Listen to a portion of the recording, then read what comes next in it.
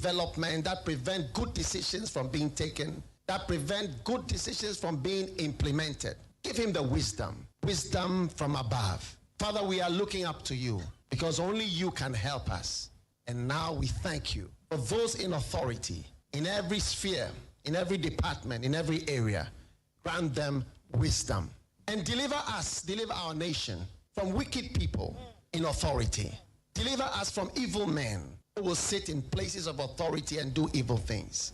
Deliver us from vampires who will drink the blood of the nation and leave nothing behind. Bless our nation with good leaders. And for those that are there now, we thank you that you are helping them, that your grace and your wisdom is given to them to lead us forward into a good and a better situation. We give you thanks for your great wisdom that is now released into this nation. In Jesus' name, amen. Ghana Montie, Ghana Montie, Ghana Montie, Ghana Montie.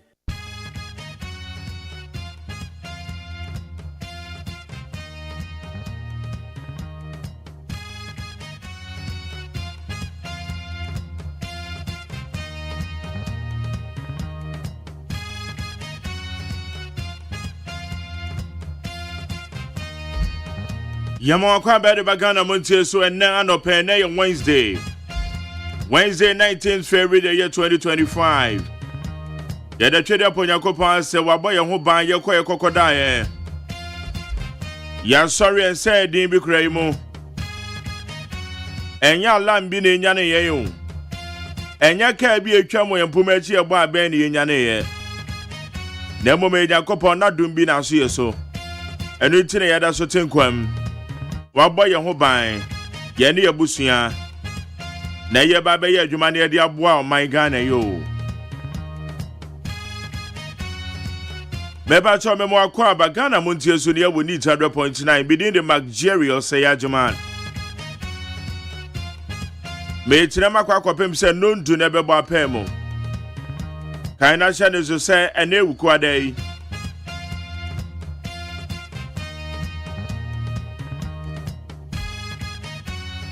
and now we go yes sorry 10:30 na there the entertainment GH also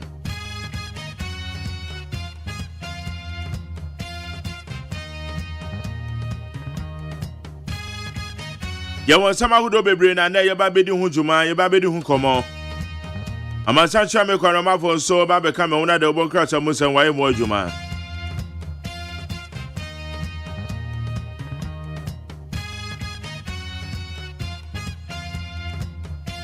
Yawo Abel Town man so solid interviews immediately after the news. Abonus here Beko Peace 104.3 Yadika Sabon Yedikan. And also here better term.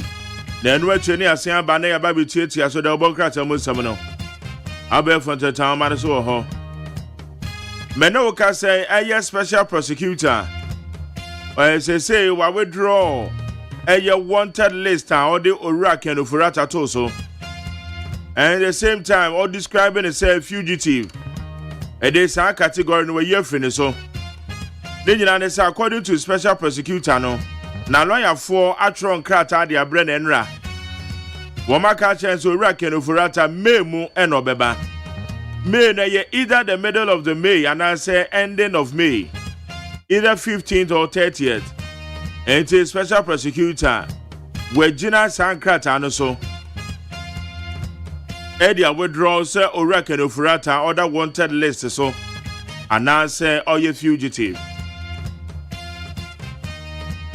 Aya His Excellency John Dramani Mahama Enra we declare the assets I'm a Ghana phone you know when him say assets declaration way ayana public officers no and our public officials see so one more ya kuku ma ya kode not in the envelope na kwa koma auditor general.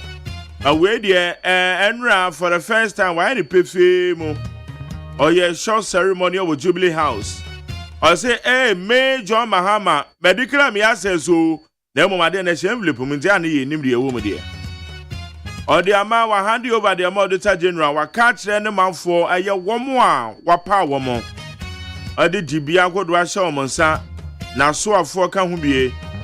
Say OBBA declare your assets never come Auditor General.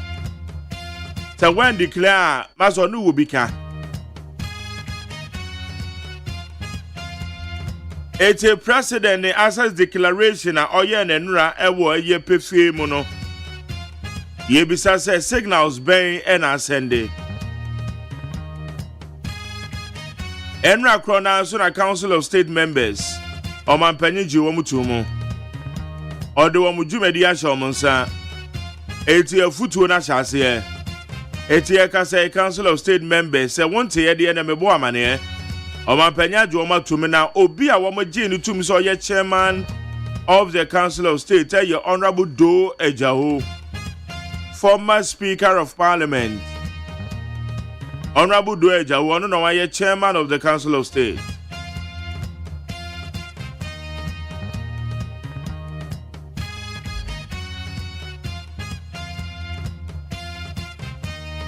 Ghana Education Service and the church for Say ye fawa adwumam na se wudin enko eye payroll so aban krata ye ditu aka no se wudin nyanko so de a ene enkrata Afri Ghana Education Service aba se ene mo sa for mo twentwen so kakra ade we the frustrations beba pa o because twese ochirechire ni a enye ba bi ote ekọ na ochira de wakọ ba bi akọ han dan nom ni ade frustrations obefem Abane de Krata ba eye Ghana Education Service.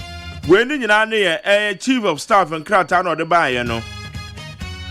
Se nipa bi omofa o madwuma mo eye after 7 December elections no. But Ghana Education Service Krata no so de one mo say obi a wudin enko payroll so. Ano no menti ase o wudin ko payroll so sesen. Eti nipa ne say ye fa no somewhere October. Be na ni din ko payroll so a wo si nipa ne mrafie. Asa mo me nhwe ni yo. Okay. Eti nipa no say ye fa no eye October na ni din ko payroll so a. Oso mba betina fie ana. And these questions we are going to ask. E be bisa sa questions no. Eti achechefo a ya fa a wudin enko payroll so. Because woma womo fa mo 7 December no. Enya womo pe eno mudin enko payroll so.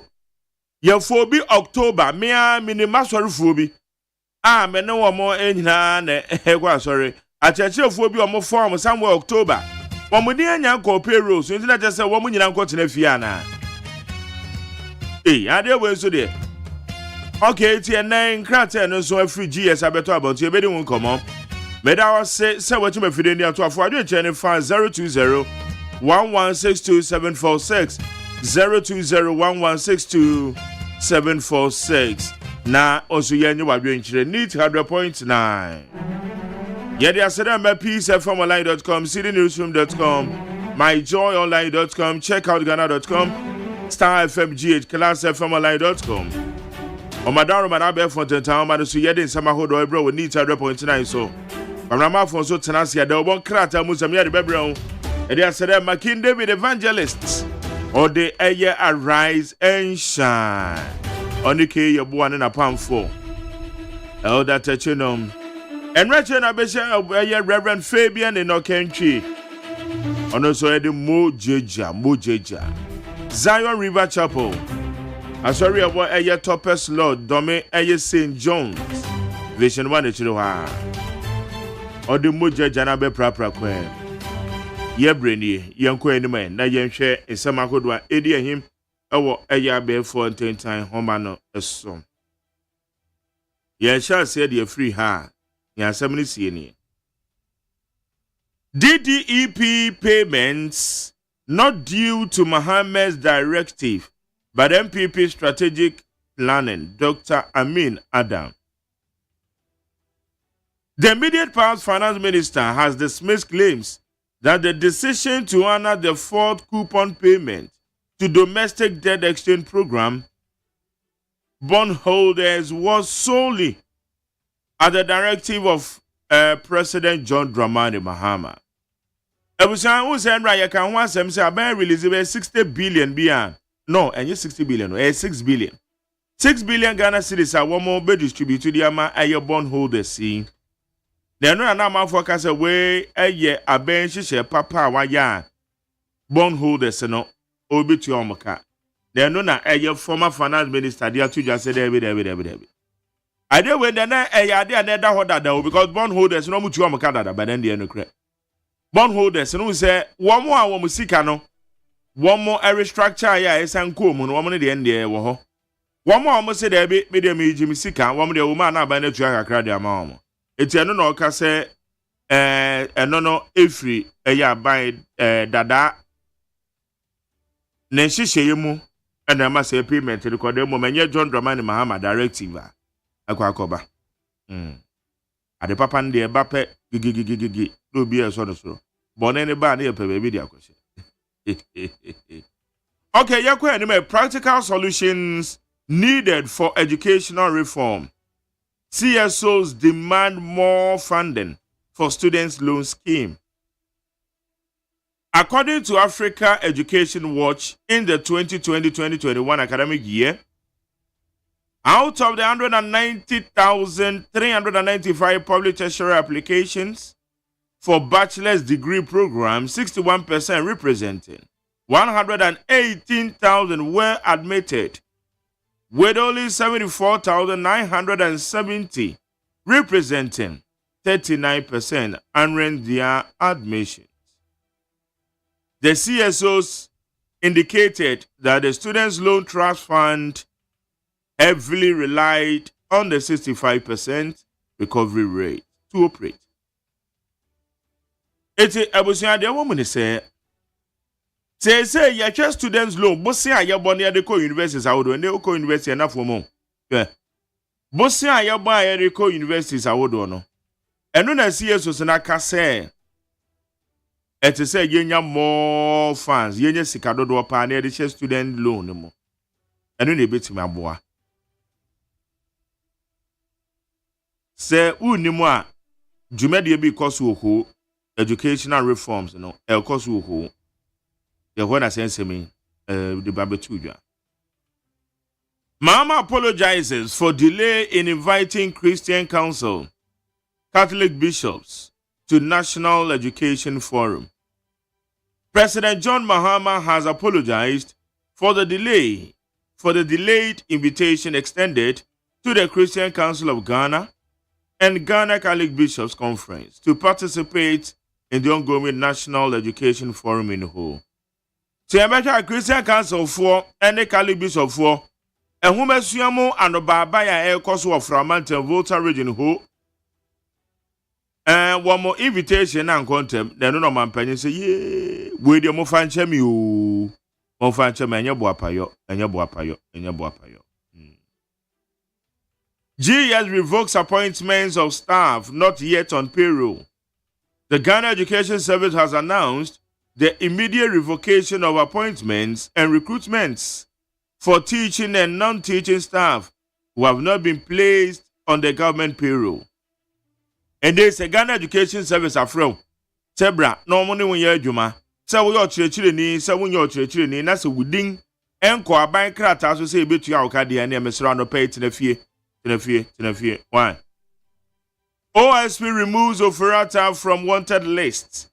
The Office of the Special Prosecutor has officially removed former Finance Minister Ken Offerata from his wanted persons list after his legal team communicated his scheduled return to Ghana in May 2025. Eteme Pancho, Office of the Special Prosecutor, Ken Offerata, one was on your fugitive BM, and Rachel no inside wanted into woman, every home.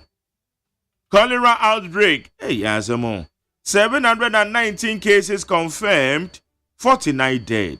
Minta Kando. Health Minister Kwame Minta Kando has reported on the ongoing cholera outbreak, which began over 5 months ago in October 2024 in Ada West in the Greater Accra region, stating that as at February 13, 2025, the outbreak has spread to multiple regions, resulting in 6,145 recorded cases, 719 confirmed cases, 49 dead. It is cholera na ekun ebiem no. Time we COVID-19 by Adia ba kwa yade a yira ye kra ye cholera because ye soro ye okuru ye nsa. They say nsa wukuru yi ekoye new normal ye jai. Cholera so de fin na de cholera eba. Wan okuru nsa na odidie. Wan twene so ebe kum sesi ye ebeku. Etie no na ba betodwa cholera yi ahyase a edi yenya. Intine no nso ehun sem. No. Okay. Enipa 49 ewu. Eti ada na yen sign enko ye new normal no mo. Victoria Bucket yen fence si won kokoro yen say. Mama yen ne sa pepepe mba so wa sorry ana sorry. Ananum se kwakobo no nti enema nya ne nti e just order so da ho. Sorry nkoda ne ye ne tema mo. Akoda ne homework ne pa wa na wan no wa check e. Akoda ne suku uniform na moto mate. Ne to atete wa check ne zip ne bia na say yo. Be pa cho check ma me why. Ne bag no de ko school ne bia na ba bia ti o. Bag ne so ayi fin oba time woni ko ben hu.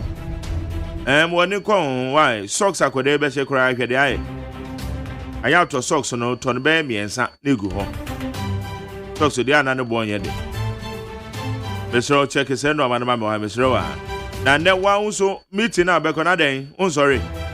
Obe so ye late on sorry free kata so sorry na de ache. I say ba betina Ghana de da o say na e kom be dew.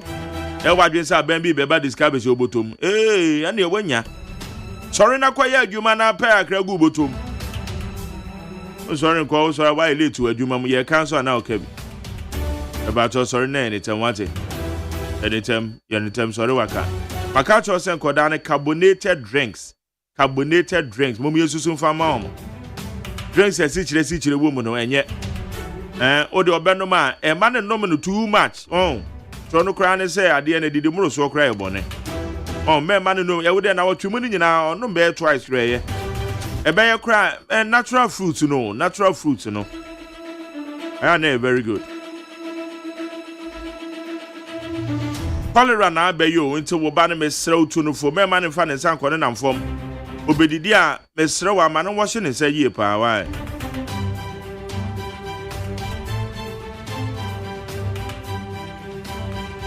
Okay, your car man, so now your car bear from Tentown man, so Citizen Francis, also McJerry, your passion and commitment to your show is truly inspiring. Keep shining your light, it's making a difference. Vincent Odros, what you like from his home address, my greetings to Malik Basintele and the Honorable Elvis Efri Ankra. And Ibrahim Banfua Pawapete, so what you like regards to Kwame Bequin coming. Greater Accra Regional Youth Organizer, MPP. Albeke just said the best president of Ghana.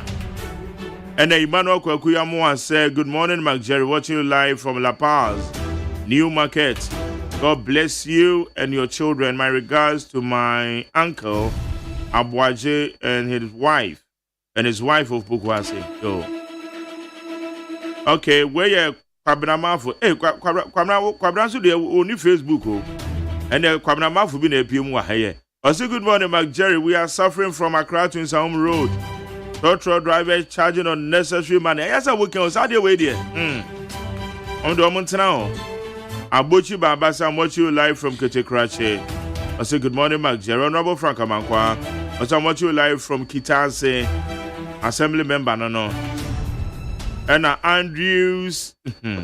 Andrew said J. Adams. I say NDC has to boycott your program. Some now can answer be any what it.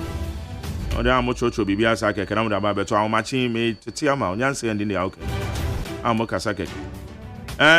Alfredo say, I pray always for God to continue to protect you. At the end of my year, walk a cast as in one of the as a oh, Benedict, you go so. Okay, young Quenimena, young Quentin. Yo, I was here for the Baka time and the Mamuatia Mamu Aquaba. I had the Baka tire friend, sir, telegraphic, ya. His Excellency Ton Dramani Mahama Foni Daha, and what reforms ya womu ya fed at the Siahono, baby a woman tamfa. Special prosecutor Tresse, when Ted List ya wadikan wofuria tattoos on way in a free war. A sans was in May or Beba. leadership by example. His Excellency John Dramani Mahama declare ne asset. Waka tre na soafo nyina se obi anso declare ne asset here. Do ajaho Council of State on na chairman. Na Council of State for omase omadumase. Womu tese coupon no a abaye tua edi ama wonu mu ane yede wo mu aka no. Ebeboa pa ma economy no. Enkofo anyamu tidie no wode wodwetire ede aba abesem. Daily Guide Democrat ananim ha say, yase girl ena ne boyfriend. Yate wonum so wo mu akowia 41,000 ena gold esa aka ho. Ononyamfo kan wo foriata kanisika samso afo. Special prosecutor kan so why wanted. Why na free wanted wo. Was May obeba. Ghana Education Service asake non-payroll staff. Womu edin kwa akatua homam no yapam wonum nyina. Muntaka no wakatra GP se enya ade a oba interfere ewo posi adwuma a womu yem enti womu nkwaso no womu nyi womu adwuma na wono nso woni ni minister. Womu se Ghana Education Service yo teacher fo afofrofo a yefa wonum a womu din nyanko akatua homam no yasake wonum nyina Ghanaian publisher eka ho asem. Yase 2 former NSA directors yo yade sobuo bi bo wonum womu tese da bi saa sobuo ade abo mu no womu nim ho se CDM ena wo katre aban se energy sector no so wa manage ni yeya dum so betumi aba onyonyamfo kan wo foriata eyamanim sam dada ye declare papa wanted de dika na ye fugitive ene ye de wanted car no ho special prosecutors were na free ho wode no akwakoto May Ewrade ya adumo a May obeba new media boss eye Alex Mode yeso ahye na adwuma ase a woye no kama. Daily Post Democrat ananim ha His Excellency John Dramani Mahama we declare ne asset ya wode akomo auditor general so wonhwe ne japade a wowo enie. His Excellency John Dramani Mahama Council of State members no waso omu in omu asase ayi omu adwuma. MPF womu de automated dispenser miya wodo womu be implement 24-hour economy and time bia ubenya gas ato edi ayiwadwuma. Midafo and new acting chief executive officer Alex Mode womu atina wa tu wasene dwuma ase. Ghanaian Times yanim ha His Excellency John Dramani Mahama we declare ne asset yo waso amanaso afo no kwasi March de toso di asaba ako 31st March no obi declare ne asset anya sa wantuma wonum kra afa educational forum ekoso voter region no mampani kobi ano Honorable Muntaka Mubarak en wakatra GP se posifo adwuma a wo mu ye no enya ade a wode ne nsabe wurawuram. The new publisher Democrat enim ha ononyamfo kan wo foriata yaso atre krata efri ne yare yampa so e de abere special prosecutor say May obehunu wo Ghana ha na ne ye wo pe no onkantre no wo se MPP for rase ye e wo kan wo foriata press conference ya wo mu ye no na nkan hu hia lawyer Gary ni makomafo en wo ka say ye NSA former boss yasi goes names ya wode sisa aketua womam no papa tesa no kura ba kopi ekura enim. MPF omu be ye 24-hour economy no omu tesa ebebo atuma ye se daily statement the Democrat enim ha watasa His Excellency John Dramani Mahama wasake a teacher for afofrofo ayefa wonum a yentua wonum ka no afi former NSS directors yo almost set records straight. Office of Special Prosecutor where you can offer the free wanted list so was in May or beba be PM or Ghana ha. Afi say young crack energy sector ni ye was it sobe to me assign aba. Na diamede to amosuye the new crusading guide ya ononyamfo kan offer the sisi a wanya wanted bio ye na free so wɔyare no ho mfa no nti wɔhwɛ no ho yadeɛ wɔ aburokyire awurade adom a May ɔbɛsa aba National Service Authority wɔ yɛse wɔ mu de nsamadi asesa akatua nwomam ɛne wɔ mu didie mpanimfoɔ mmienu a yɛde soboɔ bɔ wɔ mu obiara sɛ wɔnim ho maate nokora baako kora ɛnni asɛm no mu MPF automated dispenser no a wɔn de be implement 24-hour economy no or the ho asɛm ɛde aba afei His Excellency John Dramani Mahama ɛne yɛse a teacherfoɔ wastabu wɔn mu wɔ mu akyi the bakra time sande amamo ɛyɛ the new center officials ya no wɔ mu yɛ adwuma ɛwɔ National Service Authority ewura no mmienu Mustafa Yusuf ɛna owura ɔsɛsibe enti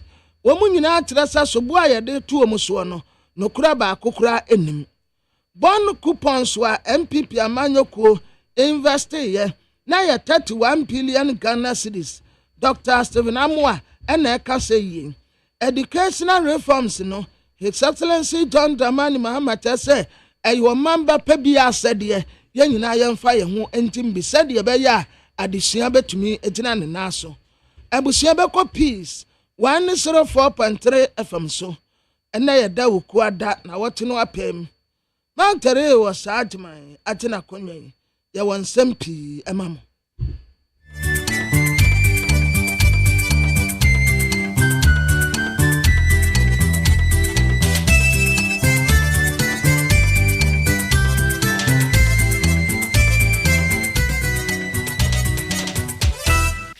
Abo nonsia peace 104.3 FM sunia de shemai mai mamunyana ache ensema hodo ayabo ano omaimo ene amahodo so ena anopeya si enkonwa ede besomo kaseboi etwa ne ho dia fa hello 101.5 ye wadum ewokumase ye bankran ha say ya okay 101.7 neat 100.9 ye ship house ewo Abeka Junction Ghana hani amono ni radio stations ahodo pi enom nyina akabom et fakasibwe ato apeti wiase amadehye piankoma womo enye bi etie ena no pay ensemo a eto dwa ne edi mu akoten ebi ene se mampanye His Excellency John Dramani Mahama and new Council of State members nipa makomako aduasa baako watimi de akofona hye wo msem amomo swai de akire omeyi sanso ena Dr. Nanama enima wiafia kenten ono so ede nano atomu bi se betumi a anka yensuku ahodo a ye kyerɛ nkoda de tete nkoda wo mu no yemfa ya nkasa yenkasa emfa enkyerɛ won ana wonsem fufuro mu no so no Ghana mampani ankasa John Dramani Mahama Abuama National Education Forum wahwe na wadano edi ononyamfo afenyo makin so atonkrade ama ye mampani se enipa bebrebe obedi ade ose ye form adwuma mansno no ba ne yenyomadi no wonsese na adwen kura na se nipa omo ye yomadi no omre ne adwen a enyi we ne nsanka ya hodo ena anope ya boabo ni nyina no ede ebesomo yemfa sede ne kabia ma J Binding Company Limited won ede bind stain remover new bind 20 disinfectant ya ba amasanre yetimi di twitwi e form say ye floor tiles say ye wall say ye terrazzo floor say ye terrazzo wall ni nyina ubetimi ede atwitwi na ehɔ no mate say wan say water closet mu wash basin mu anas sink mu no ubetimi ede atwitwi ama ehɔ no nyina te wan ke kanwo bia ene enkaboni bia ebetu ase ama efi hɔ no mo office ho ene shop hɔ no mo no ehɔ ayetwehwehwam akono ehɔ tena ayenika Mr. Upe biato a Comelcom China Mall Shoprite Game Dream Bell etu phone 0243 104883 and 0541808096 Kivo hot pepper meko show mekwa we no eye original meko ya ebi nka chire kura na eya ehhye papa na ne de nyasem ketwa eti aduane ben na wo ye aduane bia ye de meko na eye no Mr. wa mekanfo Kivo hot pepper ede amount eye meko show medima fo heba center nie wo sesese de enkrafo yi atadwe momafuru su hire esanse mote denne se wo de nkrabata baako abepiem opokwa semayira ukọ ho no mu a yade bia set sen yade no emfa won sa atena wo so ache okwa or the time atoso enu tin your friend no Dr. Time da so a okwa obehwe etu yade na sekra amotimi ade wo ho opese okwa afre 0244774282 and 050-072-7215. You want this way chocolate drink and pay the here a so you make Roma and obo chidom emedeka sebono abesoma can come for a me mame biama kwa for mene. Nana ahofedua ode hyekrokron asuna piesie nana wodi ahenkan kwame yeboa achenkwana na menum bremu kasebo no chirimu enie Omai piesie ya John Dramani Mahama ono na Ghana kofuna kuta ni mprempren awada omai nyina ano neza nso wo share Ghana for boys obedi adia na forma akoma ako ohane aduonu 120 days no obe bibi ma Ghana for se ampa na ni abrese krodom so omai no wo tempenten kwanse fenhye nsa no obaya wasom se kwan oribe adwuma pa enti enra obodwada ta wo framantema hinkro ho wo na semnya itetiatia National Education Forum ebedwa kese omo boy no mbeto to adwan sasa adwen aha omani ahwenwo mbechima yede aboa mehomesua SCP esitano eno ho adwen kire ene okwaje ye no ye mampani John Dramani Mahama editu dwa se sese wiase ne ekuna nimade achande sei ensakraye eba ana nimde yanso des wampa bi wiase ne betumi ka baba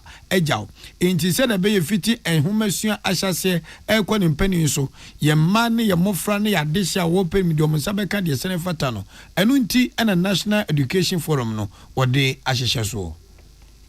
This moment marks a significant step in fulfilling one of the commitments of our 120-day social contract with the good people of Ghana. A commitment to build consensus on the urgent and necessary reforms needed to reset our education sector.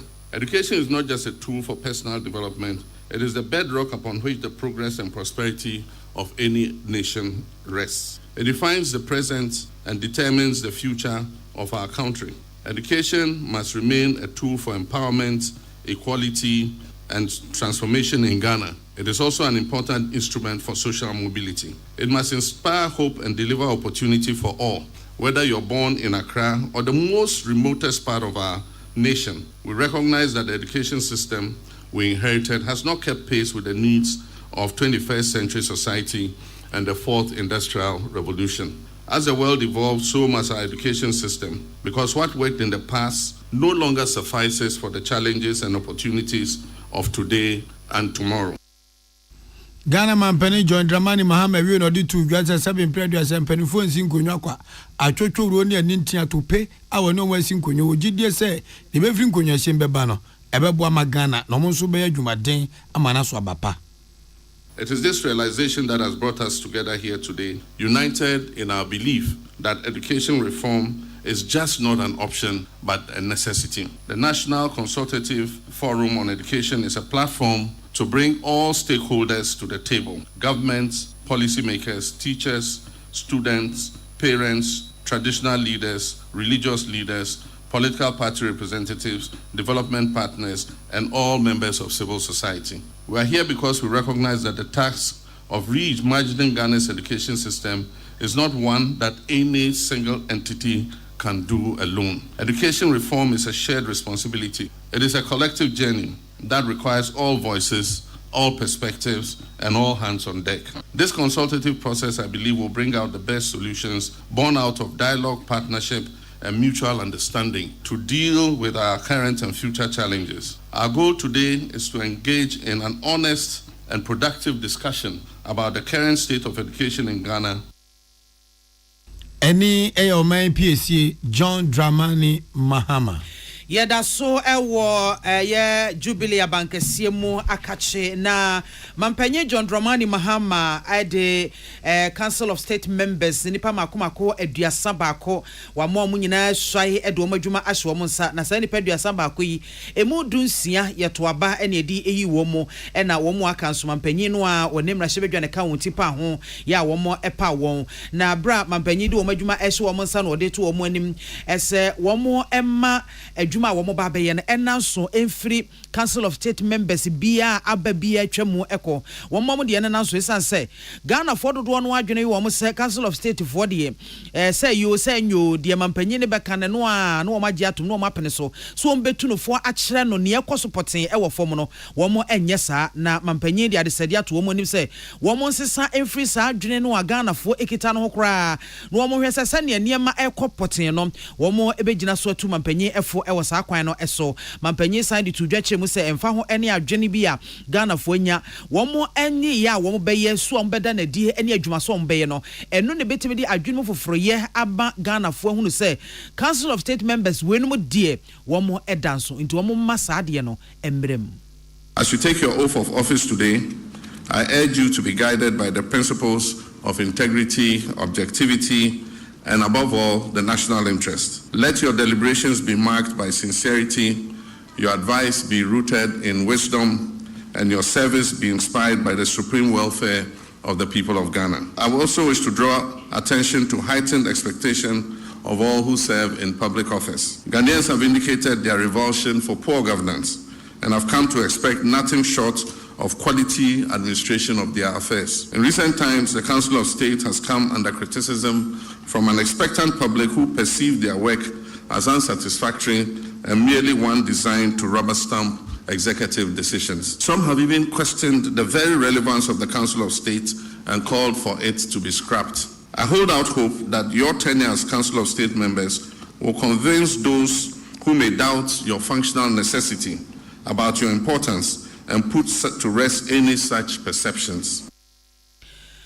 Ene a woti yi eye mampanyi John Dramani Mahama na owie pe na dwemtseni ono ene da Council of State ano yera Eduardo Ajaho ono so ehwese womo ehwebo se wombe wo mafam de bia ede atai mampanyi achi ama na dwuma wo ba beye no etimi aso Ghana fo ene no kyerese womo de adwen esi wo mutima na se de esi wo mani so poten ne se o my Ghana empunti obefa ne ntoma pa efra.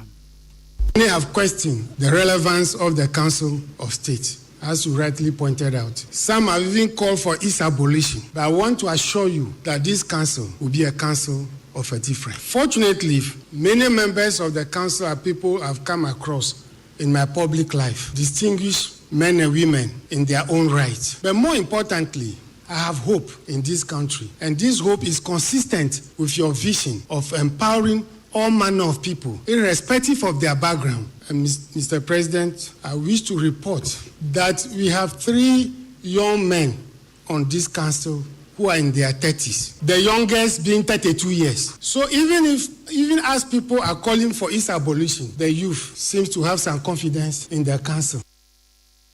Ene yera Eduardo Ajaho ya on edwemteni da Council of State ano salamat kukwa penso ne boansem ya no ebae yeko ensamfufu ma opani a wada dom kumana no Ghana mashebe dwafie ononyamfo kwamena afenyo marken ode krata bia pia boncha krata yi oso ode magana mampani John Dramani Mahama na senator fabom nyani se eno ane se na ama na se Ghana fokoto ababum ede Mahama se bum na mra shebe dwafo mane Ghana abedi o mampani John Dramani Mahama ensem nanso krata bia chief of staff DP adwane se obi bia wo ye Ghana ni no ya abandwuma na ye fa no bosumi December ye to abanachi ene ye fa no se nipa ko no twini mu ni beten ye pe na adwuma no wonfrim wono antu no wofu no ngofie sansenya de a aban ebezo sad ne so eno na minority leader don kuma no ba no dani Alexander Afeoma ken say bo minana na se modern impani se ni njire mu panso ene sen emra ye to abawe bosumi December ne de to sonso no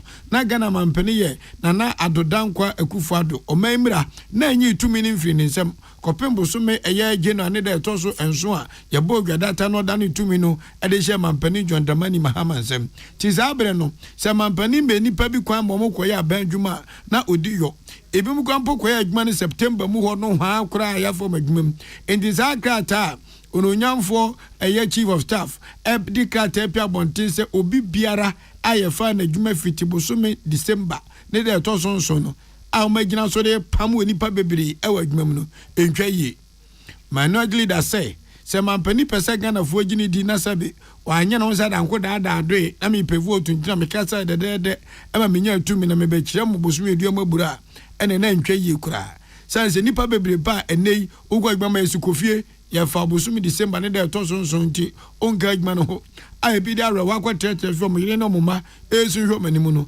enya dia edi adansepa efa Ghana ho enti wo sere Ghana mampani se saadia akosui akrase wo ma we so binya tumi pe enipa mu ayipamu ahwehwani mu ene edibu oman no na enya de pa enti wo sini pen ede adesede na ho brase atomampani anim se enimani mu ya enipa bebrebe ayama makwetena fie se ye fo mbusumi December ne de to sunsunti wo ye adwuma enye onye Ghana fo no mampani hwe no ntwensensan on my chief of staff na Sancho Krata meto abonten kanche Ghana fo nyina se mano kokotwa ekura wo se maka manya anwe se nipa bebrebe makwetena fie nyina no monza nko na mko amadwuma o se etwa saade a ebeboa na se ntwa saade a ene sabone pa ene mampani ne na banwe etwa ede ato Ghana fo nim.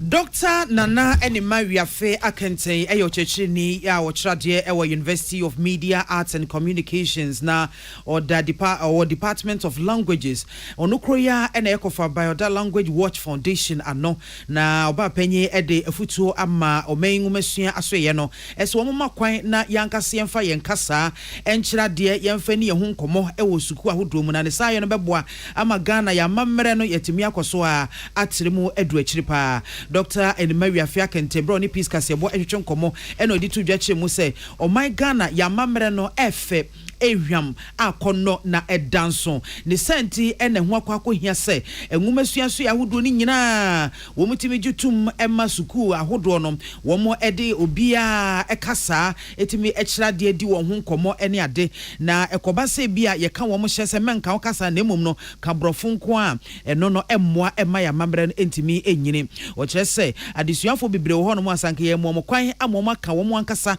ekuro kasa ankombetimi a kyere wo madwene yie pa ama wo mabomoden ewo nwumasua mu nanso akwakwa ye se da biara da ka brofo na ade be ye se upia kwadwonso aje ka brofo nti wuntimi nka se wusi ho ani se wusi ho unim na musuo mo ukoka ukrom kasa ya nwene ye fense nwantontoro ani akyekede ntontoro ani ho nkro ne ba ne ye de atam ne ye de aba be sen wukuo mu adan ya waka ukrom kasa wo se eyemfomso kase ye makwan ne yemfa yankase ukrom kasa no eni ye ho nkomo yemfa nkyira de yemfa nsua de eno beboa madesuafo no bebre wo mabomoden ewo nwumasua mu. Yebesre adesua nkuraba tampanimfo no ene yesuku na anofo no se ade na tie edi enya kwan bebre uka obi kasaboa ehye ne yem a eya bebre emma yema no nso no omubu kasa no enintia enti no ankade a abofa no ni a na nige ho so obeye na akora bi wo ho a eno ho adoma kyede no kita ho ne se eya asotwe adwuma onkoye isan se wo school no don't speak vernacular enti yenhwe ne yi edi enti na wo kyerade a wo be kyerade chere na brofo aka ne kama bisa do you understand yes Matias ye almost debi enti no ye besere the brofo na eche na de na de krom kasa no eka ho a utu se manipa ne tiase ma na ni gye obisa na sem bia fa ho a utimi chere ne nimdi emudu a wanya wa de chere no.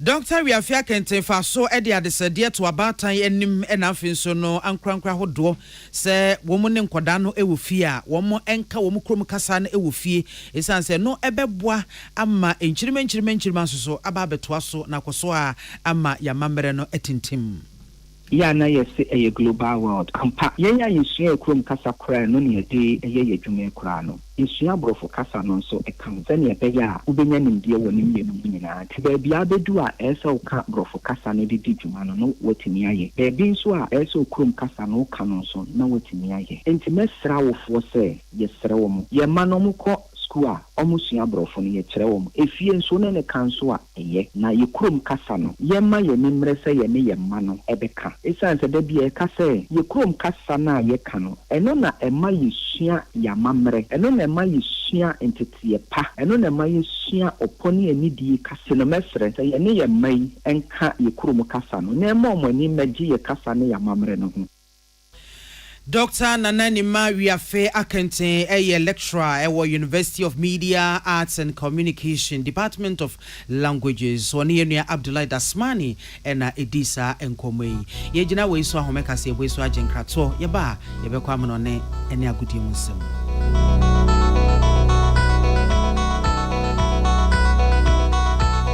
So I come out show, and I bought peri, the Bronican hard burn one. At the end of the Sawaye, that's how we am so Timsway. Woba packing a farmer, Martin's liver salt, a china and tem, as she and Shagu glass, more at a Martin's liver salt, no back one, no dear goom. Uba who say, who a glass in the moon. Now one no. Martin's liver salt, you want orange flavor, and a bacosia plain. One more, Hobato, Nemum Edina, no, now home to war, who doctor. Manfo, the Amoka Freddy's Corner Home Appliances or the Abba Freddy's Corner Home Appliances Center. Home appliances are a ye papabia, a biwo Brandsbane, Media, Samsung, Kaiwell, TCL, TV, air conditioner, freezers, fridges, water dispensers, and Nidia Kekeka home. Nia ubenya good warranty dear. Ko Freddy's Corner Home Appliances ukoko memle. CCTV a Boama monitor of properties, any business at anywhere in the world. CCTV and need ho. A wood detector, clear pictures. Wi-Fi connector. What's me connect my phone? I want monitor baby a wo wiasibia. Freddy's Corner Home Appliances Abeka Freddy's Corner a Joshua Hodwa or ton phones and a home accessories no. Fresh 0544 959195 and 02079373323 and now so Brako Komemle City Light in Chehwa. Na ya can discount any achadia. Ubetiasie. Freddy's Corner. Home of authentic home appliances, phones, and its accessories. Amen. Yenim samu busase nije yasene saying. Asiane say, what the army na Johnson yemi, our herbal ayarsem bio, na kunimdie, adasidie, na asia, any abasubodi nkwa. Upon Dimo Huta, what the Abra Manfo, a free and Tiso, Equasia Nasia, a Hina Yadesha, Amin and Sawya dear. What didn't really up barefoot if you did actually a dear Kun what time? Amin at the herbal, Ako Modern, was signed in naturopathy and homeopathy pine, a queen and Yarawa. Say, Suku Fofi Amon, Bessia, Equania, Yadi herbal, say a dear, our army. When you auntie, and I did Niger from say, Sanepa war, Yarabisha show, and I Arabia Beja Puna will nip a dream. Allah Shafi, on Yamene Yarisafo, Inshallah, Enyamia, I are Sabeba. I'm in the free screen, Nasha Sabre yo, 85 Jim, now on show free. I'm in what domain, what by old slip flat. Ultra modern branch Waklagon, Tama Road, Frey, 020-722-9505, and 0245-275254. I'm in Scientific Eba Hospital. Tune it in, turn it up, Peace FM, and rip off the knob. I was saying for young woman on there and some way na yanko Sudan and Maimu na Womuchemu say Ataban Phobi Aquatia Syncrasia Bimu Ama Bessan and San Entemuni Nipa Baburu Ahenu and a woman Kuomo Achese Rehosampane Asefem Sam na Emergency Lawyers Network Woma Ababonte the Ababetu Jase Sa Aturinchemi Esie Ewo A Kadari Sena A Kawet Nina Ewo White Nile State Tiffy FM na wachemu sasa abia hono no asrafo enni hono mokra the senti na Rapid Support Forces RSF womu na ya tabamfo no womu ekoto share ade share hono mo eso ya chese womu twetwa womu tiri free so womu echi binu mefa womu no mum na nipa bebere nso so chese womu ayira womu ajapade ho ne ade womu alutu ni nyina asesa na womu susu se sa RSF atabam kuino April bosome no mo emfiempi mienu ene aduno emiensa ebra entokwa eno ehyaase no ena womo no na womo ekansrafo womo te womo efiri ho a womo hyase sese womo edi nyambrasam ewo epom ho no mo sesei womo kiremu a enema nkoyi ewo Sudan man emu na RSF akandifo na womo de nyambrasam no womo atwetwe wuro no ankasa no womo su sesei womo ewo Kenya ya womo akota baabi eboabo womo ho epekwan befa so a womo ankasa ebete womo aban na womo ababeje oman no etimi aboso agudie munsem sense ade obi anim se oman Ghana premiership ayebo akotokone hase edi makotre no yenhyeda nim da potia yesa be hyase isanse nano pole asem ya akoto no wo ensu atre Inso atraman supporters ni bia yususu se enam omonsa so ma wo wura itu anananom wansie de no. Enhwemu no guzo a ekoso afe na potifo abo wura bidin se omususu se saa owuo na ekoso no onim ho bi. Enam so matima wanyi Ghana hapa House of Folk. Ono ni nua pa so ne kotoko. Ono ntuma ko bokotoko ntuma no ade ka ta koma Ghana Football Association se bambo mu nsem ene nsusu bi ne hihye bi mu susu se ebeka agudie no a ebeboa no. Se GV fo nyoma dwonsom de beba de a ene kotoko ne asenso nyina dwonse league no wom de mu ho ebegem. Ghana League ayebu nso Ghana fo nyina emanim nsem se kotoko ne ase yom ho firim se wi league no agu anwe ne se na nse ya owura kwasi nyanta chikwa de kracha bi interview bi na bi pia bonten kane no yo penipod da Ghana Football Association no ene woka se kromu ha oma we sem tima eso bai trewa pa kumase Asante Kotoko ejan se Jeff for me no president no ensusu be mo ye se local match bia league match bombe no omotentetu bi no na Kotoko de pa ne so ewum se aboa wo so na ne homa eso we di adanse se Ghana Football Association for na form na nsi form anya de se ne fata amwa ama league no anza amabiem menhye papa Kotoko na nsi busa no si anfa momo a ye de te ho no fon sa ma Ghana Premier League na form twa tu na egu league ya omu gbe sponsor nim enti kwan ya teams be fa so benye ska dia 2 players ne ka eto jomara se wutu kwan eto jewara man jebedi di eto jewara baby on beda eto jewara ball bo se nyame wa dum na kopia broche se wi mampani kro nye ni sika ne wo sika che mampani bam nanso Ghana ha de utra nye ye na na mafikira fekire ohia de ehia one ne betra che enti e kama se mprempre Ghana fo hu benku ni nifa baby ade ball bo no fa se league ni ya ba chasi o se en chasi o e nyame nsem Champions League e mo de dem na nte twa kire beti e na match ba kwa na ehu na Celtic womne ba Munich agya wadwo boni mu densa no Celtic fo etimi ba Germany be she ba ya fo e ka ba ko na ka ni botete be enuma se eduasa ne ye be pambo no Abrante ba ko Fen Davis ne ho den se tuntun bibini papa bi ne ho fe ye bo modern yire bo no agya wadwo wo cross bo bi afa go giprenem wasi de besi owu enkwa kudon wonne na ka tun kukuro aba fo atike omutike Celtic fo omania se ni so ne se hwe tima Samuel Egufo abo a timi gina kono no mo ba Ghana fo nyina tachi na mo be hye baya na makohin come on mumfrim tenra Celtic fo o me yire ba me ke yire ne e ka kitwe bi ne ye pon no ye he o me ka ba ko e mamu tinti baya akonanim Awusiafo kase bono esi ensem eto dwa ne di mu akote ebini se mampanyi na John Dramani Mahama asokof ama Council of State Members asokof na mu eswae ede wo adwuma ahye wo mo ensa esi example ko epiem se mampani John Dramani Mahama se educational forum no ebebo wo mesu apa ena ocheche ne ba kwa wo University of Media Arts and Communication Department of Languages Dr. Nananima Wiafe Akenten ede adesede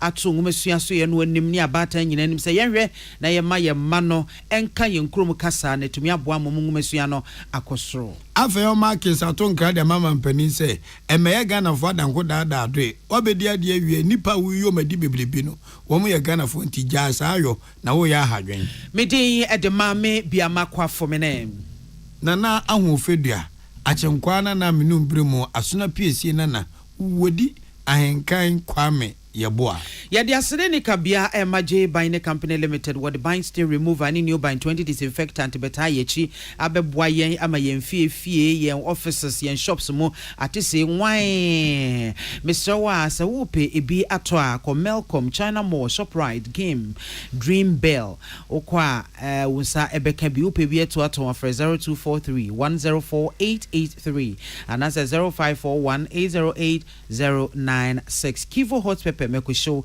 bibia wo no ye de meko egumu no koto kivo horse pepper ne fa ye ebeboa meko a ede na esan hyehye ka ho medimafo herbal center enso enie wo se Brian na Dr. Time aso wa ye krado twen ho se de oyade ni tie bia oba obehye wasomdwe mu na wo firi ho no akwa se de oba ye no nsan enko sa de biada wo mo pokwase mayera from 0244774282 and a 05007272215. This way chocolate drink and pay you here in so share. You may adaroma and a womo ebo in chidom na yede kasebono eba ebesomo. Yadamunyana se amamumo any team. Ghana Muntie na mansanya so adawroko fiaman homene so ejiji tonton sansan e wo need 100.9 FM. Ghana Muntie. Ghana Muntie. Ghana Muntie. Ghana Muntie.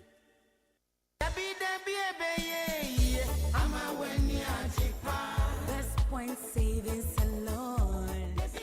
Best Point Savings and Loans. Sika krabia. Wo mujina wo na so pampe. Na awiye mre yimu a. Wanhwe ya na sika krabia bi ede asokwan ada na wachinchine nti.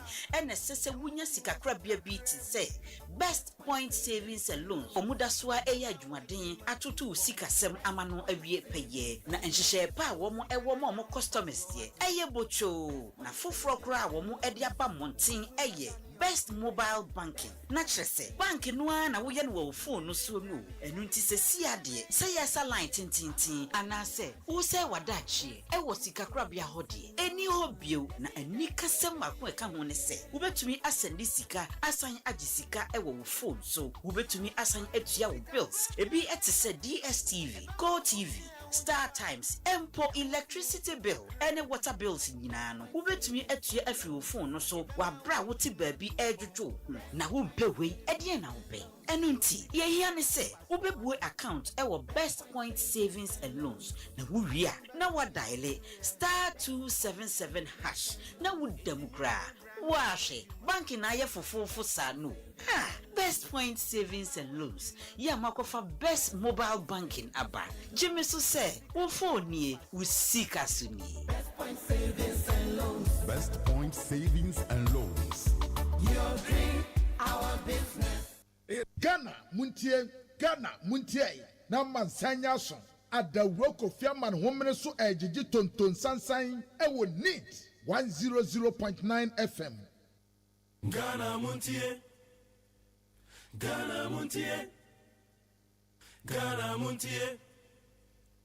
Ghana Muntie.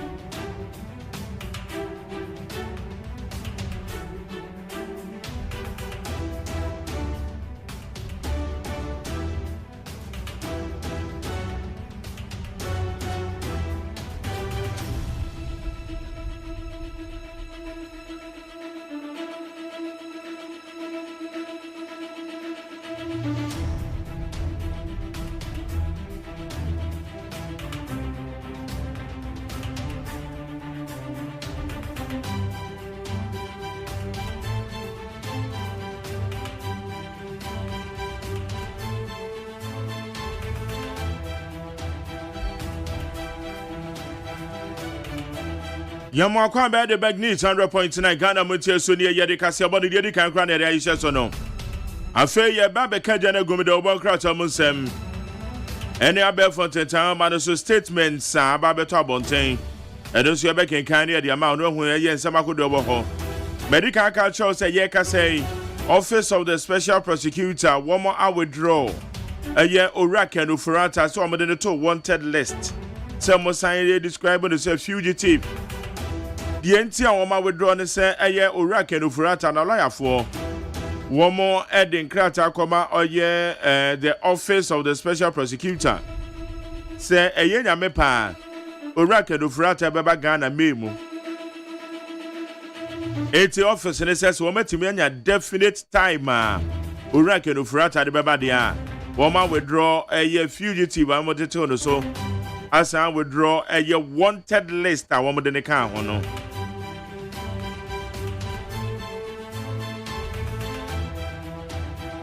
Asas declaration by the public officials. Woma yede tumidie bi ede ashomunsa. Na enoma womowo ka ba ko na wa no waka. Edan ba ko na wa no waka. Eti memfa ne se eyeme na yabomidin. Meye be omen anase omen tumi bi aba be shemensa. Se mi ko declare na mako OSEI AGYEMAN. About me mobile phones in there a does kakra. Mobile phones me ensa no emu na me use ba ko da ho no na backup. Okay, me wo tablet nso me wo pa. Okay, me wo tablet a me de ye adwuma eye mako enum. But enum ni nyina no emu pe na me to me ensa no bi na de che me. Me na mfu bi omfra ma no mo to be che me na matwro. Say make us say misika eda bank nyina amacho misika no asset enra 750 cedis inti ene me 150 inti misika eda bank nyina 600 cedis matro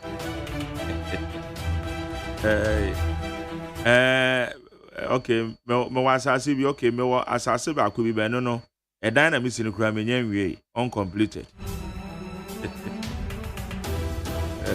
And my cousin also yes, I never true. Okay, Jerry.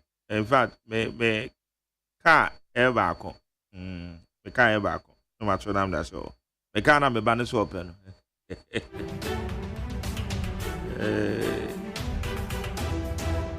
Na mature in fact, me wo he me mpaboa no miensa. Miensa ne mu mienu na metade ba adwuma ba ko na me che kwa sorry. Na no so mature. Kama. Me declare me answers na no.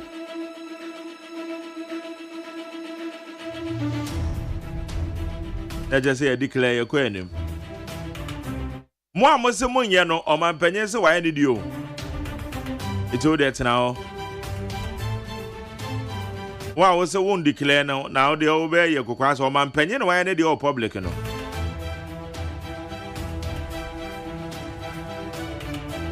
but on my penny will be able to put so I can make a pound who abuse when I can kind. I'm a penny class or hide you, and because I'm there to a baby 2017 no because on that down for be crana one man baby or you.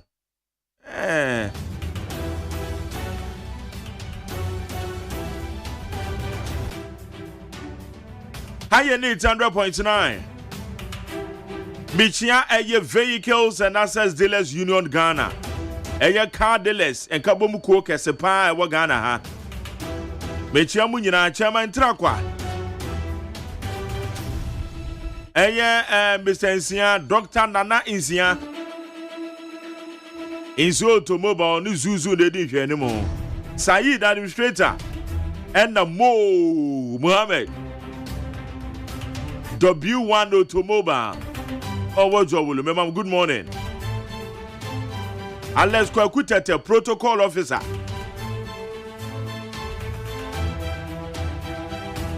Mr. Franco Poku.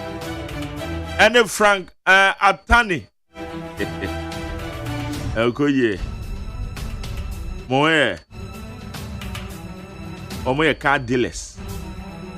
Car dealers na nano peme church omo.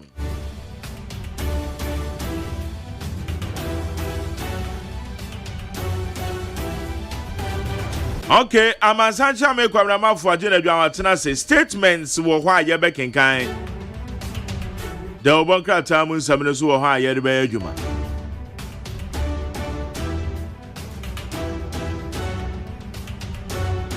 Council of State members or Mampenyen was sworn in Orado Ejahu or known as they say, or your chairman of the Council of State.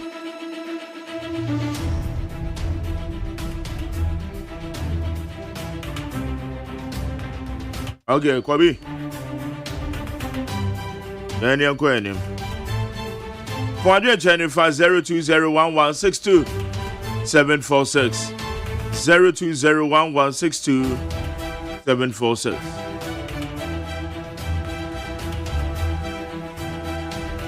All right. Barama Kwaba. Ejo so bra. Okoye wo ho. Oh. Before banana ninsa. Na ninsa ade because anope. Oh. And yes anope pe. Anope bia said ya call na fine. Yeah. Be ma de.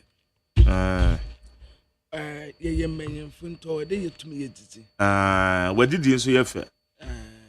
Wadidi ye fe. O bona no pe tutu sa no a. Na ejina ho sa. Wo ne obi ani asa. That's all. And wotumi di up and down wa. Ade beten so ho ndwadwa kama. Ade na mo. Ye kire ye wo SDA. And SDA so usu anu ama ho pa. Say ni your friend say anything aso na wusi wunya ni your friend temperance. Your friend say temperance. Wow. Say no mo ye den kwan mo fa so didi. Kwan fa so. You have to eat well. Say udidi a unum nsuo. Ahenti me didi wi a just after 2 hours. Ansa manum nsuo. Ansa na manum nsuo. Nti manum nsuo sa nti me didi a menum nsuo. Ye kire yen wo SDA. SDA omo kire no ma ho pa. Enna enamu ewu. Momone kako mo hata wa wiem na wansena nom ne. Na kawuro nso a wonim kawuro nyina yenwe. Ba ye wele. Me yenwe. Ebia wele odi aye nkuman kwan bi sa no. Ade a wo mo de tai ena besia wia wo mo jagu honom a ukoshe bebi a wo mo ye no a yeah na mo atisa yempe. Okay. Enam bi atete sa yempe. Kako di besi nne me hu si eyi kako wo nsuo mu a yesi woni eda. Enso de bia ye ho ana kako ba pampa so. De bia bati ye hu se eye nam asumesi eye nam obenten ene ye frɛ ne kako. Na saka ko dem say ye fish na bi no mabunu no na ada ne kako. Aya bisaso o mu ntra o na mo de kako. Ya so be yi no wonsuo mu no wa boniti. Say. Anything na mo nwe no. Yeah nwe. Yeah nwe kako. Nti wo hwa SDF de bia ye ho ndadwa ndesa. Oba crowd tum say ne honam na ye bawe yade bia ntime no. Dabi. Cholera be ye yoku ni pay. Ezi ni de esi de na cholera koche no. Edom bebre be wunu wo na nam ho. Na nsen na ya yire ye ho a ye adwuma. First no ne yese ye hye ya demudie wo soro. Okay. Ntini ye nse da anyere ye ho nya adwuma. By etire ya ye hu say sa Christ obeche kakra no. Yeah. Na yeah adwuma kire say nsa anya adwuma no. Ndidi. Ayo. Yeah. Enti obia nsore na monkoye adwuma. Adwuma bia nso a wo ye no. Fe ni bre ene nsiye ne nukuredie ye adwuma no. Na adom bedi wachida. Okay, how you need 100.9? Jumedi your friend Ghana Montie. Na wo tiatia nkofo. Ma men sumentia. Ene onso tia. Ene da na tola ba no. Odi ni birthday. Tola mechanic no. Tola wa ye chire he. Tola. Ne birthday ni birthday. Oh. Vanessa. Vanessa. Odi ni da ben. Odi no anra. Ntinka anra na esa me wese no. Ena man to me an wese nti. Me ma tola ba no Vanessa. Vanessa. Man happy birthday. And we say ya affiliate on no de na da be. Na one ye 20th. 20th or china. Try 20th. Or china 20th do. Hey, and your February why ya di o. China 20th. Oh, February ya di. One year din ye. Na din ye pa. Oh, ya di. February ya di. Yeah. Okay. Until Nana one. Yeah, my happy birthday in advance. Namintia Stan Dogbe. Yeah, Stan Dogbe. Oh, sure. Yes, Stan Dogbe. Brother, good morning. How are you doing? Take it easy, and cool, okay? Yeah, we are brothers, you know. So easy, calm, cool, okay? Okay, don't worry, don't worry. At the BBS, you own. I could come to bed. Now, what are they winning? Also, me no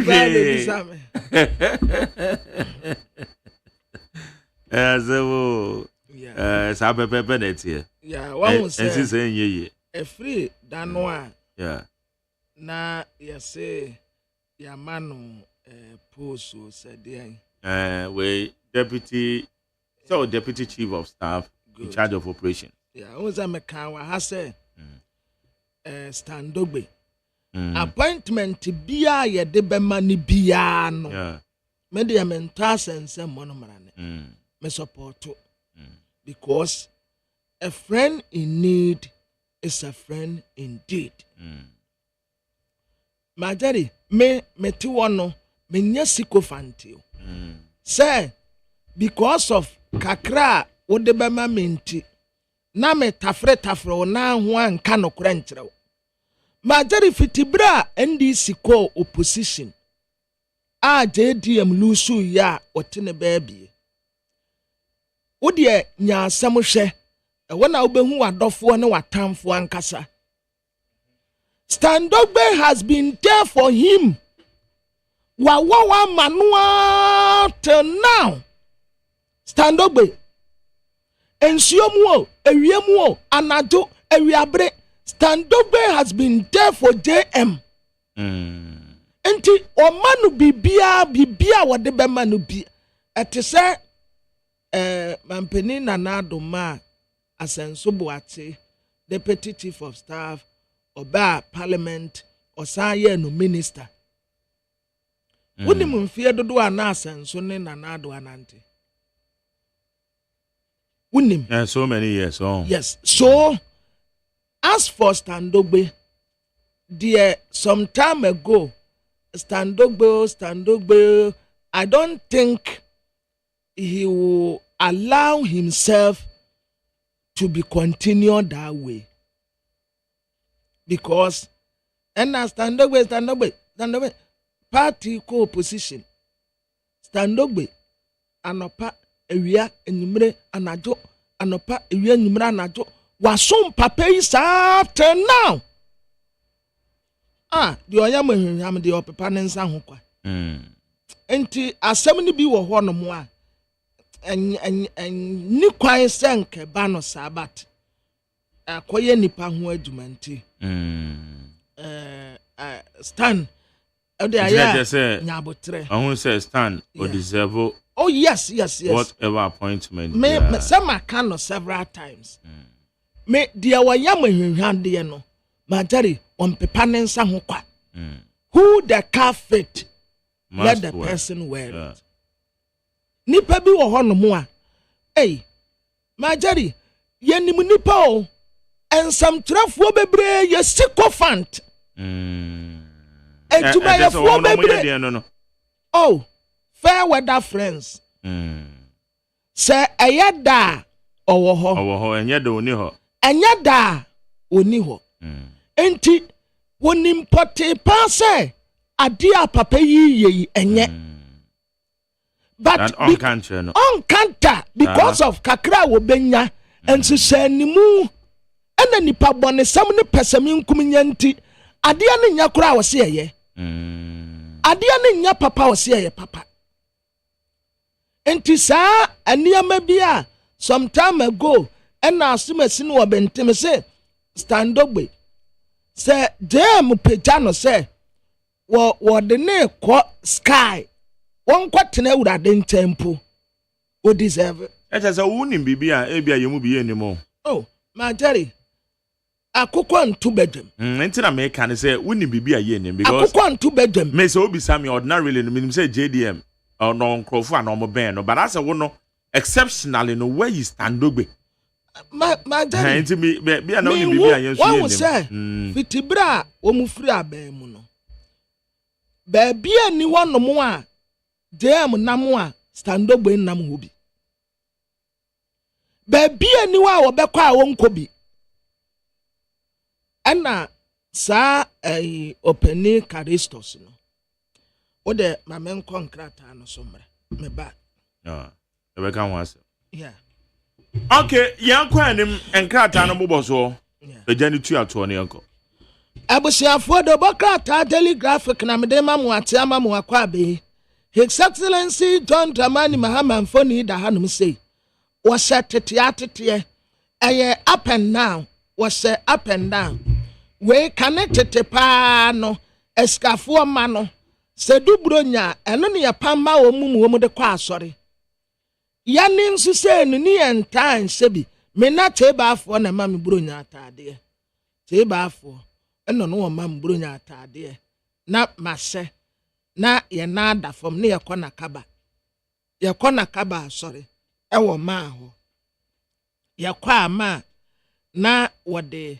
insuranceyo no wode apetipeti etiri so se obia ntumi nkunya mpanso obia ntumi nkunya ya de besinne a de bekwa akosi ye nkwanna ye bedie nyina obia ntumi nkunya esanse ye de insurance ya peten so na JDM en wotre baby a reforms no ehia pa omeya disua no eyare yesua ade ne gu ye tirimu a ne ye de nenam ho yentumi mfa yensa nya hwe enti yem plani adisua ebetumi aboa yen wononyamfo kan wofori ata supaya wofori wosan space no ano de kan sika no en woda ha special prosecutor de betu dwase waye wanted obi a obehunu bi ante no mra ne yakasa waye wanted ya etrese baby a wo hye no ewa pa na wo be hye untumi mfiri wanum nko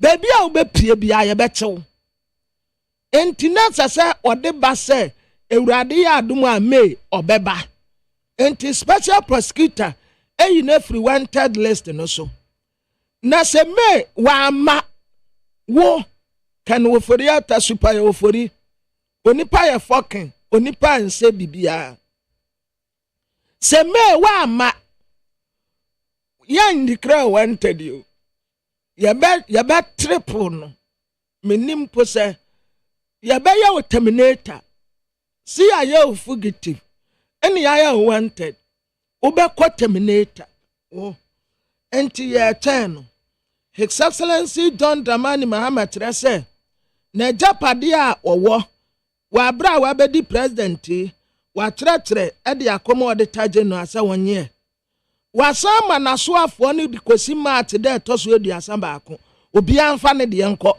wa anfa wo de anko no wo se wantumi ne wonya duma ti obi anfa ne de enko Council of State fo ya mu omo aso afremu ahane esi enya Council of State omu ne betuma mpenefo na owura do ajaho ena wayi wo mu nyina chairman coupon no a yetua edi ama bond holders no economics bi trese eye papa ebema investors dodo no a aside wo mu sika aba ede aba be hye oman ededie mu esika sawni ne ntoto ye nyina mu wo mu de wo mu sika ebeba lawyer Eduji Tamaklo wadi ni mfoni abetoa en wose aban deploy automated dispensers ya wadi be ye adwuma 24-hour economy na 24-hour economy no ebe many penye adwuma ye se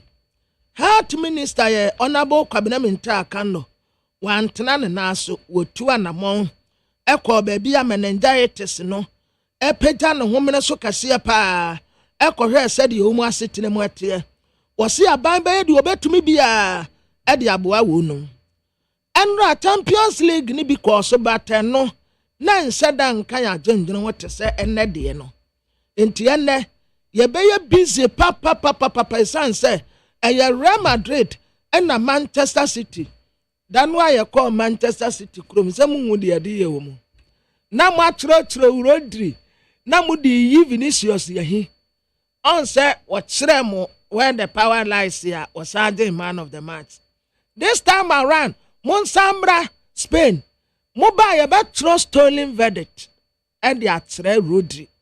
Say ye wiem and ye the man will be any say, Sir word best ye any the man. And today, Mubehu the powers of Real Madrid. I was Spain Montino so. Manchester City, ye kokumadi. Jelly guide the animal what the superior of for him funny abatua, and what the special prosecutor soon funny abatua. Nasa a kukuda me. Womunina ye enkofu anu omuye enamfo nso. Saa time no na ne ekoso no nyani nyina na obehu. Yesi edwetu a ena niama yira. Esi a wahunu se saa wonnyamfo kan wofori ata wa mu omen ya hwediska. Enti omra mebu akonta wo so oyare. Esi a wayi na free wanted list so. Ya mano kosi me so wa ma mepiem wa hanom a ba bia wo sebi ebekọ akotena aba. Ghana Education Service ya sake a teacher for ni bebre bi. Ya say teacher for no. Ya si wo mu din ni aketua homem. Enti ya pam wo mu the Professor Ernest Kofi Davis. Mfoni ya betoa. Ya si gay bi ne boyfriend yo. Wo ma kwawia 41,000 Ghana cedis. En wo ma san wia gold e de account. Ya de wo ma kogina court. Alhaji Muntaka Mubarak Wayamra Sabeteni was Interior Minister. And wakatre IGP, Dr. George Kufudam Parise. And ya dear our denensa, ebe wura will be a jumem. IGP wajuma, within the minister, within the panka crank. A jume to send yansa country, a corner jene and corner brane, nebra swa, or beko aqua quatina home. Ya de bocrate, ede and also abba. Ghanaian public senimuha. What His Excellency John Dramani Mahama Mfoni Abatuanum say was smile. Nana smile no, as was smile or halfway be. Ghana Education Service ya woman saki a teacher for 4 1. Mampeni na na the danko kufuado fa won mu last minute teachers, last minute nurses, last minute workers no. Where Ghana Education Service for woman saki wo mu de no.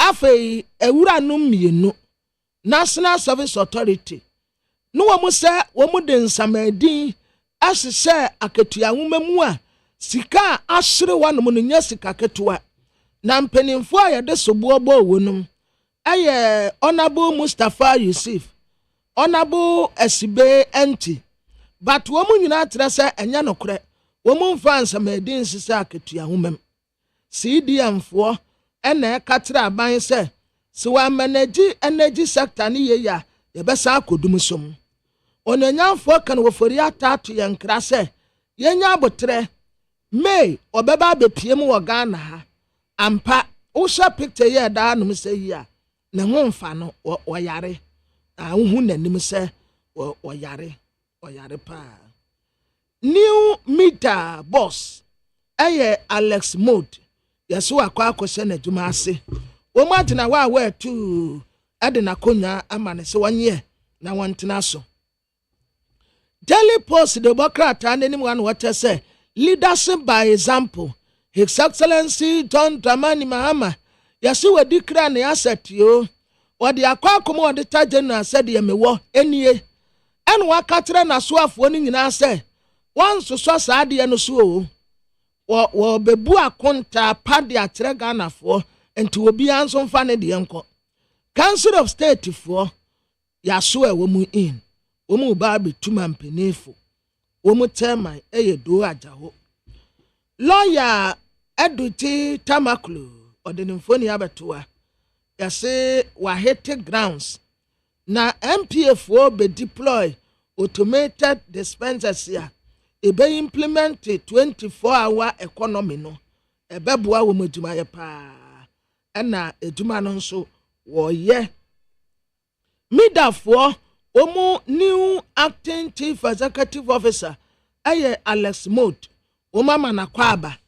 omu de office na senensa si wontie na wonye nadwuma enne akansie na ameka ho asem kire mu no Real Madrid na Manchester City ya beye hot pa numre de emema beye busy enti yesre ma no sa ya munya abotre mayen ni yantena me ya wodo mpe botro ba ko bi yanya relax na yentumi nsabo ni bi afrefre bebrebe no eye ata wo de aboba ya 12 no ma ya wo betumi afre but manon tutu no ho kakra tena baby no disturbance yes one tena baby one sabo ni bi se ayi boy moto ba ku bi a esinanim na osrepe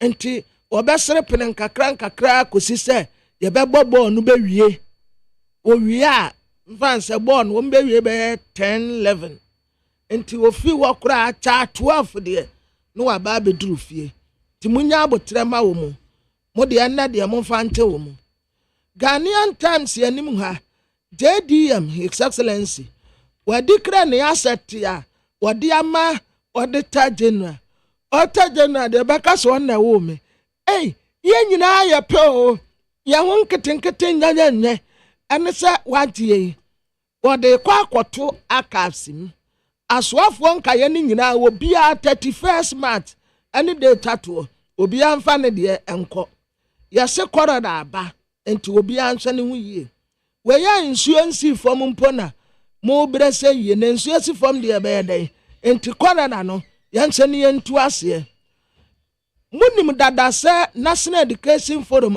koso ewo Volta region.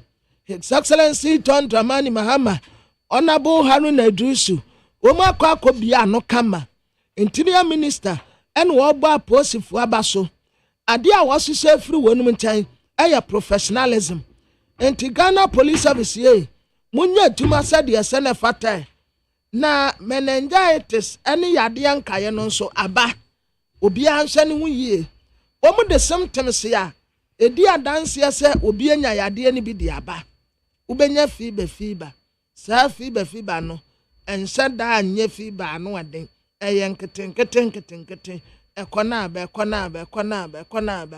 sa fiba ne sa na tie ubonsa hwini mu tinsuo na wo ho ado ho betumi ado saa entimu nyina monsa no nso ebi okra ubetumi akoya ane so koyane no aba koyane no aba ni nyina egbo nka yese eyemene nyaye tisia the new publisher de bokata anim ha ononyafo kan wofori ata super ya wofura kente ene wode ne nsa ato no kokote se de ye ka national prayer wo ka bi no I promise on my honor to be faithful and loyal to Ghana, my motherland. I pledge myself to the service of Yefi. Wasu obeba Ghana uradi aduma me na woba ye the brass band be kwa kwesian wo airport wo na ya tina bambamba ye de no batina Land Cruiser pempem ni ya de nyom e de edi nanim wa de na command special prosecutor say okoya waba lawyer Gary ni makumafo and what say MPP for press conference ya wo mo ye ede fa kan wo fori ata ho no na eye too early omo rase dodo na nkase so wo nya abotre kakra national service yo boss mienu ni nyina be deny say ensamadi a yesi wo mo di asese akatua homam no anya saa na tie eye obrafo mpo na boy ai nyantete pa wose woden samedi asese akatua homam na adwene etuaba ho atuaduam saban sakanwa no wokekam saban sakanwa no wokekam omemu yanyina yedifo mene wo kadabule Ghana dwaso ne wo edadifo mfa so pebone ede ahotere ohia ni botom ni adaje ba mensa wa ahode adedo nanso da bi krono nko ano obo odena ho odin achetuo etenkwanten kwa afiem apo nko ano obo eye nyina ya sede MPA be implement 24-hour economy 24-hour economy na daily Mama na automated dispensers no one be da me da bi o na wa hu bi da maybe to kwan kwa mano na meko hu bi eno no wudu ha wa na wubu me an mebu ma de hey ani asay ye na ozo gudu ana wubu ego na ogo yeah ba ma Jerry le senka omutumi aya nka yo on say edura najo a stations bebre pon stations bebre epon enti me nimu ade in fact lawyer Gordon Edudi Tamakuru wadawroma se mo yesa ade no anka ye because majari edura najo a filling stations bebre pon enti uduru baabi na se ufuare wo fam a unya baabi ntobi unya baabi ntobi enti sane edura najo na se uduru wonom a ebia wo card ya wo de kire so a ebetumi ama watobi a enka is the best na a boost to 24-hour economy no yeah is the best so wo mutumi dia ba enka ye yeah eje no uduru ade abeto no na want to wade na eje so yes we there obetuma say we time na me call we your friend say Friday no Friday no I'm na number bia afi na mo say before wo for afi baby am na filling station bia me ebi me ho na wo fancy cc vantage point bebre emayen a very good initiative na other fuel stations no so majani I think almost adopted our strategy no ebeboa wonum because ba kubia manitua enya bo na pe wo mapon na almost enya omo fault because ti wo say anwro bes ebo ayipanu wo mapon entisi ye wo automated dispenser no wo ho a uduru ho no mo a wa ubetumi ebu wa de o card ya wetu egusu na wo kwa is the best is the best omo famra bebre say your friend anope no nchire mo friend mon frère lawyer digital mako ono da be na yebe ko ne ho no won chire yemu ana yema na break aka on settle on settle because say you pay a courtesy call on him Neat FM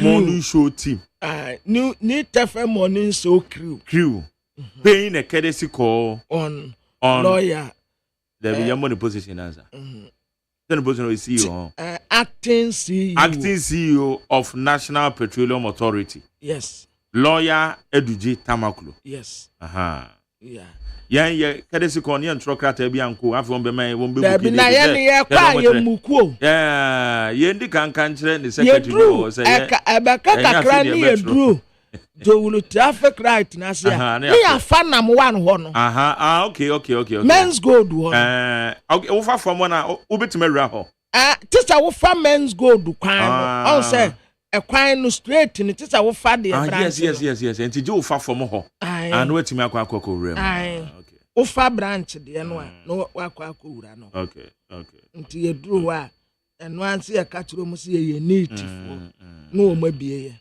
that's all na Democrat daily statement ha was Mahama Saki teachers ba kwamna acheche for no maswan hio unless for ne acheche unse obi o ha ye post no de ne ko wo mo asam mpo de membese meka biansa na enra madam fu bi wo Kumase ba bia wo ye adwuma ena me bisa ne se na enna wa anko no so week no okoba akopɛ na me se ade osi nipa ya soa wo magu wo my problem is mampani na nado wa se baby a wo de Ghana ko seye IMF usi kasem bibia da form team ena wo free akonwa so no a wonim sa problem si we nyina na wo so nipa bebrebe e de agu sa adwuma nim no na wo pesa wan na betua wo muka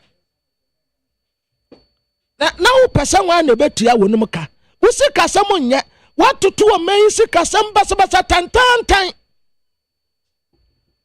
Now weja contractor for was a wo ya kwan.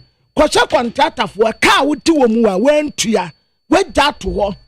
Abru besia de gu no say 2025 wo besa se tua bosia. Na wonni ho. Bondholders ni nyina ka wodi momu weja ni nyina to ho. Asa so nipa bebregu on record no aban ni tua bi. And establish facts ni be right. What tua bi na bia ka no aha.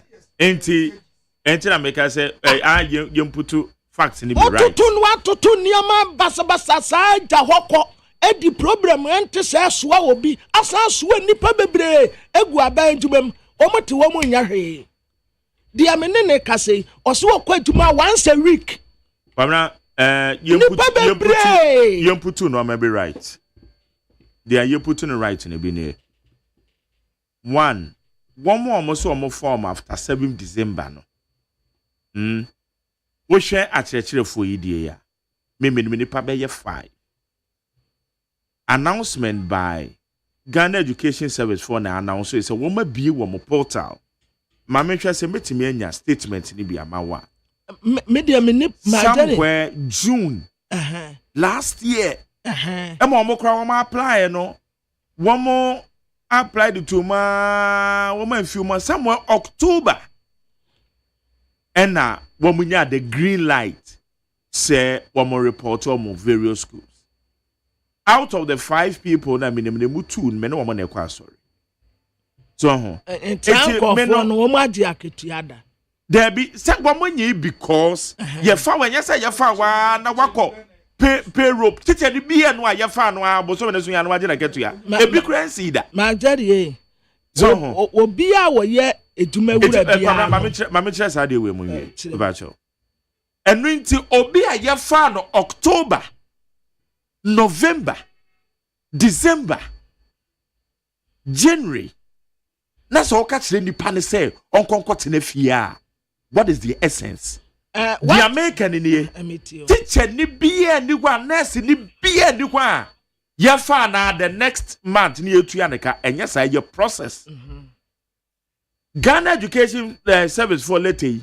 One must say those woman ni payroll so. Woman kasa woman omo form after 7 December. It woman the crowd there assign your brought. Because your 4 be October onyanko payroll so. And I walk out here nipa say nipa ni coffee. Pamna is it legit? Is it does it make the same? My daddy. My daddy. You cut your coat according to your size. A meaning. Yes, car. Yeah, budget. Yeah, your budget. Yeah, no. 200 million Ghana cedis no. Abejuma ye fuaka tuyankwampo. Aya 700 and something. Maintain the organization. Who pese uti bro. Uti DP dia uti ya no so. Ya so de tia yesi aban ne mfa nkrofo adwumam akyerɛkyerɛfo awie school. Nurse awie school aban ne mfa wo. Eno na de yakɔwie baabi a ye wie nti watena konwa so mfie nson. Ekɔ mfie nwɔtwe. When you say obefa say teacher for ni nurse for ni nyina na wan fa wonum last minute a wo be free so no e na wo be fa wo mu last minute a wo be kɔ no e na wo be fa wo mu wo be tumi atua argument we yi ma jani se woni sika wo de betua wonum ka de wo mu ye no wo mu nye ada na wo be so nipa bebre e wo mu kɔtena fie so ho anya se wo mu kɔtena fie anya se wo mu kɔtena fie apply June October no nya the green light. Wakwa adwuma October, November, December, January. What's it on quoting a okay. Yate. Menkaze ntihwe. Meda menkaje. But I'm just situating the matter. Won, asamde ba. And yes, mommy ye cast one of what say. Essential for your movie. Atutu amansi kasa basa asa kwa peta nipa bebrebe we kogu se yansa nkotua wonum ka ekwan kura wo fa so a wo fa nkofo agu adwuma mu no what's party supporters oh my goodness na wodi wo mu akwa akogum Oh yeah, dear. Who bounce Ramana ya woda etiti wa. Mama wana ka sense ntrofo yen adwuma yi o. Me yen ye. Dear Safakano. Teacher Nina. Teacher Nia. Wa apply June. Ya fa October. Akọ high dine. Wa ye adwuma October, November, December, January. Awa he teacher ni ba ya. Oh, masa. Jaisa. Teacher ni ba ni ya fa ni June. Ye wie ya. Wo se nipa ne kwatena fie and you are saying we yes and adwuma ni ye no say that is okay. Ma jadi akwan ya fa so ya fa wo mu ne nya kwan pa wo mu nko. Okay. Ye nto aso. To enkrata no. Abusianfo daily statement anim ha ba konumpo na this protest iba ye nti. Ne hwan ya? Was it JDM massacre teachers. Former I ni bikayo memfa ma na miria. Wo da be na wa frɛ me da. And then I be frɛ me. Mabua brausu. Me say da be na wa frɛ me da. Okay, we chem na me ambefa. So wo ye grata di chrem na me amemfa. Na me fa be si me nkyɛn. Na ade be ma me science wo nkyɛn de me nya so. Anso me. Ade anu awia na me hu sa de wo chiche mu miensa. Anti na wo frɛ me because wo frɛ me am short.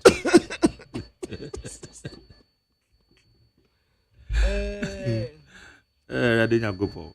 I neat. But no neat FM. Bonamity. I hope I saw Uti on. I'm Besemity. Bonamity. We are sending messages. Bonamity. It's enough for the amount. Menkai. Before the amount. Menkai. Okay, I'm away. Uti oha extra punk no. This is from you, no way. 100.9. 100.9. Okay, go. The best station in the capital. Neat FM. That's all. Young queen. Yo. Na nipa mienu ba akode Mustafa Yusuf on the left.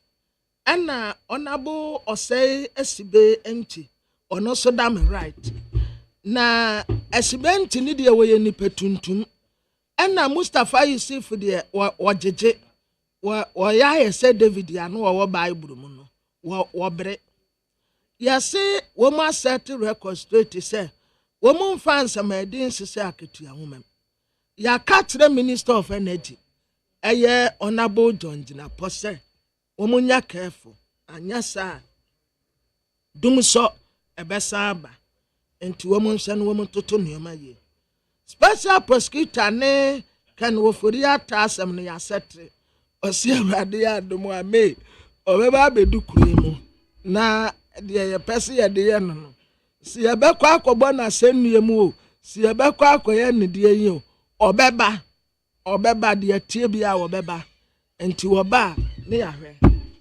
na Democrat the new crusading guide yanim ha odi supaya ofori mfoni abetoa yeyi na free wanted list so isi ade onya wanted bio na movement for change and a propose to practical economic solutions ya and betumi aboa omutumedie MPF4 deploy automated dispensers ya yedi be 24-hour economy no was say or stand firm note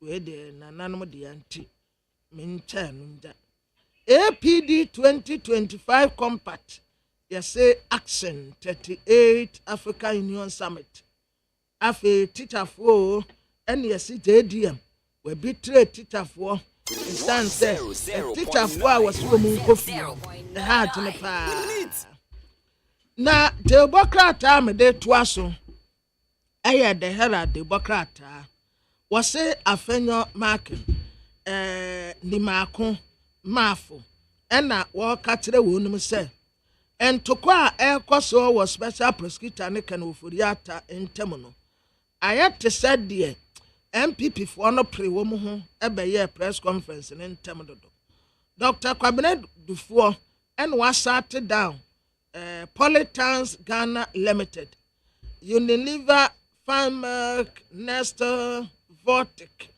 na menim asem kropoti ya wo pese wo kadefa wo no ho ya se 1.3 billion Ghana cedis in wo mu ambezre ewo MPA enti Mustafa Hamid Ebra na betre adekura sika no de ye chief of staff and a petition say Professor Dodu one call retirement VR staff nso epusu wo mu se kenzo wo mu empeno nempene chine sanse papa we akoso modam nsuo no mu kobie na wo kobie ye ema ekosa ese ne ama no MPF automated dispenser no anameka na semu a wo mu se beboa 24-hour economy no ordinary aba beto anum se ya wo mu beye no wo emiamia hudo bebre na aboa yadumaye the bokra time de to amoso aye the new center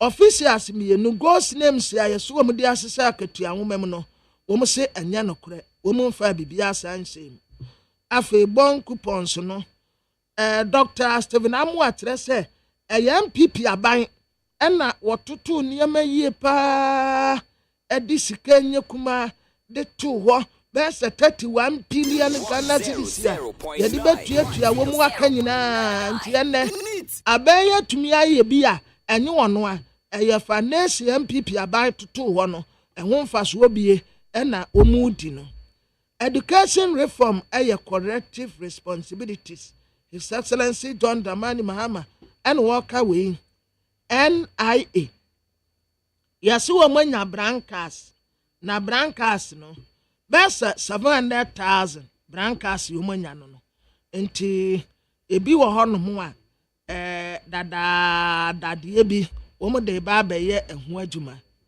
na de obokrata ekurame ya me sande ato amoso aye de obokrata your friend said daily dispatch lawyer Godwin Eduji Tamakru ya de Nigeria kire mimu sa aye petrol station na aye petrol station a wo bia ntewo inti ya de dispensers ene besu dispensers ne ya de no a escafuo fie eno no mu de num nsuo no aha escafuo Nigeria escafuo fie o mu mfa bonsuo ankose nsuo na wo mo yende se ade no si ho nna nsuo ne sha na pempem oh yeah dispensers no disposable cup no mu akobu mu ade na se ne cup no de da bia no nya bonsuo eno ya disposable cup okay mu bonsuo na ya kakraka no dia kakaka ne zuo puti dia modesha nsa wo badwam no ane ya frɛ no bonsuo by escafuo no mu use dispensable cup disposable and we use dispensers water dispensers no o se binum kra no wo mu fridge no kra no dispensers no wo fridge no mo sisi a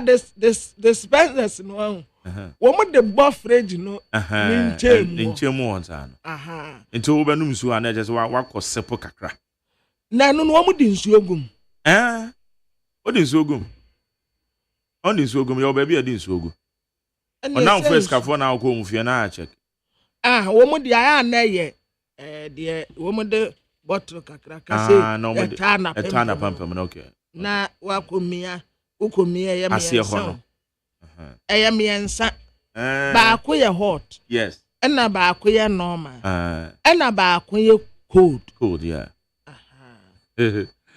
we azama wo kan mama kai we me kan de sempo ahun ye hia bia me ko mu ye to kan ko be ona ye ko be insuo no se wuduru a sensor enti wo be buevu nsa no bibisei ansa na wo buevi a na insuo na bu abu kakra ka boniti se wonom na wo besan no bie ma na wasan abu na wonim obi aduru no afa bi duru a chale bibu ade na hot water pa them mensan man wave ni ye se wonsan wo wave se wo wave de ko left a ezo ni ba cold wo wave de ba right na be ba hot na me wave de ko right ezo ba me so ya massa hot water na ekuta me na me hu de me hu To say first day me fear krasi be kromu a me be use WC na Jerry me bre yo na ubetimi akwa agyanan ne de men to me na no krampo no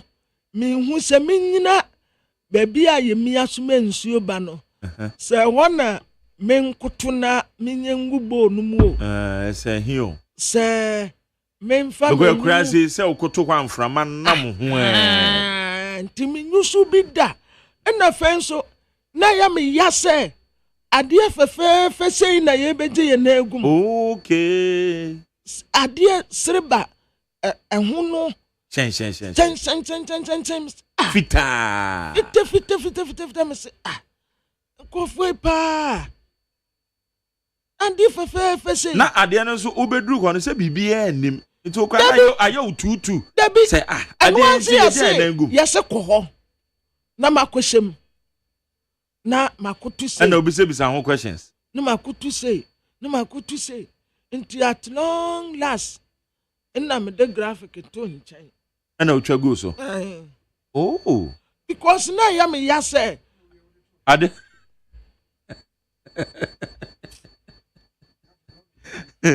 na am ya pass ade fefe na no ko fa na o ko ba graphic no ada wo say wo na graphic no bebre ntimi wie na me moamoa no na edi me ntem say na mpie na me de ko bush eza na me de ko to na me nyusu bi da nya se me nyusu bi da mbo me hu bi da se hu bi mpo da bi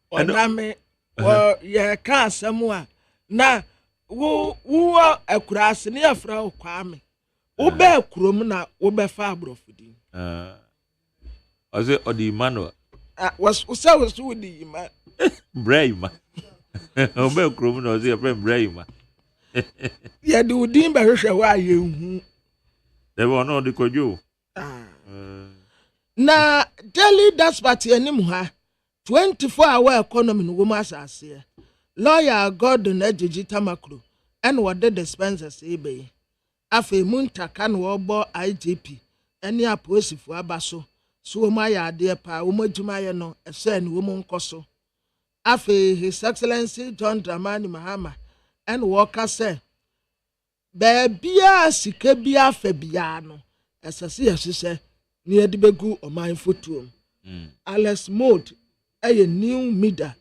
chief executive officer oye acting and Real Madrid and Manchester City MPA4 setting new price petroleum product here sisi a petrol no almost a ton 12 cedis 56 pesos per liter and a desert so about 13 cedis 45 cedis per liter LPG and also about 14 Ghana cedis 26 pesos per kilogram and to a say a yepa afe womu propose say ECG yamfama ankrankre TUC and a poo a reject sa move ni say womu twu womu ne betene yepe anya ade a omubaji atumuda afe courtroom chaos esi suspect no a ya arrest no oye senku obedwane e de afri courtroom ho na no kura ya saate wa esa ya subo foforo attempting to run away from court 24-hour economy Eduje Tamaklo was starting a day Accra Times yenim ha Speaker Babin was in the chromofo ho chire wo pa ya de no friend meningitis no into the 300,000 Ghana cedis medical supplies and what they akoma wonum yase born holders ani age o wo mani age papa sisi ade wo mun kwaya picketing bio enkokora ne mrewa enkoko bodom pim wo Minister of Finance 6 billion Ghana cedis etuam wo mo onabo kwabena minta kan no ye health minister wakwa akopiem wo Upper West Evaluate jura NDC chairman yase waye hot yama senior high school student ne kwan na wo munyusu mobile phone yusu mubati the ebesie. Mida welcome new acting chief executive Alex Moat. Valentine chocolate week. Yase sa abosumi di konyina no. Aye chocolate week nti Montie any chocolate. Enra be American and be that's correct. Your chocolate board then do. Un say you can say that. I'm not board then do. I say aye original. As a original no man. Yeah, you crew. There's sanka na no board the buffalo. Mode moment obi but din the ebedi e dia ebedi ye din Ghana chocolate no e din ebedi but say production cost na was right say you na ba from the engineer tima toto bi na say open keto no be kran so we nya age akese no okay enna wo mumaye emfa bi nko amanone bebre yeah because your chocolate ne dey betima compete papa ba koko no ena yese erikopoku osemokena honorable minister of agriculture say enra majari awrehosam ne say me nana koko no a ewo so dade mu no a aya ameka ho asem no yese amampuma hene ne kayereku hene wo maton ensase ya eye bese 50,000 acres yo Ediama private developer say wometa koko ni nyina ngu no womedua awroba wo so wo bedua awrobes e wo so na no ye de mra so die na ye adwuma sankanya sa pa nka mampuma hene ne kayereku hene no kombati wo mu ho gina wo akuafo be 20,000 wo mu koko fuo be 50,000 hectares yo muma ton di ama obi se wo metangu no anu ya roba na nanmu pa wa muncha koko no ntungo no onipa no bedua roba nya so ode ma aban o mun pass as for farm ton ama private developer se o meta ekroben no ewo tufuatimu kwa ena apadentira ena Christian Hunivadi enti wodi ehwebebi a ma jare metrew no yeah koko no start free to price o trapra river no a so dadim me nana de kora wo ho ho nana meka se akwesi ade kocha bi ma galam safe no a wo mu kotu ya wo mu anya gold no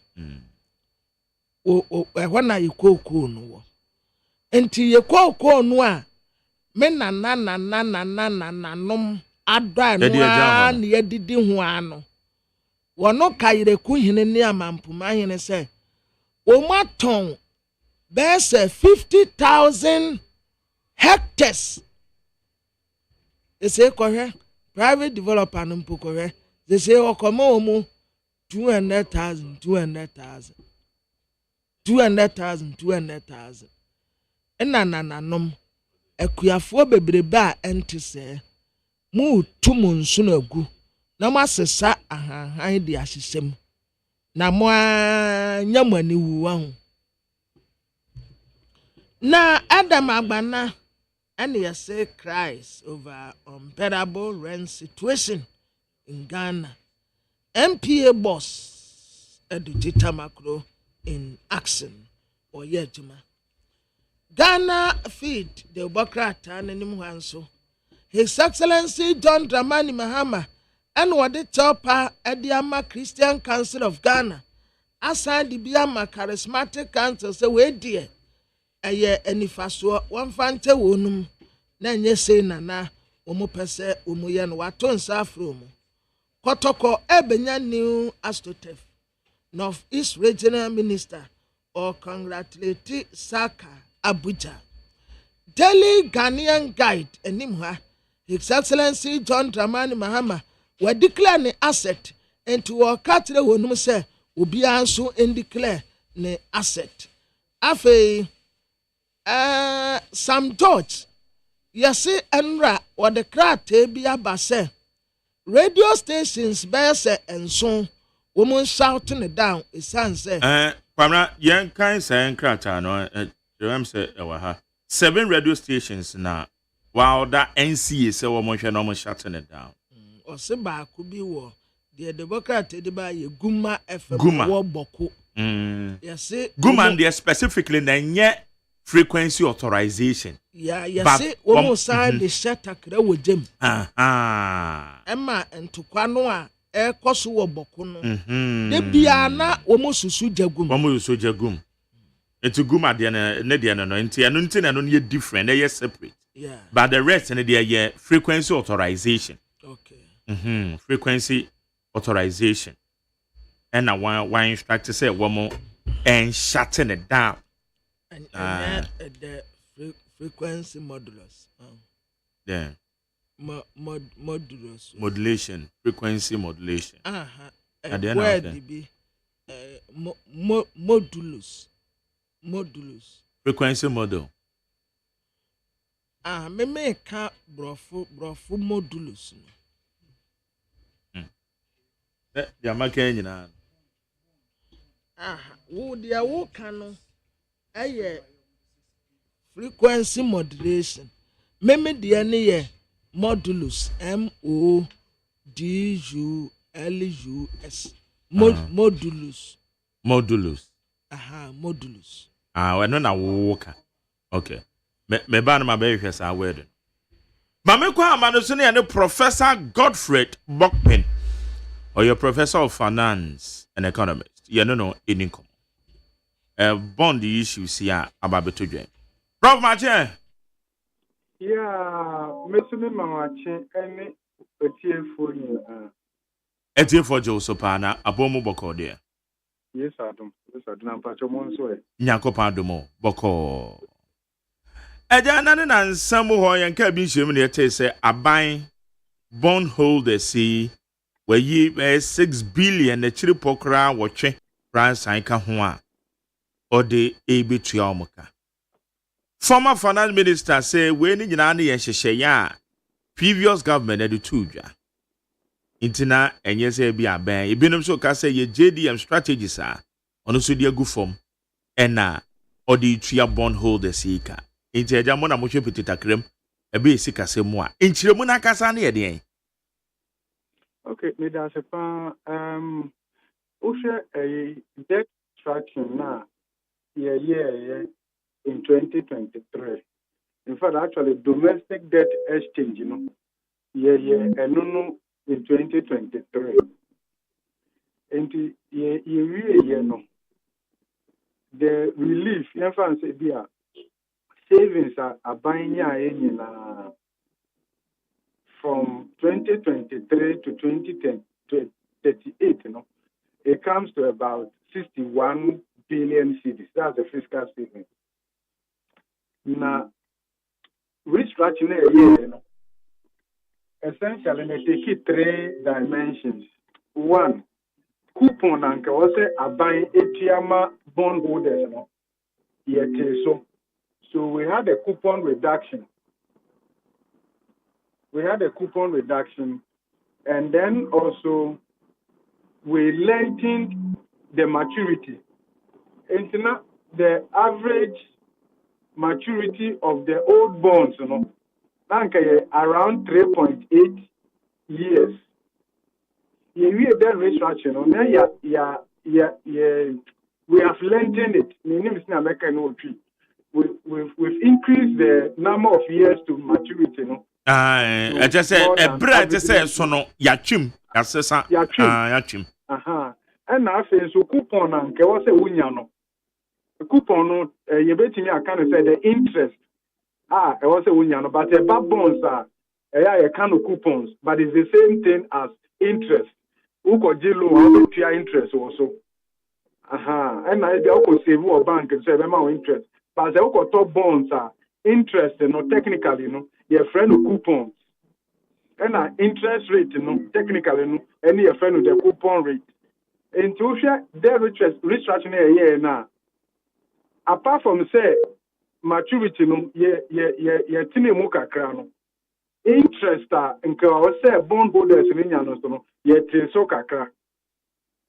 enti etis no na tell you hwe 2023 na ababe tiakitwa but from 2024 2025 2026 econo na coupon payment no so no ekosoro. And all of this were already captured in the memorandum of understanding. And the previous government had already started making those payments. So then the new government is only continuing an arrangement that was captured in the memorandum of understanding underpinning the domestic debt exchange program. The good thing is, which is also good for the market, they say, they have taken it upon themselves to continue with the existing arrangement, which is good for building confidence in our financial market. And a lot of these things have been ironed out already. They are captured in the memorandum of understanding. In the OSEI 2024 budget, the media review, interest payment the government will be making for the next couple of years, they are already captured. In fact, the OSEI IMF supported program, third review, now report now by in December 2024 now, the coupon payments are already programmed. So what then is important for government is to keep to those payment terms or memorandum of understanding. So I take satisfaction from the fact that what the previous government started, and the previous government has made some payments. You can check the record, 2024. Some payment have been even they will share the external debt restructuring also. Some payments have been programmed before the new government took over. But I think that the good thing is we are continuing an arrangement that had been put in place. And more so, the new government has also signaled that they are setting up or increasing the sinking fund to make sure that government does not default. This is good for Ghana. This is good for consolidating the confidence that is coming back to our economy, especially with the change in government. We say,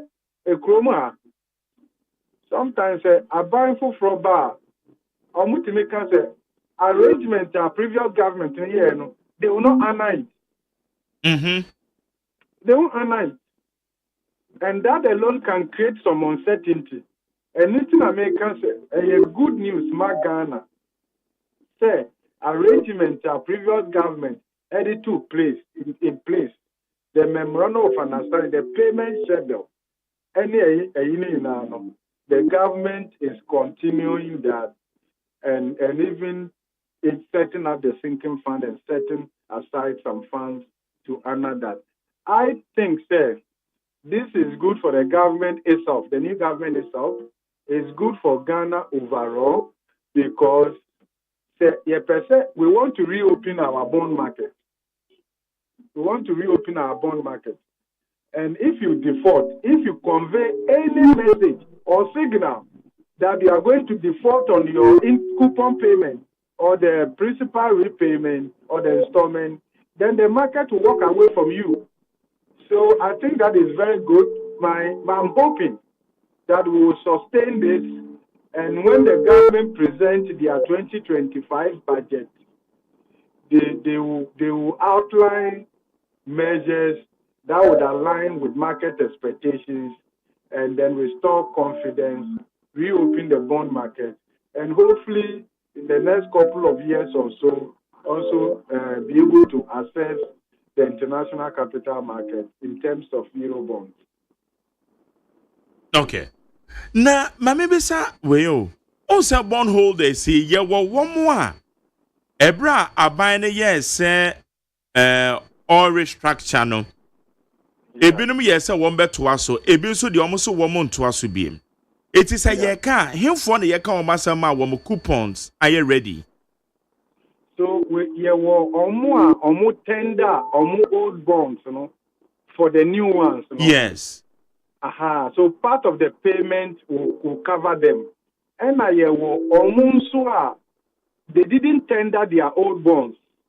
They said they didn't want it to be restructured. And the government has accommodated that. In fact, there's an MOU, a memorandum of understanding to the effect the government will continue to honor those coupon payments and the principal consistent with the terms of the old bonds. Until all of them are running in parallel with the new ones. Yeah. Even though OSHA in 2023, towards the end of 2023, there was a bit of a banter between individual bondholders, if you remember, and then also the pensioners and the rest of them. But government agreed that they will honor all those bonds. And so far as my records are concerned, government honored all of that before they handed over power. So what this government is doing is to also keep to the timelines consistent with the memorandum of understanding.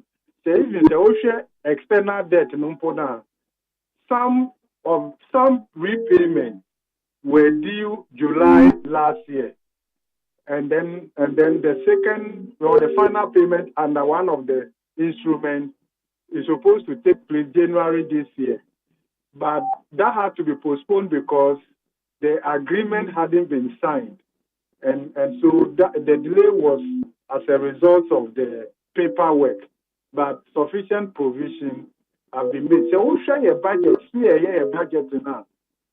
Coupon payment, they are captured broadly under interest payment. A budget, and all these things have been provided for in the budget.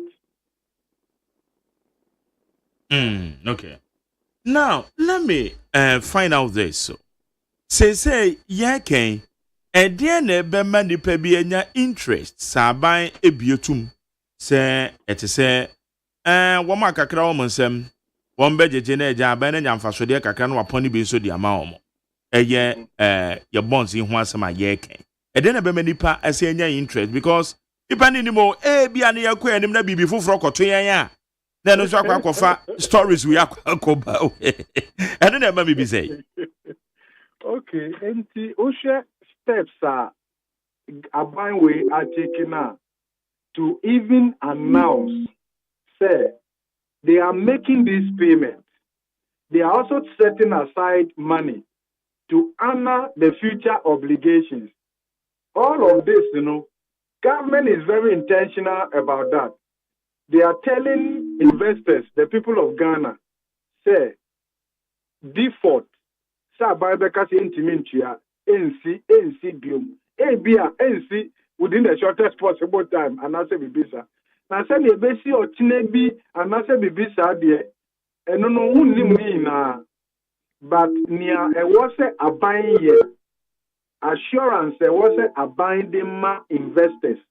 Say a no or more yeno. And into I can say a good news say a buying a buying for buying. One can say, hey, arrangement I never ordered no. Anyway, no, to us. There be a good say a buying to us. No more sample catcher say or moody sikebi ako to home say a do time also chiana ye bet you that say problem be ni ho. Intimi fee say abaye ye nyewo say oye. Inye abayin kwa na odi usika koma no ekoye investment wa etimi ye bad. Won ya mechem. Aha, enti eni see ye 2022 2023 no na nkeni kwa say eba menso abayin a take steps and restructure ye na yako IMF program na dia de sini ebe ye betimi eputi esika asem no atu ye kakra enti mesu me feel say ya make progress kakra momodie enti ɛna aban ɔbaa yɛn nso no utimu sɛ they've also accepted and bought into the arrangement that had been made because aban foforɔ baa we until say they've gone into any renegotiation with investors. What if this are daddy? So we have this existing arrangement we are running, and I think it's important say the government will keep to those payment arrangements. And I think it's good news. It's good news that government is doing that, and government is signaling to investors say your coupon payment, your principal repayment, as and when they fall due, will be honored. That should help to build confidence in the economy. But for now, no, a lot of people are waiting to see government budget for the 2025 and then also the Appropriation Act that will come along with it. I think that is where people will be able to infer and see where we are going and all of that. Of course, Abanswa, I can say, they are going to have the National Economic Forum, I think March 3rd and then March 4th. Maybe just a couple of days or so, or maybe a week or so to the presentation of the main budget. Even though if you look at the timeline between when the forum will happen and the budget will be presented, the time will be so short to probably incorporate all the recommendations. But I believe, sir, the subsequently in the media review and the subsequent budget, government will begin to now reflect fully what the people of Ghana want to be done going forward. So I think, sir, yes, we've made some progress. Challenges in the but I think, sir, you can say we will not invest in government bonds again. I think we have to come together and build our country and build our economy. We have to support government. We may not have voted for them, but that is what we have now. Let's rally behind government policies. Let's restart our bond market. Let's do trading. Let's build our economy. America, they are looking at America. Europe is looking at Europe. Africa must look at Africa. Ghana must look at Ghana. Okay, Prof. Now, maybe say there is this story. We can say, in fact, a better unwise say you be discontinue your IMF program here. Yeah, that's way. Now, which you say? Now, who China ever? Even now, who share debt restructuring? Yeah. IMF program in the first year debt restructuring. So, yes, I'm aware. It was a condition precedent. And I can say, yes, seminar, you can a higher quantity. And I can say, okay, let's make progress. And Yanko IMF program here, maybe I can maybe we don't see here because we had lost credibility, even from our own domestic market. And I also a lot of the arrangement now, former finance minister referred to in the memorandum of understanding. And I also a mindful for their directive now. The directive was in line with the debt restructuring terms. All of this were as a result of the IMF supported program. So also our external debt restructuring, the savings are making also external bilateral savings are making more than $2 billion. Also external commercial Eurobond. They were restructured under a debt sustainability framework done jointly by the IMF and then the World Bank, IDA, the International Development Association. And to the G20 common framework, Ghana taking advantage to restructure her external debt, are akin to IMF supported program.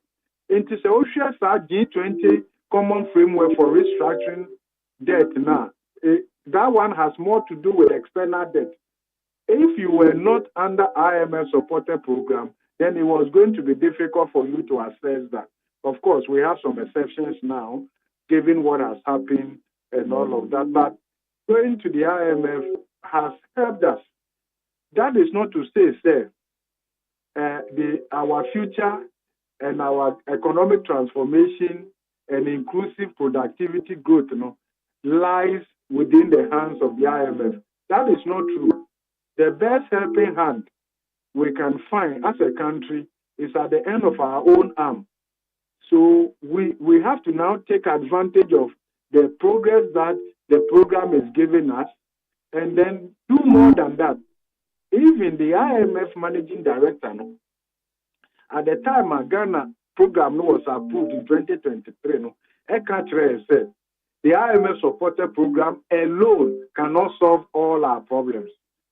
And there's a lot more that we have to do on our own to complement the measures that are under the IMF supported program. And I think, not that I shouldn't think about this. The position of government is that they are going to continue with the program. What I think the president didn't want to signal ahead of time was whether they will extend the program or there will be a successor. In my considered view, the program originally was designed with some extension in mind. That's better than mine because the OSEI May 2026, now the current program it presents some uncertainty. How are we going to navigate our way through post the program? So I think the government will need some time, look at what the physical situation is, and probably April 2025, the IMF mission team will visit the country, do the fourth review, and then we see where we are and whether we need to start the conversation of extending or so. But I would think that some extension will be helpful for us. Exiting May 2026 may present some risk, but it also depends on the measures government will put in place from now to generate confidence. That will be very important. If we're able to put in place an independent fiscal council and then certain structural reforms that would ensure fiscal restraints on government beyond going to the IMF, I think we will then see how that happens. But if we continue to conduct our affairs the way we have done in the time past, then I will prefer that we extend the program or go for another program and see how we fare with that. In fact, relatively well-governed countries still go to the IMF.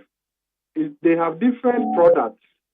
They have policy support instruments. They have different products.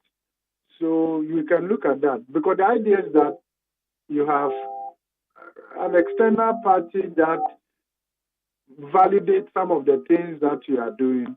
Of course, not that the IMF is here for the transformation of our economy. They haven't done that. They don't have that track record. In fact, they will tell you it's even not their mandate.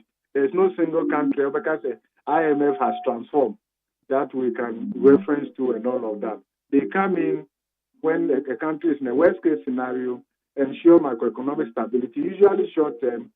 But we have to build on that. And over the years, we have not been able to sustain the progress we made post IMF program. And this economy, since independence, IMF and World Bank here no much put our economy up to where we are practically. Because since independence, we have spent more of our post-independent years under the supervision, guidance, direction, and of the IMF and the World Bank than we have actually done on our own. That's a fact. You can check the numbers. Okay. So, over time, we just don't manage our affairs well. Hello. Yeah, also, Prof. Say Omemuha. Yenya say will destroy our water bodies. Yenya say your water bodies. We are destroying our forests. I mean, I say when you cause on Namibua. Mehopa or Chinebi diseases. Oh, Amanakate. Okay, hi indeed 100.9. Yeah, no Professor Godfred Boppin and Nadine Komono. Our church no ama, it was a baby and what tears mono. Eh baby yeah. Yeah boy hutu. Yeah, yeah boy honsekai. Na ya besa boy room. Na fe ni ebisa. Say akwa say asadia dollar no. Stabilize kakra say kwa kakra bi na eba form ketenkete bi na ekosoro kakra. Sa nia ekwoso even though ye pe dia ye hwe ni mu pa say dollar no ebeba form the city na nya hoden. But say ye nya ntua eye externally e ka ye dede e ka ye de aman ahodo bi so no ye no makwa akoka say in fact ye boto mu nye it is said ye tie na je ye to ye bo ete ye nya nhyase ntua ye sign it here prof. Yes. Na wo kire yesu wansu ane ade aya sese no wi na me the question ba go bi apem na me de wi. Okay, sese yes say body in the name of mining. Anamebo. Destroying our forest. We are destroying our environment. Or maybe ebedu bebi never say yes to aspect. We have to import water. I'm sure we'll call on the World Bank to help us. We'll call on the international community to help us. And it's a Osha. Na yes say yeman. Yes say yeman. Yes say manage economy ma akoli ama Ghana for. Everything aye. Yes say Okay. Na me bisa say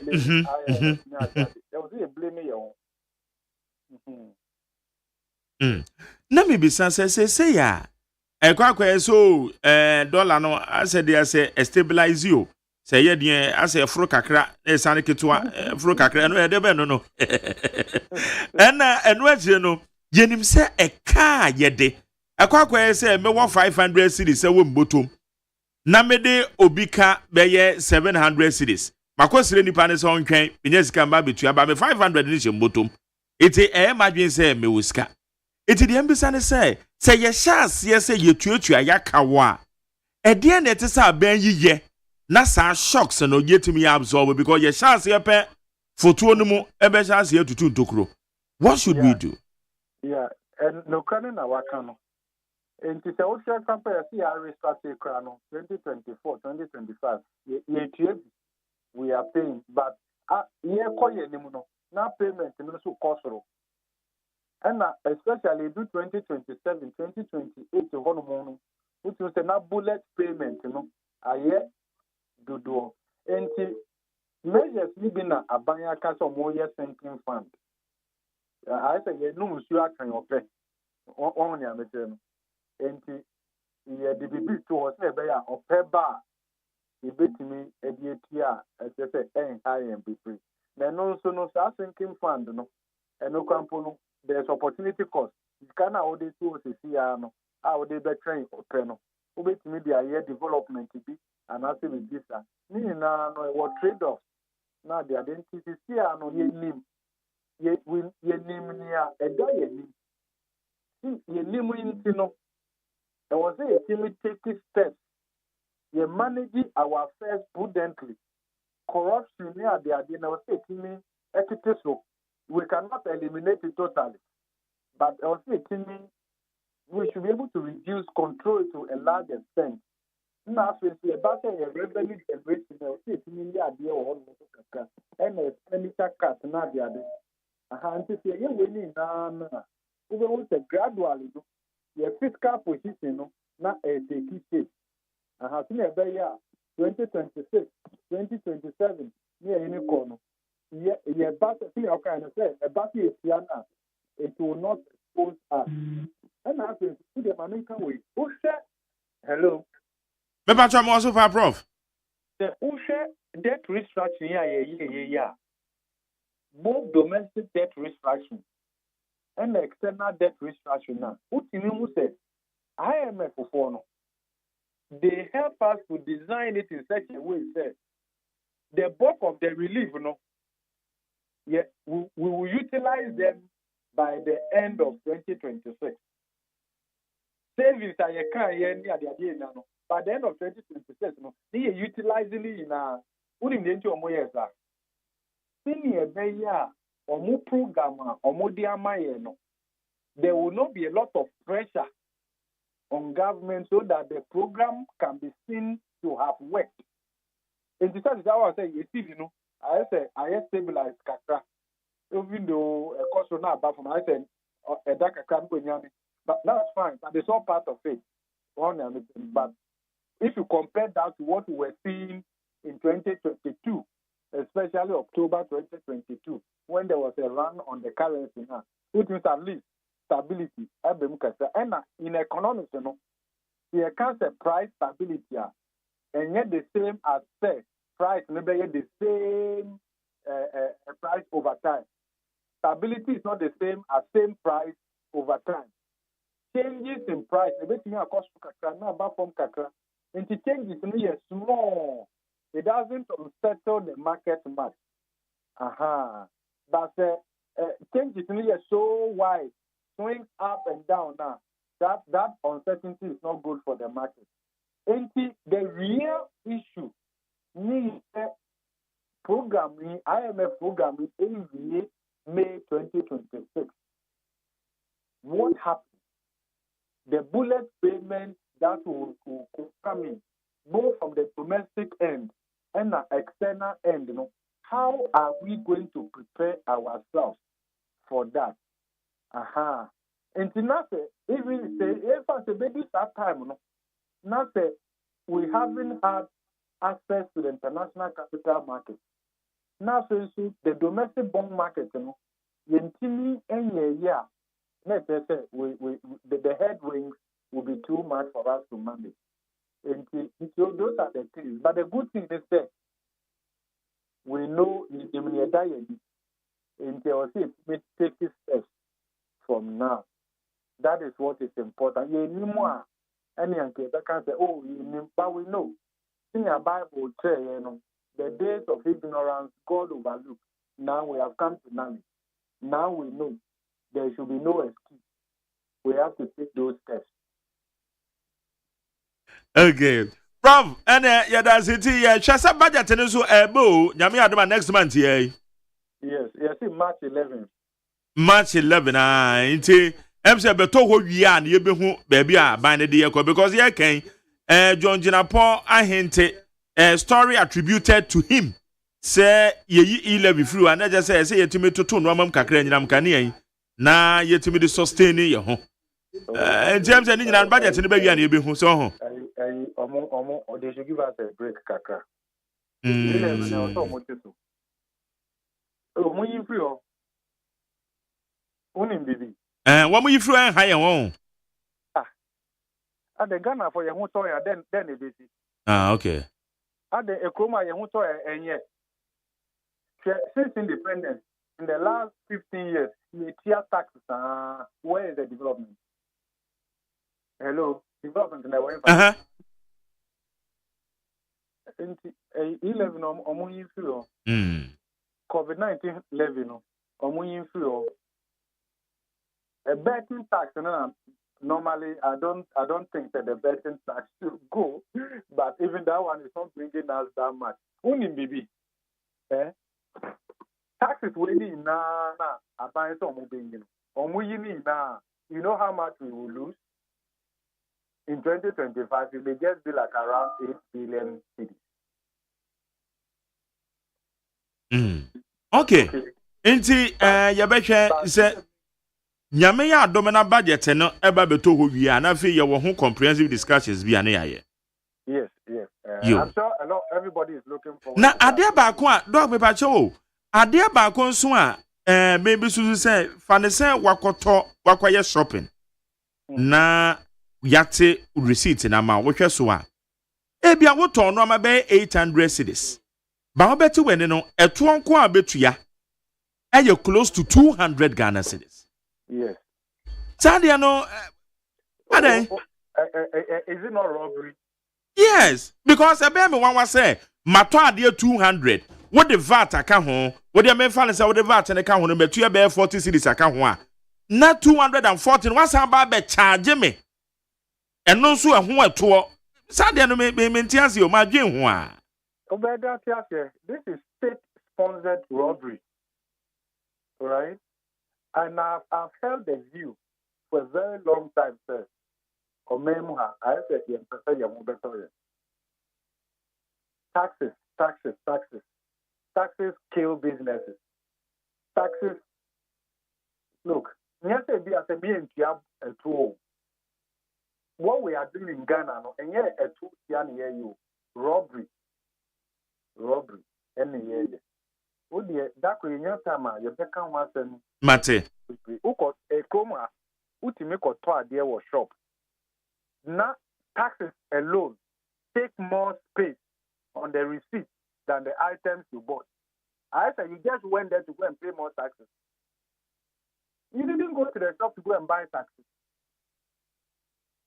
And most of taxes, and who did you taxes now? Government doesn't use it efficiently. So I buy is their comfort first. The taxpayers are taking throttle. The servants are in VA. And I'm who is serving who? Who is serving who? Who is a servant in this country? Who are they serving? OSHA 2024, the budgetary allocation to the office of the president, government machinery, was a little more than 2 billion cedis. Can you imagine? Government machinery, what are they doing? That is almost how much e-levy was bringing in 2024. Into taxes here, this corruption, inefficiency, and this can and then we don't see the growth, we don't see the development. Food inflation is very high. I think to say, also a tax regime now, government should take another look. Tax here now. And then it doesn't help us. You are undermining the competitiveness of your private sector. You are impairing the balance sheet of households. It will come back to bite you. Ghanaian businesses are relocating to Cote d'Ivoire. Cote d'Ivoire here. Cote d'Ivoire now their water bodies. The quality of their water bodies. They've preserved it. Look at the cocoa industry in Cote d'Ivoire. Nasha Ghana cocoa industry. Master, I didn't hear. There are too many taxes. Fair. Okay. Mami can't say sana. Yeah, can't say tax cap. And now removal of taxes are. You buy what you want in 2017. Who the only time I want? Confirm the 2017 budget. Yeah. MPP for first budget. Now, the number of taxes they eliminated. When they were campaigning, they said they will remove those nuisance taxes. In 2017, they removed them. There was VAT on financial services, 17.5. They removed it. There was VAT on the sale of domestic air tickets. They removed it. They removed all of them. And also, the government lost money. Yeah. In that 2017, tax to GDP ratio actually went up. So actually, you can reduce these taxes, remove these taxes, and work on compliance and administrative reform, and you actually get more tax revenue. Until you introduce all these taxes, our tax buoyancy has not changed significantly. Some of them are just like robbing Peter to pay Paul. I think we are overburdened with taxes. Businesses are suffocating because of taxes. I buy asking the tax that Kakana Akano, who send me to come out my work class, and now say we are now buy side levy on it. And now only understand. Shop of Yukoto, Adeka, toothpaste, any other taxes, a COVID-19 health levy. This, and then COVID, they buy.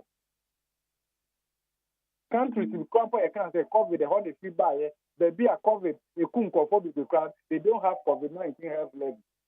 As a way of immortalizing COVID. This is robbery. The crisis is see, then we take advantage of ourselves. and milk the system. This is what we do to ourselves. You can't Ghana innovating. What should we do? Let's go and tax the people. Who got fuel one day? Almost 40 to 45% of the price buildup. Hey, taxes. You go and collect something from the port, taxes.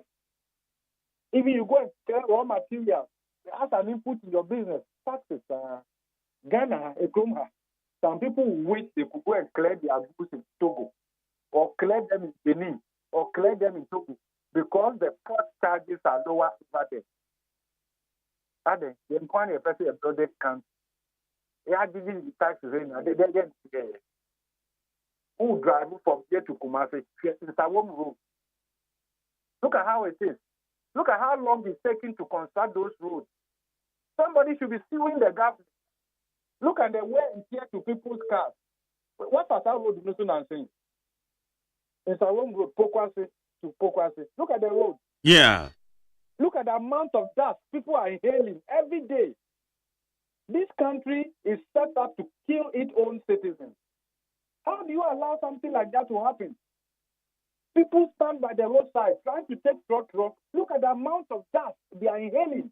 You are doing open construction. You are not putting timeline to it. Look at the wear and tear to people's cars. People who live along those roads, you are killing them. Go on your way to Willibar. See what we are doing there. How long should we take us to finish those roads? When you know it's harmful effects like that. Do we wash our face upwards? In which serious country will you see something like this happening? Why do we take our own people through that? We don't care because we are ministers. We are empty. So when we use those roads, we are in our V8. We roll the glasses. We are in our air conditioning. So we are not inhaling that dust. But human beings created in the image and likeness of God are inhaling those dust on a daily basis. Come on, is that a country? Then when you finish, you tell the people to go and pay more taxes. For hospital, Wednesday, for hospital, both the young are sick, the old are sick, the children are sick. Go to the hospital and see. All the age groups are represented, hoping to see a doctor when they should be at the workplace, adding to productivity. Why do we do that to ourselves? Does it make sense? We have not been angry enough. We are so tolerant to a fault. You think you can go and do that in some countries? They would have sued you. Somebody would have sued you for headache. Okay. Brother, no pen ya dance you. Any bra when you man. Yo. Aha ye need 100.9. It was my dream chre. And the bondholders say buy siko dia ma o say dia prof church mono. Ifra banda down so e be say sabri. Ene say dia economy ne tie. Which ye said dia normal ko yen shall say ntua ye kaw. The end is buy ne yes ye shall say you tua. Shock say the be brain ye betimi absorb. You know na what church mo for adwen chere farm 020 1162 746 020 1162 746. What's your Ghana Montie? I would need 100.9. Ghana Montie. Ghana Montie. Ghana Montie. Ghana Montie. Amansancha me kwabena mafo. Ono no yen krata ni modwuma. E wa ha. Kwabena? Aha. Contractor no. Eye so boku ase kwan no. Sisi ase ufri poku ase ba. Yeah. Eba of fanko barrier na wonam top no. Yeah. Isi amfan se hwa na obi anam. Sa concrete ade no a aso wode giban no. Ma jare wahu. Yeah. Sa concrete yes, abuo dudu bibise no a. Womo share the concrete na womo de and come friend example. Maybe some madam for engineer. Scraps. David, yes. Yes. Back when one friend Burak, the year rubber no. I'm saying one friend Buraks. May I sure Buraks and now Buraks. May I sure say we buy barrier. Wow, barrier. One more the block no. Ma jari adena. Omo de ekwan wan kasamu no. Ehopa na cars ni nyina afa. Enti ukwa wanim kakra. Omo de buy 4. Atutu free ban no ho abakwan no. Sadia baya ekwan no baya ketewa bi. Ukwa wanim kakra the same thing. Ukwa wanim kakra the same thing. Baby kura de omo de atutu amekwan na ye ketewa bi. Na me say na contractor dia pa no pese oye wo kwan no so. Auntie as a space na. Abaya ketewa me fa wani ataso. Okay. What's that? Dia wo kan ye wo use main road no. Excellent. On say sisi so wa na obe use because we block it down no a ongu so nwie ye no. Well, on said down no ongu so no a utumi fa wo kopie barrier no. We block it. Wa block na say. We block wo no. Enti ye nyina nam top ho no. Auntie so be so fa barrier obefa ne say. So what say quarter if anti be drew what was saying ka free White House o ba e de barrier nanka kwan ni nche pa say no good ka utumi fa kwa okay nam futuro no mu but this time no ba be fa soro ho na fe say o be ko ofanko a na wa fa right ho kakra what yesim ho yes na sa kwan no aye nam so no ene wo de sa de ya American atutu free onsa right ban no ho 1 2 3 4 ebi ya 5 ebi ya 1 2 3 4 ebi ya 5 sa dia ba kwan num entimi fan say sanka kwan ni ya 3 lanes ya wa block it by 1.5 and aka 1.5 wa 2 cars manage efa ho but dia wa block no onya adwuma bia wo ho. And once you are blocking, and then you say, Bia, or broku baby back up. At what was so fitty, a jam hair by 1 the bad down.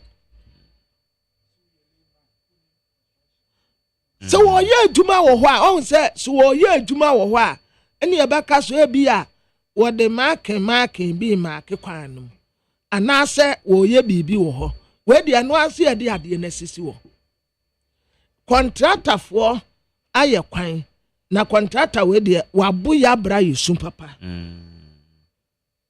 wabu ya bra yusu adwuma contractor no so ye enye adwuma keto ma jari when enne wo ye wadwuma untumi nse wo bi adwuma o unya wadwuma mfa nse wo bi adwuma wo ye adwuma me yetua wo ka wana wuti usika gu kotokuom ada na wode ha obi adwuma sisi amajari se wo free sa kwan no so na wo be krom adrobes no de open o charge enam said akwan na ye opa memfo emfa no ho enti adai e free barrier de konsa women dancing enti opese ekwan no pa contractor opesa wo ye no dan. Okay, the woman is say development there and say no ma no enam. But ade ba ko am say baby yesusu say wadwiri ekwana sei no. Baby ekwana sei pan. Ezo mo try so metima level kakra dia man. Just a dust no kra ne kunkof. Basa na say na no gu so pa o. Oh my Jerry. Contractor no mompa. Hey. Wa oh there be what den kofu afa hu hia mododo. Just omo afri nsa wa mo ba. It say say wo betu kwan wo be kokumase a na wo dwen sa kwan no ho. Adai. Na wo dwen ho. Because dia say dia wo ka ase kura. Na eme wanwa say ukita kete press ya wo de ye adwuma. Wo de market pra no mpom fa so.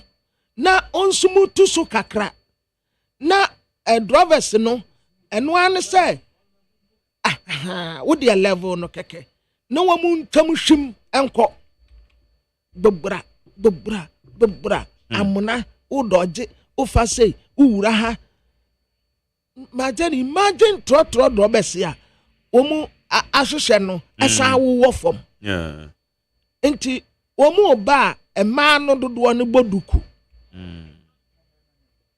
da ma de wo wi a se wusi a na odon ho popra na odeko ya just odeko adia ben kwan na wo ya wo di ni pefa hia mu sei asamo contract wada wuru ma ati na say so we owo so there they are on and off minim se sika na any host asan is such a major project no minim se yetua ne kan nyina nso oh there we be see there now how what be that say you can be say yetua we ye dru be no akwaje we resist certificate of one person payment certificate and answer certificate of claims inti orezi anachese inti nanka me eka menkwa enka kwaya wanga na efa ma soja fo ni anka omo ye soja fo no ba so mu baji wo musika o de ka so mu nkwachire no mu aba no enka wo mba gina wa adi wo musika anso mba kwa wo mako obeda ka tire soje ni se o mu nkona one finance minister bekasa enka obenwu anse omugina ho se wan feska na ma omunko anu we pia ma ahwe se wan feska na ma omunko na ya frɛ omu bisa se monsa keska na da bi yansanka mo ma boys ni bi meka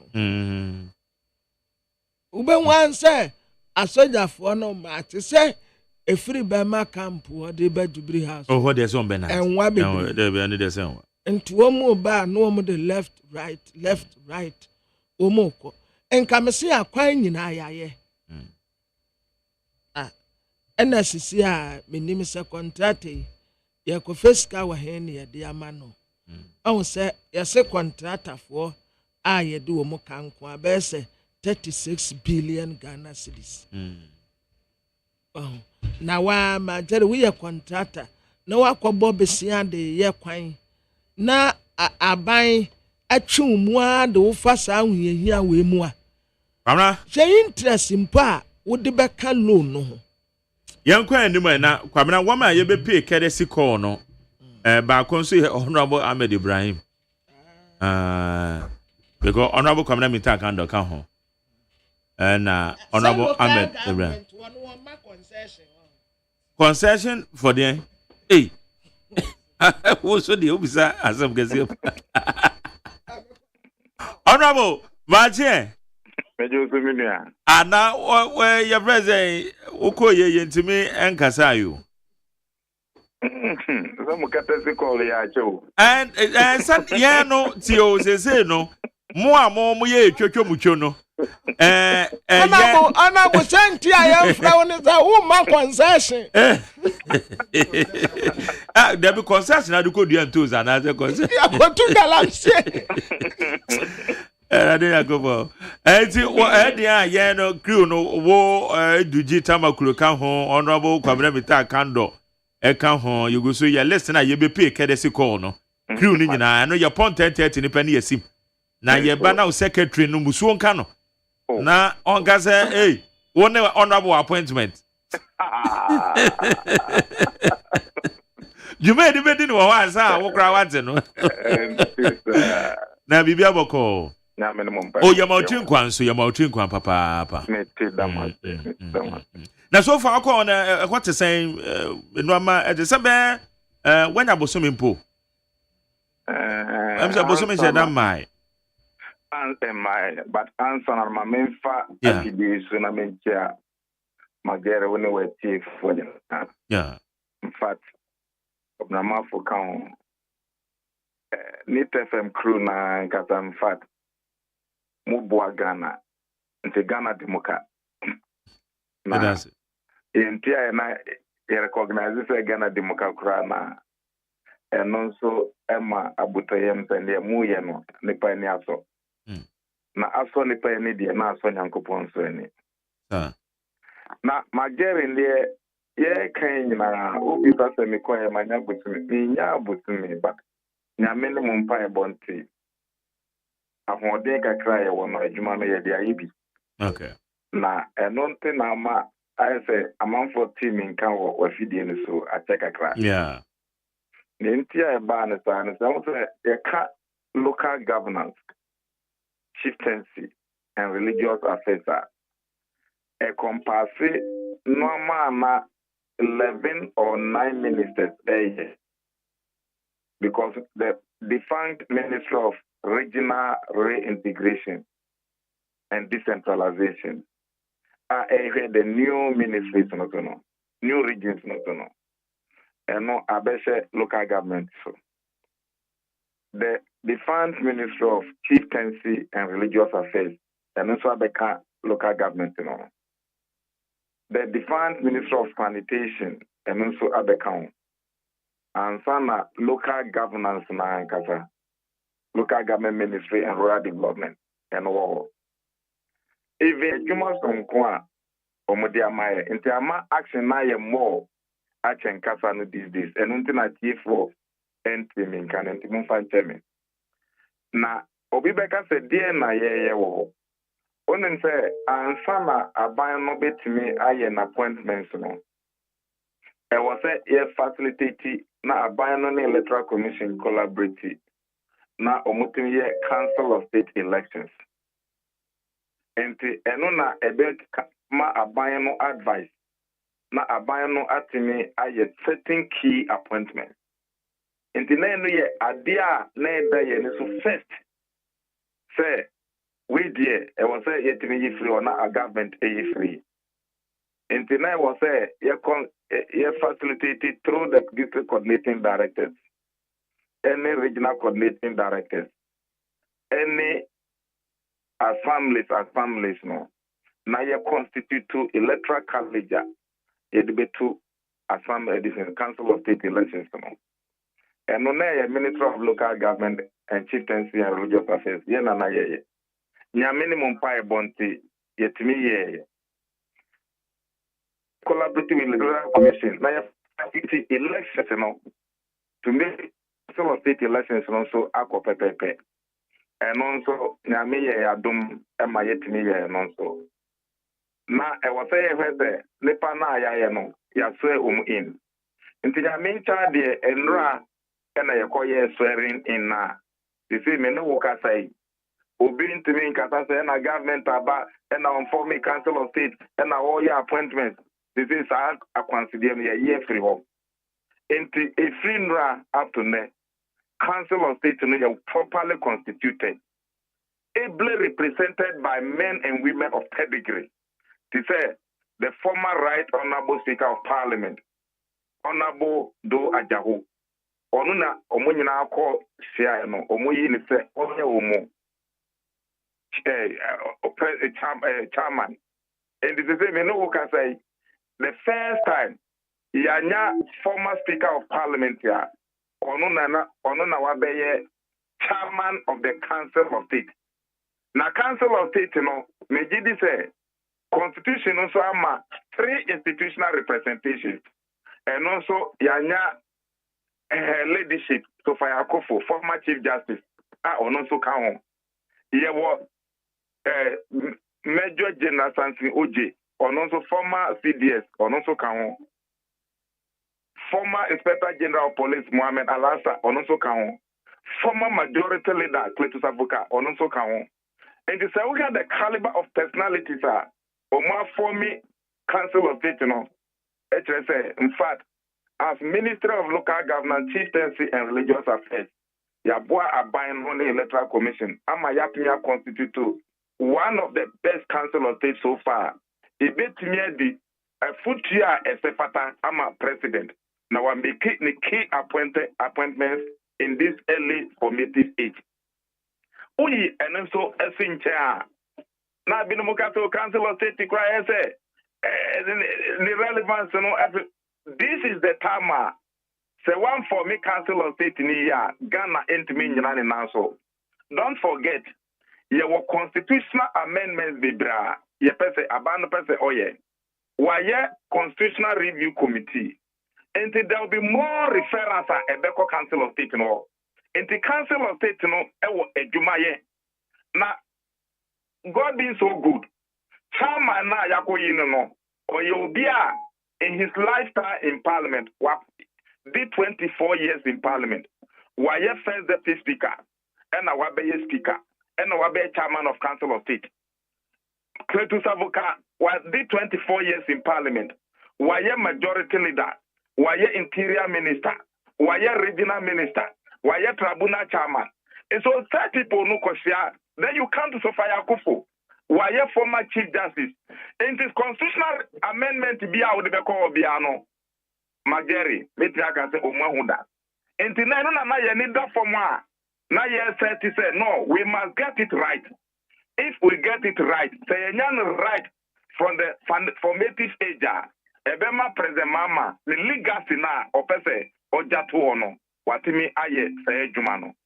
Mageri, ye no, Afena, ye call DCs, MMDCs, or mobile bedi. Manstre no so. And also, I was as Minister of Local Government, Chieftaincy and Religious Affairs. I was facilitating na yetimiya the necessary consultation. Na yetimiya the right caliber of government appointees. Because Constitution no nimfe. A better the dia election bia betya produce nipa ejuma e was omoye no. One unya the right class of persons. Into a creative provision for 30%. Say you 2 months rabani wie.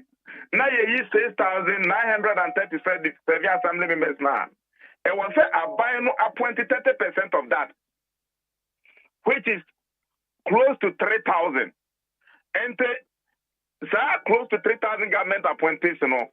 And your Minister of Local Government, Juma say, you facilitate the necessary consultations. You consult opinion leaders, party leaders, info, and so for all the stakeholders in every district. Now you that right 30% representation. And also can you no can say I can bear 2 regions. Now no can say now you all the 16 regions. Then say and also about we. Then say was I letters on behalf of the president.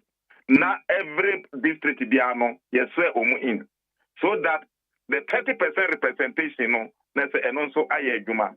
If free ones were now MMDC is no so. Magari MMDC is so appointment by the president. Sana constitution but the president might be advised by the Ministry of Local Government, Chieftaincy and Religious Affairs. Leg of worker. Now within this early age. Now me no can say so far close to over 1,000 personnel and interviews. District be a shortlisted 3 from the region. Umudia Bakra. Meno Kasai Yama think tank. The whole 261 districts. Consultations and opinion polls. And the results are about as soon as we see or obey DC or Safatana. And the Omaya Star research and opinion polls no. And what's it him for na Oh, Magari. Magari, my global info analytics and ekoye. Oh. Yes. And the young kasa ya nina enye na nka me mfen to dwa. But why we out the report to Naba. And now based on that, Magari, it me born a day say temo na ya yedin no na adwuma e kosone. Enti nipa miensa no. Na enye say me ko gira Ahmed Ibrahim. Na makofa Madam Fone me yire nuane man no say me minister nte. Omuna ese ye di DC ma omo. Ye nya ni sa. Ye e wo say ye nipa ben na constituency no pe no. Ni bra ben wabo. So mo say Magere na e pe no a o 50%. Kobrama fu no mo pe na more than 50%.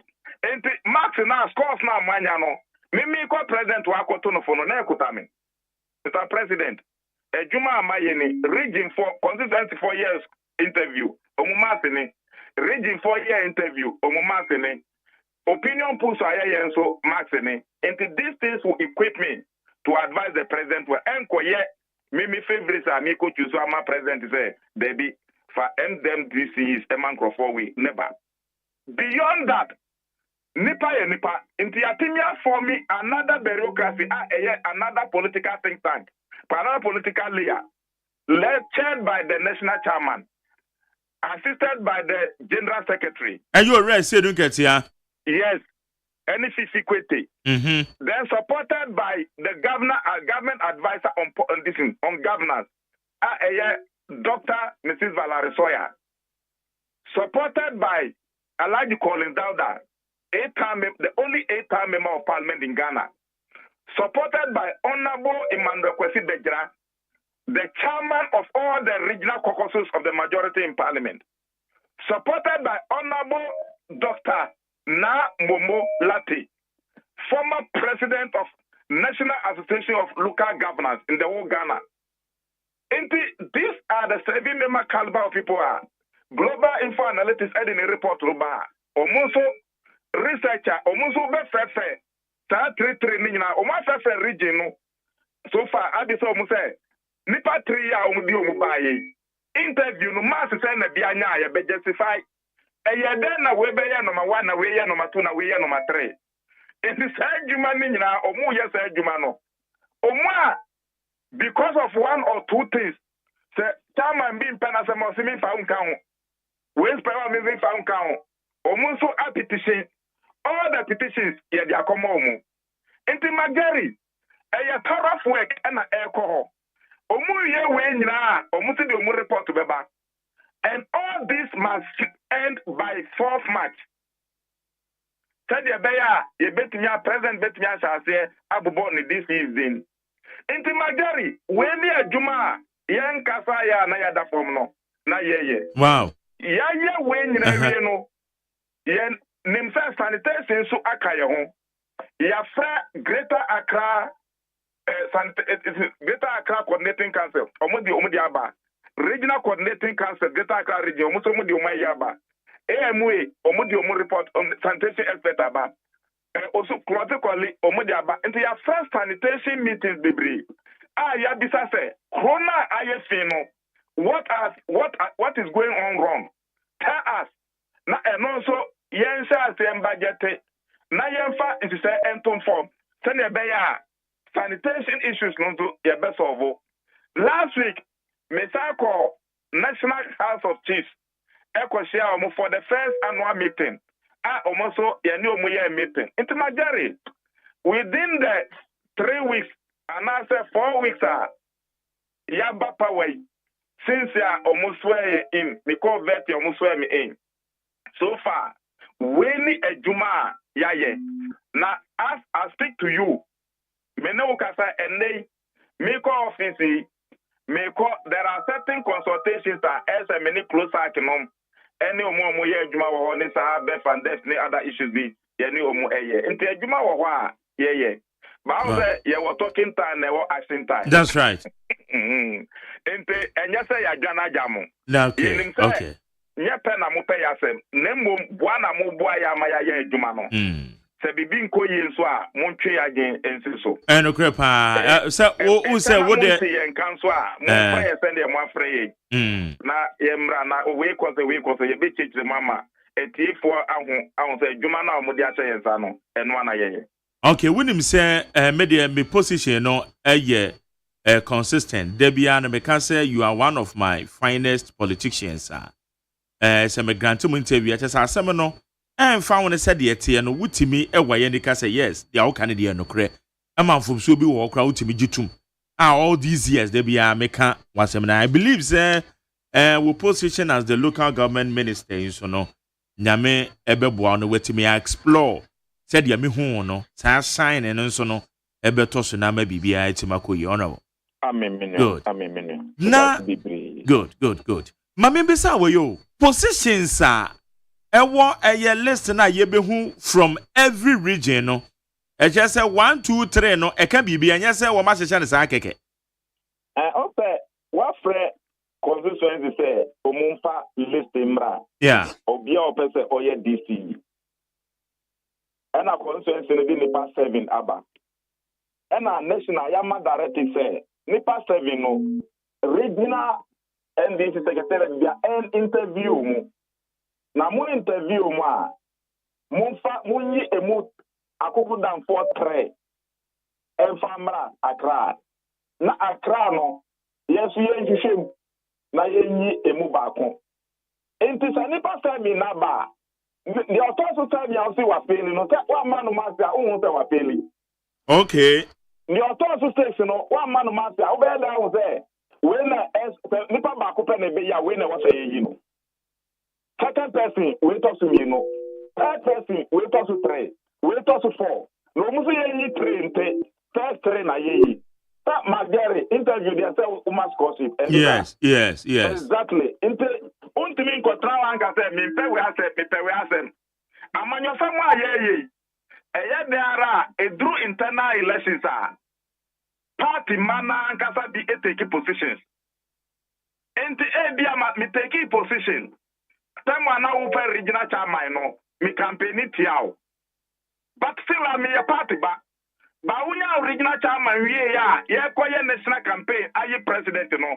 Me ye campaign pa ma obi adi me ho dance say me bo modi aye campaign ma president mama e wi ni e indi say ye dia kwanya no mo say regional chairman ye interview na fa ni patri kwa Accra men ka say me ye campaign ti a utamente say me na me ye best kura na wo say me na me top 7 into do criteria be ba kwan kura wo fa so a uyi utre no bra be justify before the committee. Na ye ken mayen bisao say global info analytics womo sovereign research findings no dia ba na omawie omo dia ba. All right. Ena ya mame Valerie Soya ne kukudam abo mu din womo so mo dia no mu guso ana omo so mawie omo guso but e wasa omo so ye omo dia no na ye de cross check global info there no. All right. Yem pese obi be compromise ni there. Okay, good. Dia mo ye nyina ne ye deda ebe ma ne home so because ye nim say appointment of MMDCs ye nyina ye nim enoama aya na ehoma ekurekurem ene ebo we dia we fo be sorry we be so mampanya appointment impo no kra no aya na mabuni asori wo mo hyehye enoama we ye sei em say enoama na mpese mo water ne down wansa anything na mo ye deep cross checking on precisely say your Friday be post announcement on unrest. Yeah. The announcement no ba. Ebi obi because obi akoto ni chawa odi be DC o. And yes I okay. Ba ku bi kra ambition ne de wakoto ne ntoma obefura. Aha, kente papa bi po obefura de akọ bra wo ma to abana. Ni odi be ko adore. Enti second day back at them there. Why YouTube IO. And you must prevent all this. And the politics are here, no Mageri. Se unu su genuela, enye yawo. Yes. Unu fe ye insist genuinely. Yes, kwaba ena anase ye bibia fine ena wa luso. Mageri enye ya. Ba se unu fe nipa time and nothing nipa no eyi we free ma agere will you be happy there be no dey ya papa and also na dey disaffection ne say no amane ba no to president for sebi president mama nya me yonkunu no enti secretary bia ni wa menya empirical facts akoka chere be president uko left ya ni besini uko straight ni besini uko rata ni besini but the decision is yours. The power to appoint the president no for na wo. Enti na who becomes the DC no a president in the beach so. But the president must be properly guided because the juma no so. Na majari shi inkutamia me da kwa to president. Okay. All right. Enti what's it where be one my fourth match. By fourth match, I say Valerie Soya no more Jumana so movie. And so one movie, okay. Okay. Because Enwa, as I speak to you, can region for vetting on the global info analytics, no can bet media no quiet announcement. All right. Okay. 80 yeah. Also, Fifi Kwete General Secretary. Or the whole nation equaye campaign. I said don't get a national chairman. Or the whole nation equaye campaign. Valerie Soya a president advisor on governance. Into munyina ko ran equaye campaign. Into onu ati Accra ha no ye interviewer onim district biane ni pa ewo. Ah mo se fata. Into all those things you know no be my anya very deep insight into it.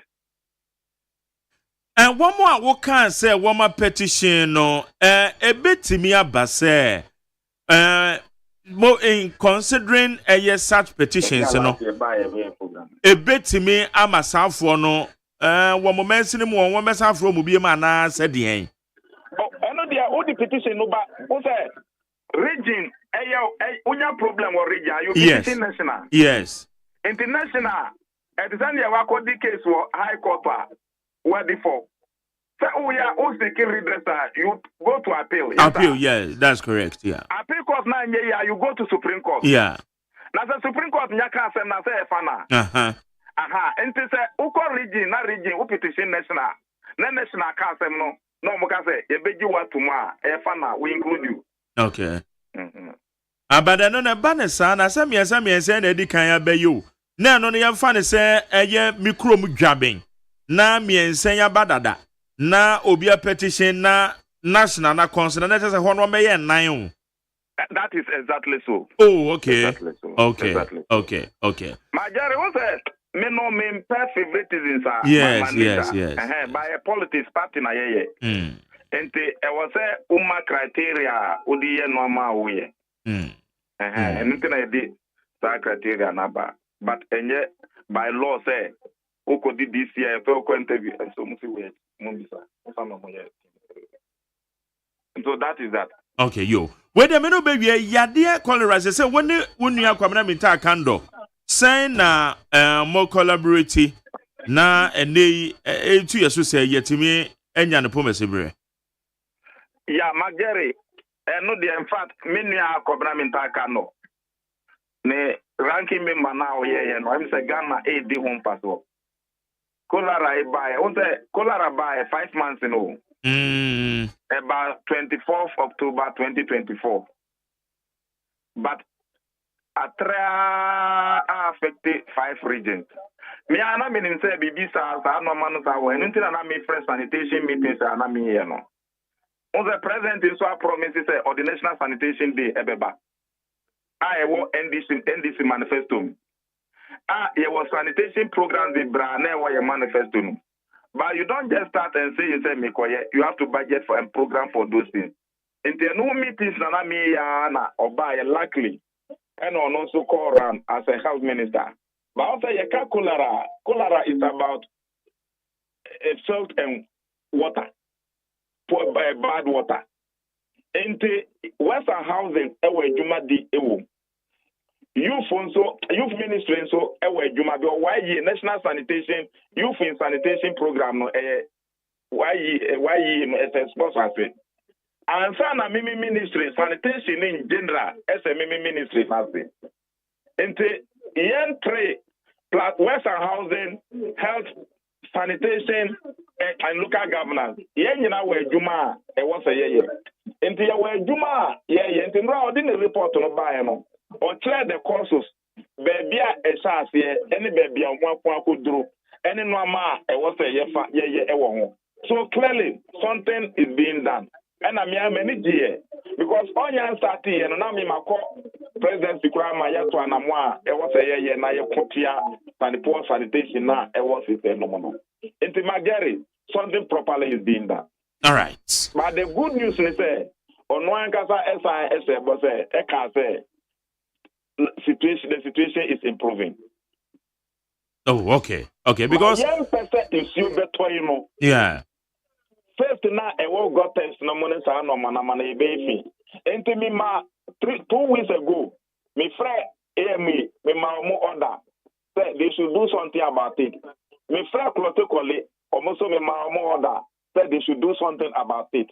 But we have to do it. Many regional ministers so Asia. So something clearly. The same me no can say gidigibi. Protocol gidigibi. But something drastic will be done into Magari. And we council of state. We government appointees. We MNDP is there. The other thing will be supervision and the sanitation clearance and sanitation week and sanitation day and how to do those things. So God being so good, we are on course. You will be a year man here for the new normal because so we had the year 2020. I recorded cholera cases. So 2021, 2022 to me say na cholera cases are back from all because you were COVID aba okoro wonsa say campaign say revisit you. Veronica Beckett says any your school some vantage areas. Na sa okoro wonsa no ne ade ensamra biem. Yeah, the WASH program and your friend know the WASH program. Okay. All those things to be done. Open defecation, we'll fight it. Provision of toilet in schools, kitchens in schools, and all those things will be fought. And the Juma, the bear one down there. Ghana no mimpe plenty slogans. Yam packaging here and nothing ya pese ya fre. Also ya fre, me say ya fre AMA4. Ya fre Greater Accra RCC. Yes. Ya fre protocol. Ya fre Minister of Sanitation Technical Team na Angata. I know my stakeholders meeting. And I have friends Zoom Lion said now, almost 4 years me can you know be uncle prepare. Your best friend Zoom Lion as a private practitioner. Now your friend Gamma. Now your friend Kokma. Now your friend when you are the presentation, what is wrong and at where and how do we fix it? In the majority, the same no can say Obia any preparation, yeah, Baba Sana, Yina. Later by 10th March going. Now was the national launch the National Sanitation Day before the rain setting. Okay. All right. But as for the behavioral change now, the new normal now can say you know. And no you no be partnership. Said at least it must be a sponsored program. Media houses no ebehama that aspect of the decision because come it by no musu bua pa o eno crepa but at least mu bua ni na say mu to petrol and yes okay so we should not think that COVID aba mu yente betra o if we want it to remain we must spend on it. Okay, as an Abeja Okrano, Honorable Julius Debra Ebra NDC Bandade Chemono na Oye local government minister. On the sanitation day be by Abosumi Bia, Yesi Monteneso, Ebra Prasadia no, Pastor Wadrian home. What do you see when you saw? Anna, manifesto no National Sanitation Day. Excellent, okay. Okay. Between 8th and 10th March. Say normal to make you can see any. I was yes, okay. Now you clear the field and the but this is I'm not at push. And to say it me BT a 4th March now. A bedroom time now at least. Now no man can see and I beat me I say. All right. Because it is led by the DC in each district. Yeah, that's correct. And the regional ministers in each region. Then supervised by the national local government minister at the center. But don't forget, me, my like you. Only Julius Zebra na chief of staff. And at the head of local government service, Kalistos Mahama, also the executive secretary to the president. Okay. And the local governance minister, as a Obiani war, and the use of no yes for our local government, won't be mad. Okay. All right. Honorable Ahmed Ibrahim, local government minister. At the same time, Banda Mrashe Bejani, Yada Papa. Religious affairs like and also na way pa chieftains and religious affairs, no. But when you manage so, you may be this will be to Miss Wire. Yamin count, Papa, honorable. It's a Yakadasi corner there, Yaba, Obeti Yanka. money how. I make papa. All right. Good. Honorable Ahmed Ibrahim Yamrashebejani Ewo Banda or your local government and chieftaincy and religious affairs minister. Onuna yeneno edi in common. It is over. Said ya and Rama Koyan Patam ti wahente yen. By 4th March na edino ashasi eba eye MMDCs. Me amenyon ko owo eye Madina Lankwantana eye Razak Hussein. Razak say no what to assume. Don't worry. Razak Hussein or ye constituency secretary de ma NDC. Menoka say ni din e kan nipa miensa no ho. Razak now to also say 1, 2 or 3. I said the moment. Okay. Yeba you go so yeba can messages in the ama. Ghana Montie. Ghana Montie. Ghana Montie. Ghana Montie.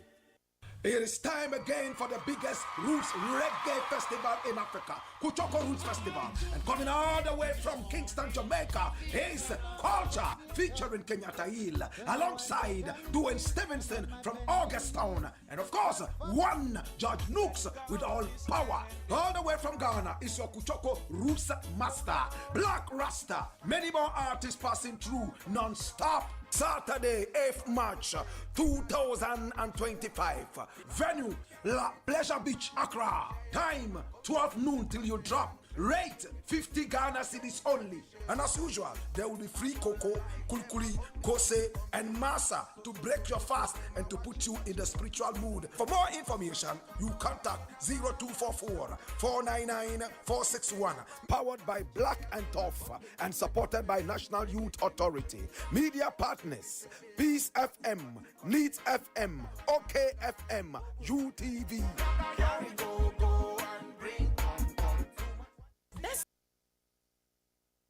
Ghana Montie. Ghana Montie. Ghana Montie. Ghana Montie. Ghana Montie Sunia we need 100.9 you go so na yemfa messages ni bia matuagum baby out the 020 1162746 afin audio de ba 020 1162746 memfa kakra ntwam na kwamna ento aso wa hama me ansa na bedwafo na ba betina sem Mesha Kasante say, in fact, there is certain agenda is really happening in Ghana now. And it was the main reason why Ghanaians voted massively for President Mahama and NDC. The PT Association, which was put under the pillow by the MPP administration, has been finally brought back again by the visionary leader. JDM and his competent minister, Honorable Haruna Idrisu. And it has brought a lot of excitement to both teachers and parents. Kudos to the NDC government. And Mark, please. Do you know the whereabouts of Maurice Sampao? Is he now a citizen of Togo or he is still a Ghanaian? About your Ghana here. Ghana here now. As I'm about to answer for now.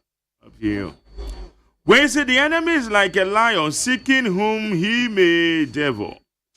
Do not be deceived by the smile of your enemies.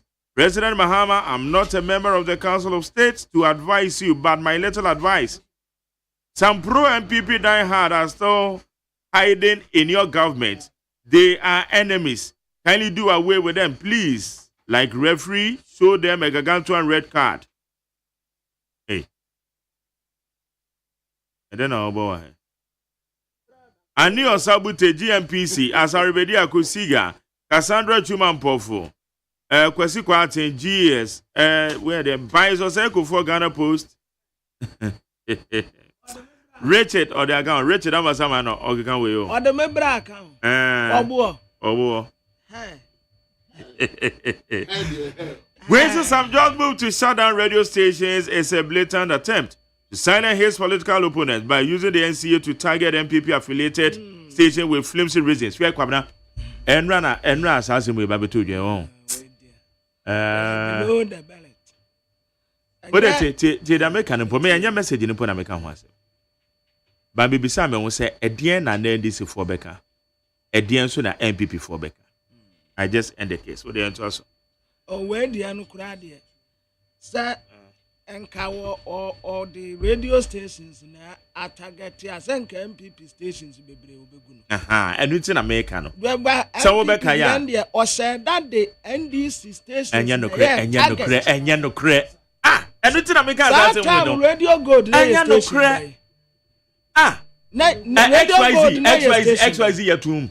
SYZ. Yatum. Yes, SYZ power. Ni nyina NDC stations wo mutum. Hey, Kwabena. Asamba na kanizano. Enya no cre. Power FM. But enya no cre. Mwamu na ye juma wo Power FM. Oh. Enya Mugabi Masi. Ene ayimu na. Adam wo muto Power FM. Kwabena ye say ya emwaye o. Power FM ni Radio Gold. Omu ya da tutum. Me pacho what kind radio station be and your friend saying Radio Gold for station Montie on the etia Montie amabi my daddy ni nyina ye enhyehyɛ ni mu a wodi nani si wo mu hu na otutum yes abi na Sam George ye ade asam na ya amuntumi nka no kure se kwabent wo ka no kure asam a okay no kure na wo kai my daddy Power FM ana muga mami ya me interview ah eh kwabra we say satu adwuma yase ya be ni say dia na o man ya tetro man wo so na wo ka say ya adwuma ni yiu wo na wo ka wo na wo ni ma wo se wo nim ade ya ma ni asla wo wusu akufu no mutamu a wo mututu sa station den ti no mututu Ekaben wo mu dia wo mu ntumi solve na Sam George so ekaben na radio stations where dia wo ntumi solve one two wa ma wo letters obi ankose na ne wakan ade no wakan makai from A to Z Lawyer Kwame Adolfo private legal practitioner lawyer Machi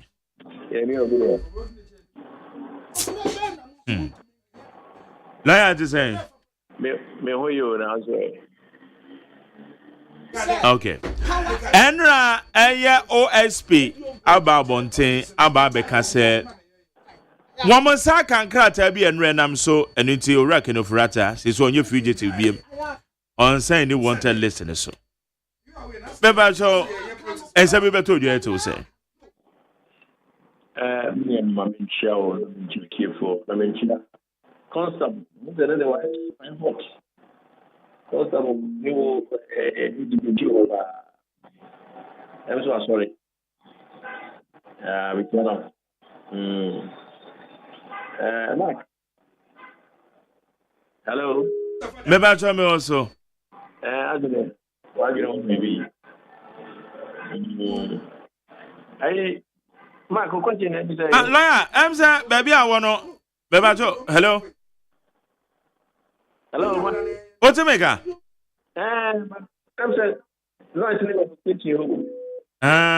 Okay, so to me cannot be say OSP or say based upon Nkrata and Saka from the lawyers of your reckon of Ratenti.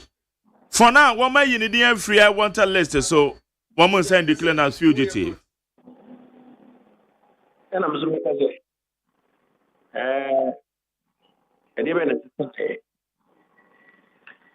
it's saying and they say, OSP actual Iraq bread elected on the 5th February 2025. So 5 February for sure can offer and will copy the lawyer.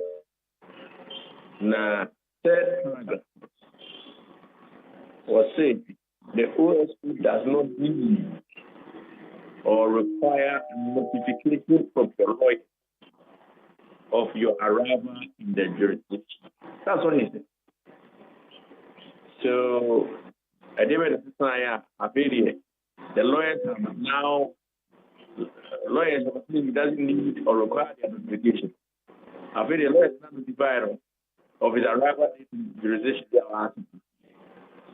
I didn't say somebody who you say you don't want his lawyers to be communicating with you. All of a sudden, he's done a U-turn to accept communication from his law.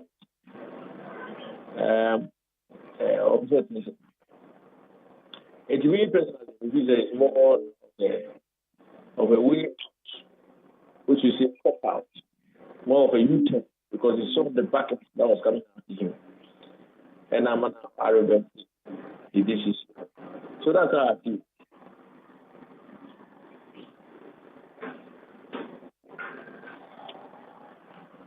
Hello? Yeah, lawyer. I'm out. This decision, in fact, I'm off on a tete Kafra. When there may be some say this time we share the acceptance of a letter from the lawyers. We share earlier press conference on my year. Say lawyers yeah so that call you. So what is the difference? Exactly. That is my point. Now I hear a spokesperson for OSP now says that because the now lawyers, well, the same lawyers, the now lawyers have now communicated a specific date to them. And on the basis of that, but you see, that's not what they said in the letter. They said that they do not need or require notification from your lawyer. So if that is the case, and even they say like at this time, I want to change some of my specific day. I don't see amount of it doesn't make any sense at all. Because you see, in a letter from the lawyer dated 7 February, what they call OSU, almost say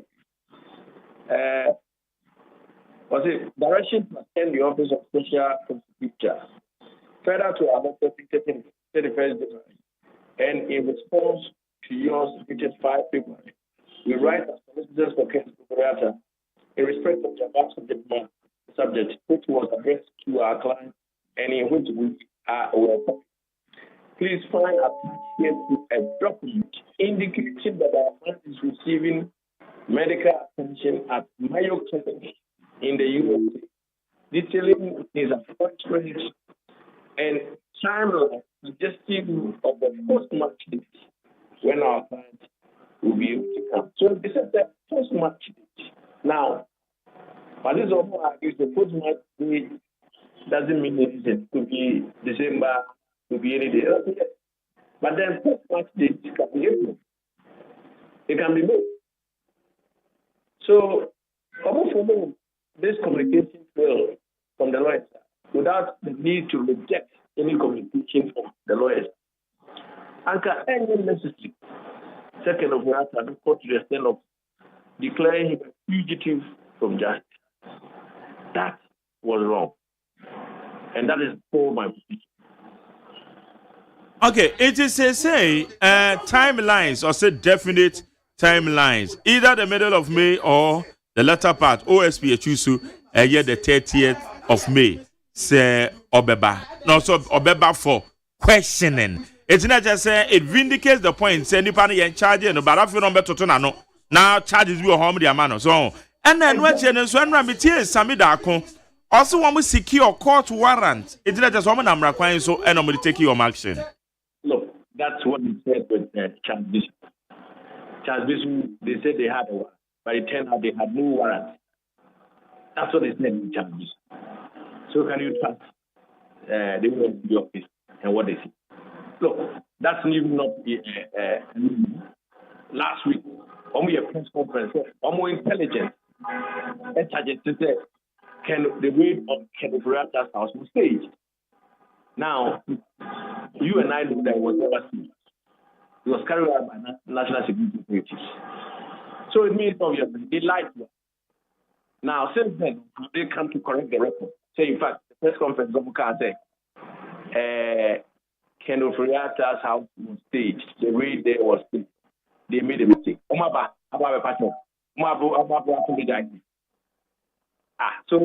and go we have a kind of much you can call one. I'm really doing it. Oh, Massa, I don't believe it one. Unjinde. David. Oh, no, I said intelligence. A chance came to bring the house. The raid was staged. When he knows that it's a lie, If I say, or secure court warrant, and only why? Only warrant, you will only warrant. Then we will believe. They say they are so I see. I will not believe.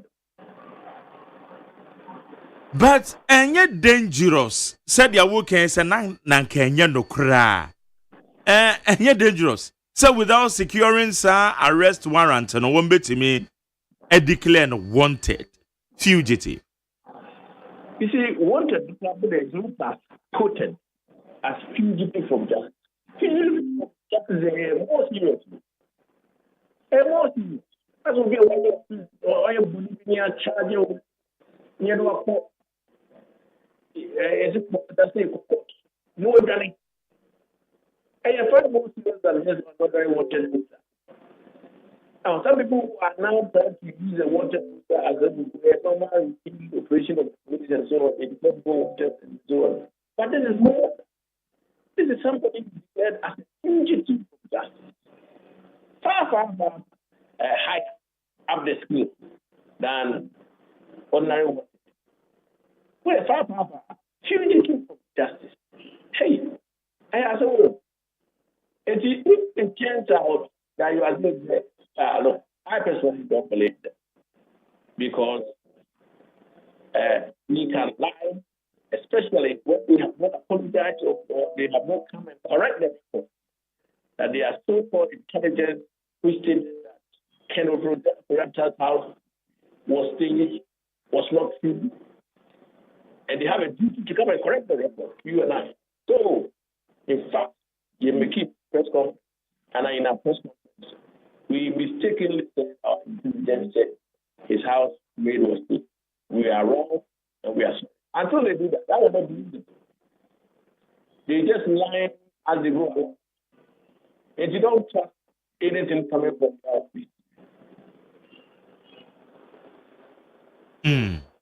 Say, baby, akwakodu, and they say you're watching you. And a woman issue caveat be say one more chain, not so much wama a ye date on which enemy saw bebana. One best I cannot too. And also, Master, you just get out of jail car. That is a copy. It's a way up. So the barrage of criticism about it's too much for them. They were on weekend, what is it called? That program we do on Saturday. News for been on other programs because people don't trust what they are saying. And the barrage is too much for them. So they need a way out. And that's a way out. So if he doesn't come by end date, then we'll activate our warrant and whatever. That's something you put there. It's more like a supervisor. But it means nothing. The whole point is the group and the group take that. And some headsmen through intelligence then and also rely on. It turned out to be false. And our faulty. He has to tell us. And he has to apologize for lying to the Ghanaian people. You cannot come and tell us that the intelligence is that the raid on the house was staged. When you have either you have no intelligence or you were plainly lying to us. And we should not let that go. I think we should continue to demand answers, which is what we're doing. Okay. All right. Yansha anymore.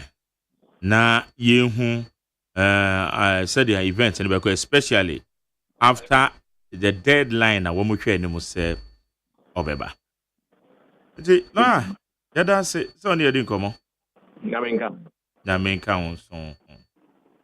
Ha ye need 100.9 ye ne eye lawyer Kwame Adofo na edi nkomo en. Ghana Montie. Ghana Montie. Ghana Montie. Ghana Montie.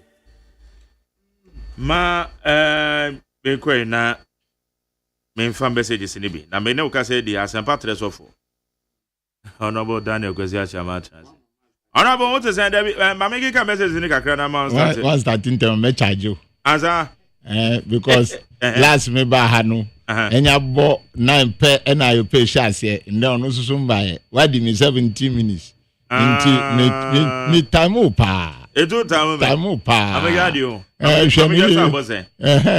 Me tamu pa. Okay, about 9:18. Me tamu pa. 5 minutes. Na me found until the call 22. 9:23. Mama 5 minutes. 22 minutes. Na me found we kakra fam na me ma.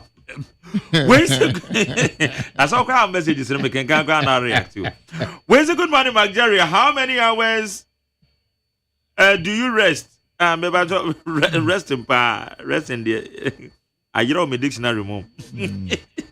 Where's the good morning, Mark Jerry? I'm a blaze from above. Also, we thank Jah for our lives this morning. Greetings to my lovely boys, Papa, Kwabena, any Blay, Papa Kwesi, Dante. Blay, yo.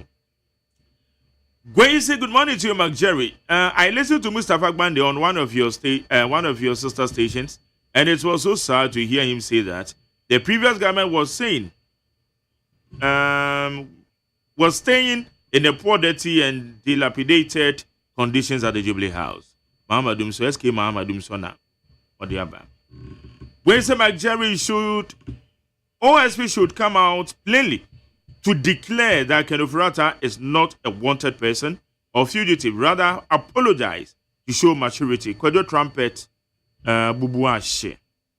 We say this 24-hour economy is now 24-hour closed since the radio stations Ghanaians yebete yepiga and radio station no authorization in your papa no yede. As regards to Hadia Safia Muhammad, our next MPP women's organizer. Yo. King David Adifrika the kind of leader we are having today shows Ghana is moving to the right direction. Greeting to Honorable Felix Nakoyo Okuno. Some radio stations close eba ye pen and bisa say NDC for beka den, MPP for beka den, nyachom as I shall see. Nyachom. My way on. In Central phone ye can't be. Nyachom. Hypocrisy. That is a normal na. Oh, Debbie. When say good morning to Mark Jerry, I'm also Manisa Katamanso. I can see clear that since NDC came to power, we now experience doomsday in my area. JM, please try and fix the country, and also let the light be on for us. Okay. Yate. And can you do no? I say areas be baby, dear was from baby, dear was so. When say Mark Jerry, I just hope all this move by His Excellency JDM to fight against corruption won't be a 9-day wonder. If we say this is nothing new. Mafia and Odiaba. Whereas in case there is a ghost name in any institution, they should print out the names with pictures for everyone to see. And no one should throw dust into our eyes. Whereas God bless JDM for showing good leadership. He is really a gem. Where you take a spintex. Where say His Excellency John Mahama promised Ghanaians youth 24-hour economy. So why are they sacking the first shift already employed youth? Mahama should just add the second and the third shift. Okay. Ishraba Anelka. So for my midi freedom, if President Mahama and his NDC can deceive Ghanaians with 24-hour economy and later turn around to sack the youth from the work. Damn. So this resetting pan, the energy say na echo. We ayes of my and will be say. Anyway, so let me explain it this way. When they say let's cast the net, they expected to catch only tuna fish. So after the net had been pulled from the water, the sailors do sorting out to select only tuna. Then other remaining ones are being either thrown away or dried by the sailors themselves. So we don't have fish called kaku. But after that, they have dried up and brought to the shore. Then it is called kaku. Kaku. Kaku. Fish na ne kan ho asem. All right, honorable. Mama kwa baby. Yeah, I just open it to say. Ya me adom babo. We say we dem 5 minutes and people. Say o di boma na 23. Obi say 1 minute in 10 years. Fa ka ho na hwe. O di ka ho na 23 minutes. Bibi aboko de. Ya me adom na so. Oh, the sheni nyame be. E de nyame as. Ye gusu ni nam e bom pae. Ye adwuma. Ye adwuma. O bom pae na je say o bom pae say osura himam nkai wa yen sa. Oh yeah, ene de say o ka bone. Oh, and the nya dia be ferika. Ebe kampa. Osra himem on hwe ne no fan tua meka. Esa pepepe. Aketua no nye papa. Anya papa. Esa pepepe. Igo wabre. Honorable, yeah, share revocation of appointment in the teachers there. Next of what the any say one more attention. So teachers there am able to. Some revocation of appointment. I said who you bound. Your thoughts? Yo, Jerry, me chawacha eti for ni ahwe for ni na our line so. Niameka adikan eni say wona ya catch am say omunku fie no. Me momuku say because they are not the cause. Enye omu de say adwuma no ma wie sukwa nka mo pese mo ye adwuma. Ba ne oye cause na eni nanado ni na aban. Etwem koye. Etiefu amotemi muntivi. Misremwa.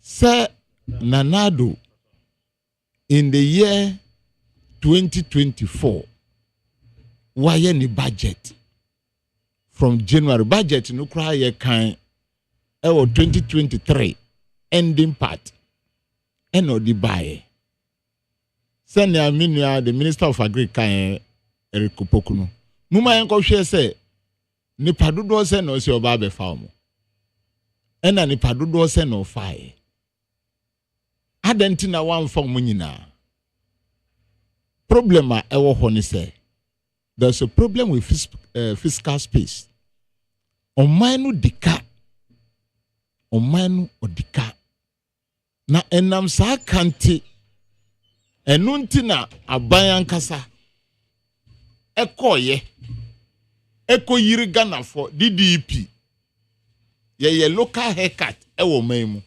eji amanfo sika bisa hu se ba mu se na aban ekoye ko ji amanfo esika ewo bank se midi bu atuaka enu echi yeti Ghana ha Bank of Ghana etumi boka asema ensida ewo ya bakosem Bank of Ghana to me dika to the tune of 60.8 billion. Sasika no yenya mpefu franco sheho. Ena eya wan say Bank of Ghana betumi edika sa ondo onye hwe. Onye transaction. Oye bankers bank. Na Mahama ni first time no Bank of Ghana nyamfa so mum ADC hospital which say na sika eni ho Ministry of Finance omu boka around 48 billion omu prani nyina the Bank of Ghana asa printi sika minority then ekasaye Honorable Haruna Idrisu Honorable Atufosin Honorable Veji the frontliners omu nyina akasaye say Dr. Adisi A printi sika de mananado MPP for say mayenka enko we asie no wa printi sika over 70 billion edi mananado COVID ebaye omunya ska ye ko Eurobond Yakobo Busha ye ntumi antia enunti ya pam Ghana from the capital market ena yesa di mrika fakura edi ko IMF weni nyina kire senjere kire se sika ni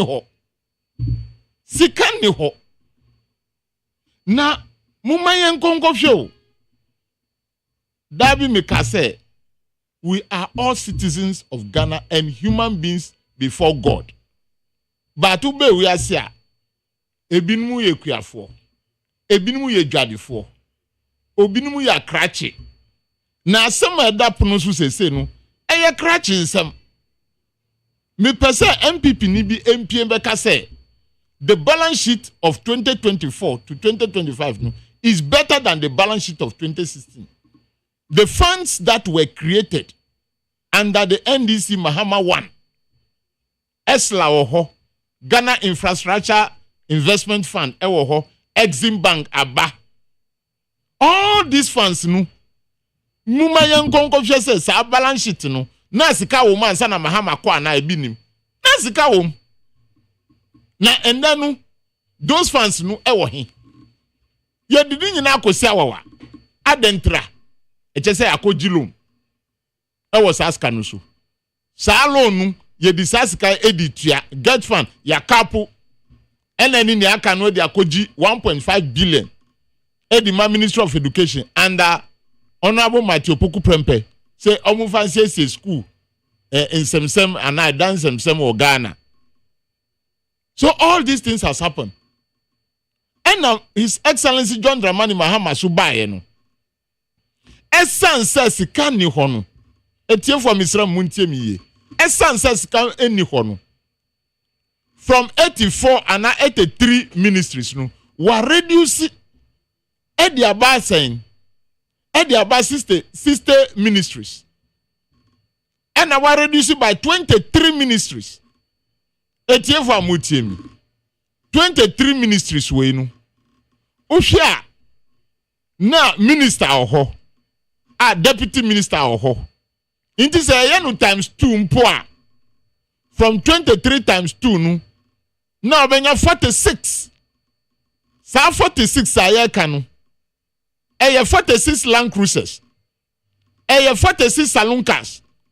Eye 46 bungalows. Eye 46 garden boys. Eye 46 security guys. Weni nyina no His Excellency John Dramani Mahama eye free ho. Why? There officer senka sika wo Ghana pa no abamba ka say obeye cost cuttings ah. Onye. So there is no money. Sika no ni ho. Indra nkwa onu His Excellency John Dramani Mahama eco declare ni asset in a way to manage things. Echese nema munye. Na weni nyina echi aye bre no. Nipa kra obo manika. Nipa krontia. Ghana for business egu ye no. Wasa fa list tin say misa employ Ghana for Montio muka. Where your friend be ye? Because you know says he can ukon one just kabia oho. Mahama Ekonu, the energy sector. So wajai excess capacity. Mwachwa huntrosa ena mutia so billions of cedis. Can offerata ko chemba ebisa no. Sika oboye no andrew 1 billion po. Ba mudi nam ena mutia billions of cedis. Even that excess capacity no man to me manage anhwe say let us maintain it in such a manner say capacity no be ho there be in there say asakum yes akọ problem we have to go back again and rewind gas atuabo gas say first use fuel to power the machines the car power the memory power a budget thermal plant I roll is here no any near Mahama here no we need fuel but say no you change the akọ gas susu one edi buy gas no susu no time Mahama takonjaso with late Prof Mills no they plan to have what atuabo gas and it came online or on stream and sana free power. That was what we are using.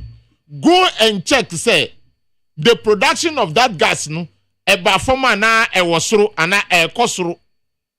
It has come down. The oil that we are drilling has come down. And the particular government, the cocoa production, baby, ayenya yesika syndicated loan free from 966,000 metric tons, no, about from to about 330 today. A bankrupt to me ko jiska say the cocoa bekono. Na was penny sika na we no cocoa susu anko enu susu asako danika. Abanyanka sama purchasing price of cocoa a bag of 3,100. A man for the cocoa the buying centers no sika ni ho. What does that tell you? It tells you that we don't have money. And the very person what created this messy situation and a murky situation on one nasa kofa list in say employ this person, pay him, employ sikabe na yedi betuaka enunti na medical amaye nu anmuku say it is not their problem. Omudi oma we school Omukita munkrata.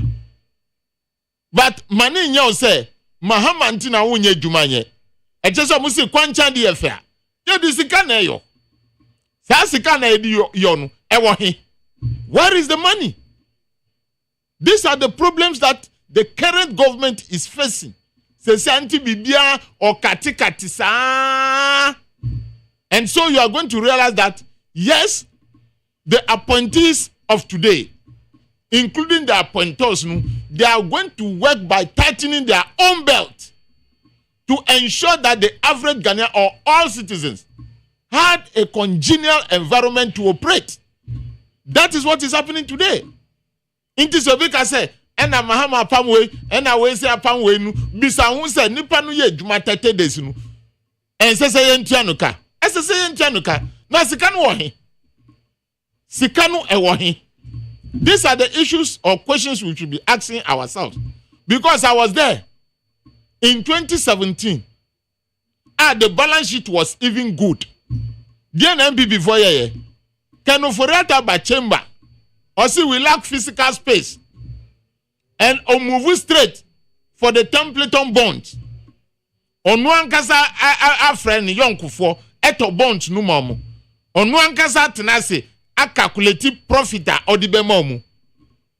Upon all this oya weni na wienu. 18,000 health workers are yenya clearance mom one that said tekpenu.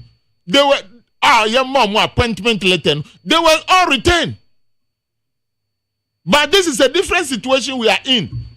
The facts are on the table. Clear. We don't have money. Honorable on record. Yes. Some people had the appointment somewhere October. Yes. Portal was open. Yes. They were trained teachers. Yes. Professional teachers. Yes. What did they do? Moi, son amour opposition, I must say, I buy an infenipa. Nurse 44, teacher 44. I buy na from October. What's this for no question for you? Budget Ben ID form. Which year's budget? Catch them. Auntie, not woman, not gonna come. No, be the budget. Say, ye were yearly budget. Budget Ben ID form October. Now, budget Ben is here the form. 2023 budget. Sorry, 2024 budget. Yes. Yeah. And I do form. Asikaoho. These are the issues. Baby Bebo Becca Sagana, Sikao Hoda. No. And not to my Gaza, Jerry. What is my cousin be say? We are all equal before God. We are all equal before Allah. We are all citizens of this country. But in Kombobi Wahwa, Obi Ejadini, on Tiasie. Ebia Obi Susu, or ye Juafu for Epiani, on Tiasie. But krachi fuonu. Let us go to the balance sheet. Obra abana or fancrofonu. Obra ben or boy. Sikanu ho. That is the question. And nothing to me boasi. Among the problems of the past government what jettison to the new government ebaye. That the Bank of Ghana cried to me by say Niska and our Boka. What does that tell you? Central Bank Ababe Kacho say, ye Niska, ya Boka.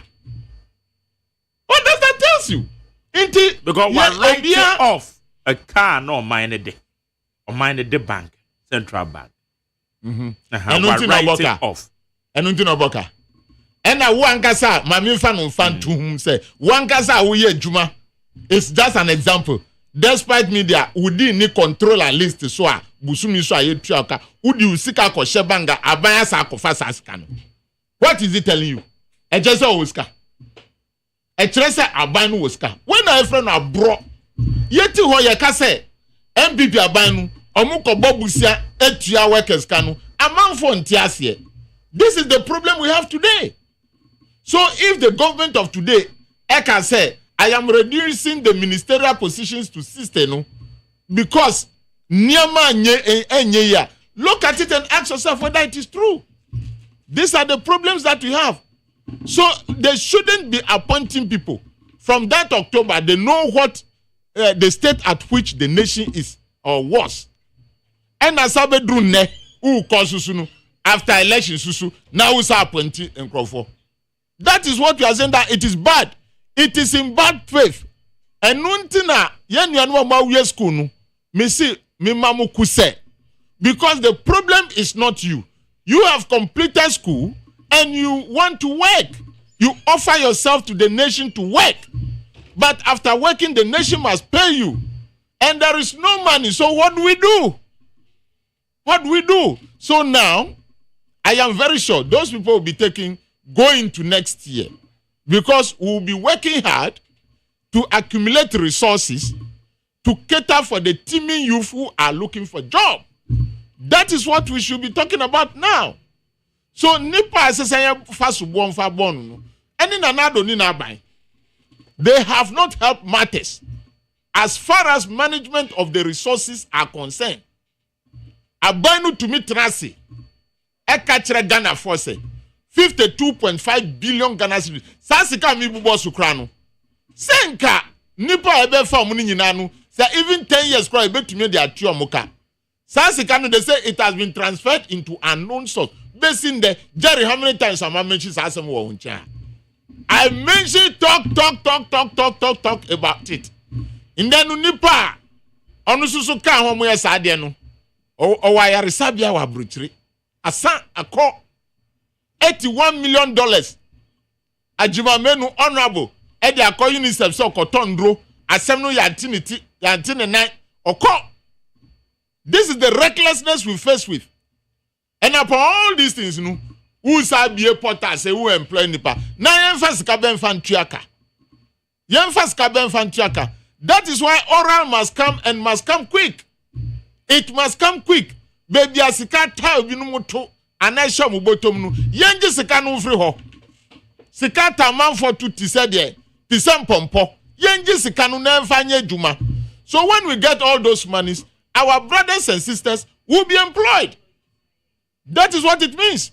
Because we cannot hold salaries in arrears. No, that will be very bad for this nation. And I will share we need to restructure a lot of things. And that is what we are calling for today. Yes, your appointments have been revoked, but this is the situation in which we find ourselves. Very difficult situation. Energy sector, yen hia sika, ukodru hosusu a. Now, amanfo ejiji sika no. ECG account by heart. 84 and 82 accounts for one company. ECG. Aden. Kronunti 84. That is the situation in which we find ourselves. Look at abanya wabie free SHS. Nipa bebre awie school. Yes, ejuma be na obi etu ho. Wan be ejuma. So now if you go to the sector ministries, the employments are excess. Excess. Mama mi ankasa mi infantu time mi wo parliament. In the 6th parliament, you have for national service personnel only 200. In the 7th parliament, 400. Certain crowd service personnel, they don't even have an office. They don't have tables. Now, Muninam MPs, secretary, Wahakakra. Now, sorry, Akakra. By the end of the day, they should be paid. Yes, I agree. Because we've employed them. You go to Tor. Instead of 250 workers, it moves to about over 800. But you are not going to see any productivity. That is why some of us are proposing, say, the current national service personnel, we should structure the thing in such a way, say, that service, it should lead to the productivity in this country, where they will work 6 months in office and Jerry 6 months in the field. Now you created these production centers. If you have like maize growing areas, if you have cattle ranching areas, poultry farming, shea butter, when you spread your munkoho, because at the end of the day, whether you are employed on the moon or employed at sea, you will eat. And you must eat. But there is no food. So we must use this time to produce the food for all of us to enjoy. And when we want to talk about agribusiness, then it means we need a lot of foodstuffs or raw materials, which are agricultural products, to push into the what? The agri-business or industrialization sector. Where do we have those things? This is Commander Sugar Factory. Enu nedaho. Factory nu pro. MPP for Kasa several years. Ashidi ni ho. You get it right. Then you go to where we have the Fisheries College, Anumabu. University ayesi nyina aka urem. This is how we dissipate the state's money. Hospitals are yesi said to akaka kram ya wienu ya employ nipa. Niema ya go on nyina ya German say Afari Hospital ni akika in some parts of Ashanti region. Some of the E-blocks are were not completed, were not utilized. So all these things needs money. And that is why I am calling for peace or cool heads among the youth. Say, Munumunso and Chope, the 24-hour economy, ebe career nyina. Because in Ghanaian Times, front page, said the Minister of Agric, no, Eka say, was secure 10,000 hectares of land in a number of regions, Yedibe puti under production. And that is very, very critical. Jerry, Meka say, these ministries must overlap. One say, ye be agri college, say, Nipanu we are, na ya yenu agri extension officer. Agri extension officer, no. At the end of the day, what is their productivity? Meka say, omunye jumao. But we need more from them. What is the quantum of their productivity? Their impact that we can assess. So right now, to some of us, the agri colleges must liaise with the TVET schools where these boys will be given the tax. You choose a program, say a oil palm plantation, say a maize, say a cassava. These agri officers should be attached to these schools. These schools should be used as a production centers. Now you're producing a lot of food in this country, leading to industrialization. These are some of the things that we can do. And then the Gratis Foundation also should come in. If you need a machine that should grit cassava, that foundation, Gratis Foundation, should provide those equipment. And now you're squeezing oil from the palm nut. Gratis Foundation should be seen. These technical students and active students, they should be part of that production process. And but right now, many of their operations are in silos. Agri College for Ayomudianku, TVET for Ayomudianku, Gratis Foundation for Ayomudianku. They must overlap to ensure productivity, proper productivity. And in so doing, Yenuanuma, in there, Yarivoke appointment, ya misima medikai amomu kuse ya pa because obia won the life calculation say can must start ejuma at this age because obia kwa current here dying oh baby oh that is true and until mama why yeah ejuma for about 3 months now and the person have been asked to go machire emma weni nyina ebae and it will not be good to on the government say you'll be borrowing and be paying what? Salaries. It will not be good. So let us hold on and structure and see. Jerry, one thing or memu that say, a man for being ako police training and now military training. Or musimun kakra till the time that we call you to the training grounds. One TV that. It has been happening. Adentina, obibeye medical simibia we musi kakra. Because things were not right. So that is what is happening right now. So Madika Momuku said, but the problem has been created by somebody. And nothing during Mahama first time, you take your time, you get clearance, you push the people. Even as at the time Amunya clearance at the health sector, the people got the appointment letters and they were all withdrawn. But that is not a good practice because those who are completing school now, they are our children. They are Ghanaians. They are entitled to work and make money and have a good living. That is why I sympathize with them. But they should also know that somebody have created a problem that we are facing today. And that problem must be dealt with. The problem must not be dealt with haphazardly. It must go with full plan. Now ensure say, or China Sanya Manu, Mani Sibium. A government has prepared a budget. And at the end of that year, no, and I will employ in Crawford. Say, Omunko, no Munko Ejuma. Yes, that is good. But say, American Dikano, Nkwancha DFA, Ye Disika, and na Eyo. What we need today is the support to the government. MPP for Tama NDC opposition. And I say, oh, Muya press conference do. Muya press conference do. Munko kind press conference. Amaya and say, Bebu Suminifa. Nafa compare. That is how opposition is. The Bias say cry. Akuko boko kro kwa. 9 people for a press conference. Yeah. After that, me say that is how opposition is. Inti ya choma here press conference there. Ombe to me 5 in a day. But His Excellency John Dramani Mahama, any government, follow your plan. Follow your proper plan and deliver for the people.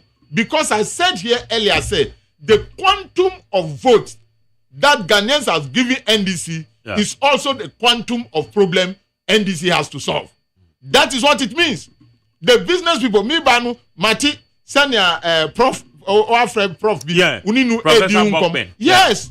These are some of the things. Sir, who the tax baby, you are killing business. Sekanumpo say electricity obiabeko illegal.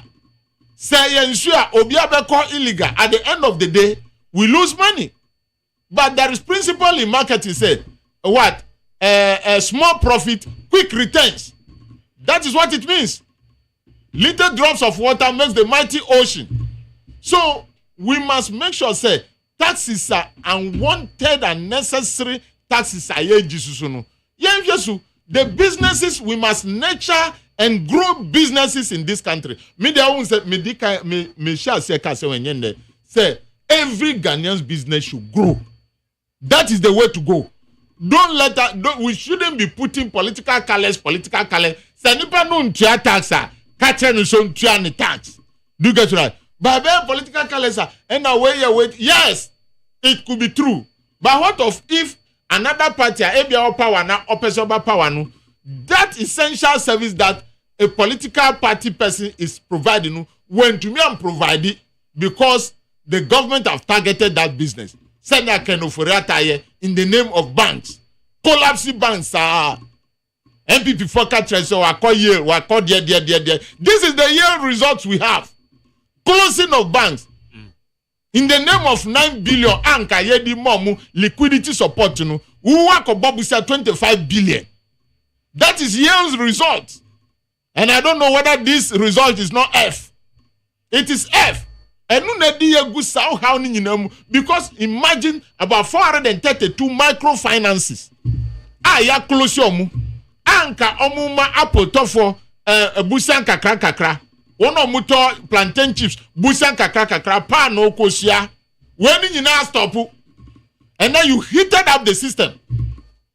What block it during COVID time? What block it borders of our plow? Yen yanu muko Togo kofa jeans ni weni nyina wa block 2 years amanfo adiomu capital we Jeremy si ko Rich Hospital ko hu ne ACCC a ebe yo nwanwa yare kiti wa hu niska beto adro this diabetes ni hypertension dro enu susu ni sika wosoro wontumi anto a ugina ho kasande ochina ebeti a wa hu ni papa mo gina ho ndra omusi wa free mo.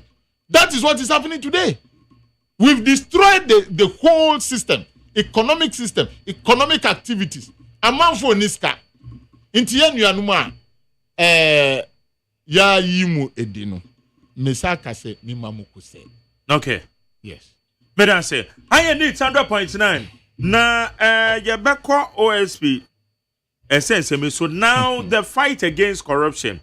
JDM declared the asset publicly. Publicly, no, doesn't mean say obi any envelope so because emrano say we are fakoma auditor general asemba ho a eye court na be auditor general no akwakofa wu nipa no envelope naba na ye bebi so ane ye so but why no public there or the dance yes we declare the asset and nam so or the course in the man crop for 1 point say by 31st of March so wu nipa no wan you no will become nti eno so ye say is that the way especially the fight against corruption. Yeah. When say McJerry and Bichia Kwabramah for while I said if we are gonna in Saban. When say my name is Ebenezer. The micro minority claimed that they were paying the bondholders, so the NDC shouldn't take the glory. If so, how come the bondholders were picketing at the finance ministry every time when they were in power? This propaganda of theirs won't hold at all. They are just making noise in our ears. So, Makurugu. When say McJerry, let me plead to the president when he wants to appoint MCE for Nkwanta South, he should consider a neutral person, but not any of the fighting or feuding tribes. That is Oshono. Else it would not be accepted. We say Nkwanta, the Okoko so honor. A baby pa. Baby. And the Nipa Erikus Dada, the okay in the Menene because in Nkwanta South, that's some we are very careful. Because MCB are oba ho meditating some bebre allegations. Because Nkwanta South issues many of the actually pa ana emwa. Capital any of the 3 traditional capitals. Okay. Do you get me right? But they've settled in the capital. They say no, they want the person who will control the town or city or municipal of Nkwanta. It's na Adele forces. Adele Chalane. We 1 2. They all have their traditional capitals aside. And actually Adele any Chala. Do you get right? Inti miensa wenu they have their traditional capital that is not in Nkwanta. But says one more why they be control Nkwanta. Inti who hear BB says here, they say yemfa no say government mpanyifo bi ko say say who frɛ bia Adele a one frɛ Chala ana ne atwede na kyerɛ sɛ nia wo frɛ no no wo pɛ sɛ wo yɛ no sɛ on supersede the other one confusion about. That is what is happening. And I am very, very sure the time they were looking for the capital of Oti region, this was one of the factors. The reason why. But there is a court ruling, 1888 or so. Let me say, now they wait till they wait to me. So why? Some 3 traditional areas. Okay, Wunu manage for the next 20 years. Mususunu Mudia for the next 20 years. And I say 5 years. Ubeka say 5 years. 5 years. Mufa manage mu. Now when within this period, this person should govern or see to all that will happen to Nkwanta town. Now Mufa because you are one people. But they be a way to look. Now we come man for be quite for me kokuno. Political appointees Yakumbi that under 2016. Oh yeah. MC. I said MC. Was gunned down. Yeah. It's all about this. And Untinipa our friends say they should look for a neutral person. Why are there? Other than that, then the regional minister should be controlling that particular place for a while. Ombe to Myanmar proper solution. Yes. That is what should happen. A very important. We want peace. That is my region. Yeah. Yes. Yeah, I know. We say good morning to you, McJerry. I will always agree with Kwabena because this Akufo-Addo and this MPP Gahama in 2016-2017 also went to IMF before Akufo-Addo came. So why are you blaming Akufo-Addo? Kwabena the Fripokiase Benghazi. I say it is not Honorable Anodombre who will decide the results of the Blekuma North election. He can't threaten EC to favor and declare the MPP candidate. The winner should know that Blekuma North is not his constituency like in Saomadu Ejiri, where he used his own power to declare himself. Ablabi. Don't him say another and you one they declare no.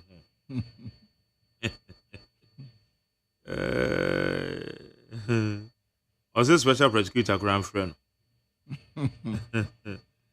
So, all right. It's honorable OSP issue here to say.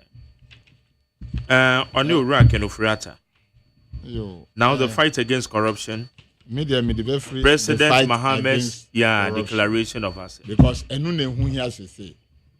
Now, Jerry Ushia, when say fighting corruption need a hydra-headed strategist. A quite be brilliant.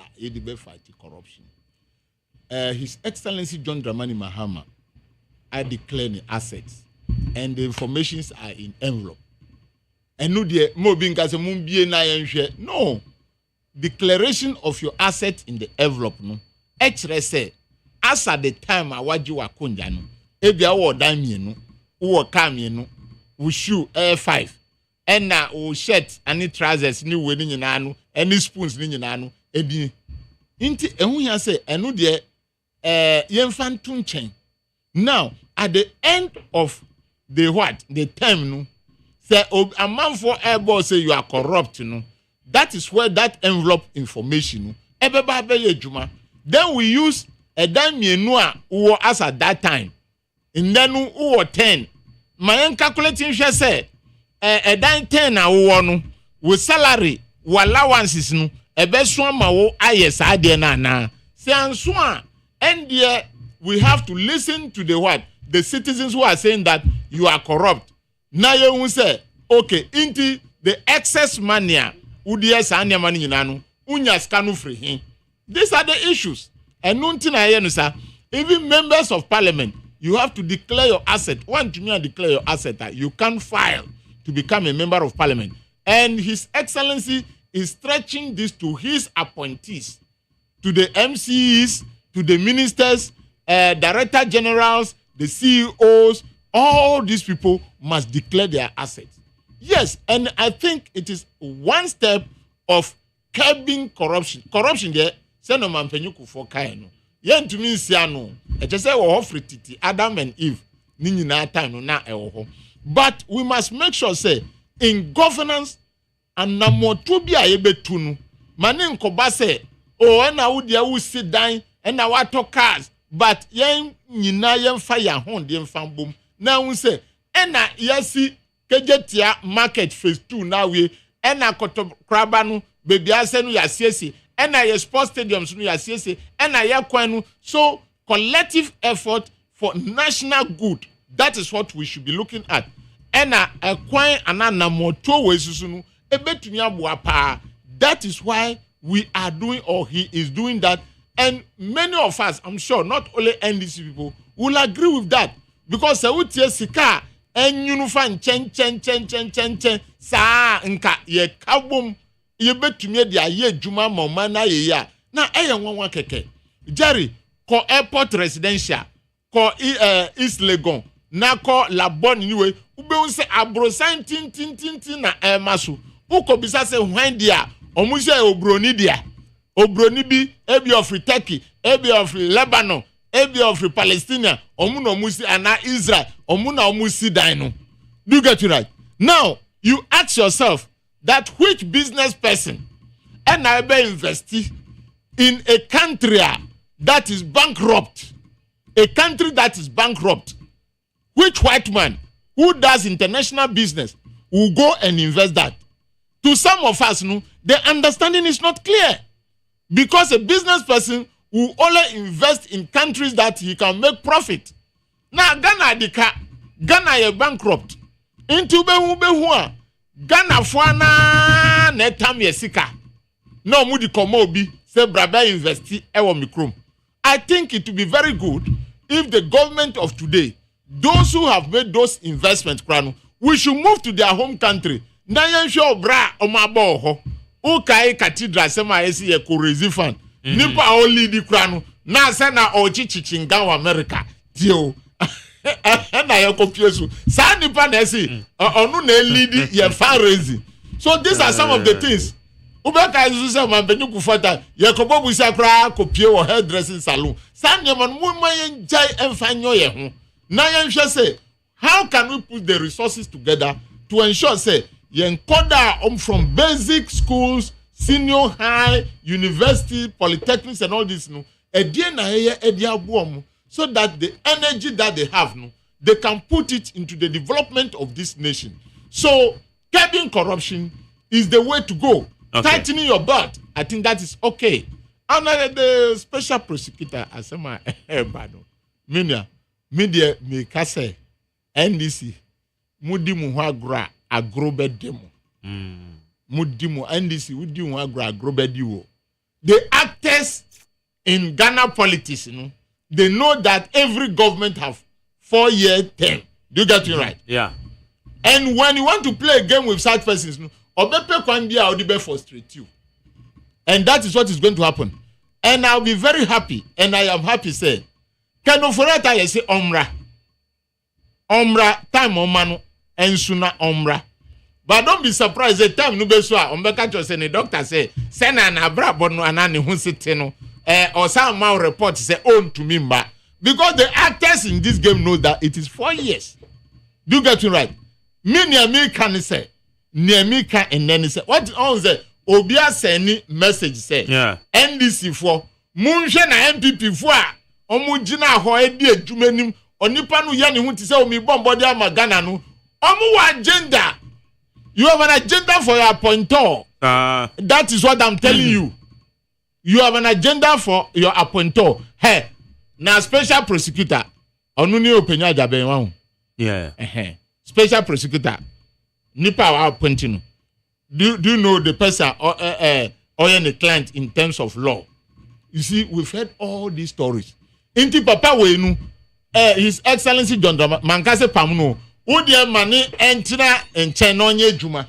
But appoint your own special prosecutor bedi juma normal. Because on Nankasa neba with the press conference, dan mi share send opinion jabe wo so ne ho press conference no so kasa minim so no na ebe withdraw fugitive to wanted. Now wanted has been removed. It's not wanted. Fugitive no so year free oh. And now because say we you fugitive and they about wanted and I wanted say so yes I year free ho. And yes sir, the people are playing games with us. They are playing games. On omunimuni omuye. Omu ko hu meeting. Minimiti nasi ba wo ye penyi o memu a wakokot da. Omu ko hu meeting.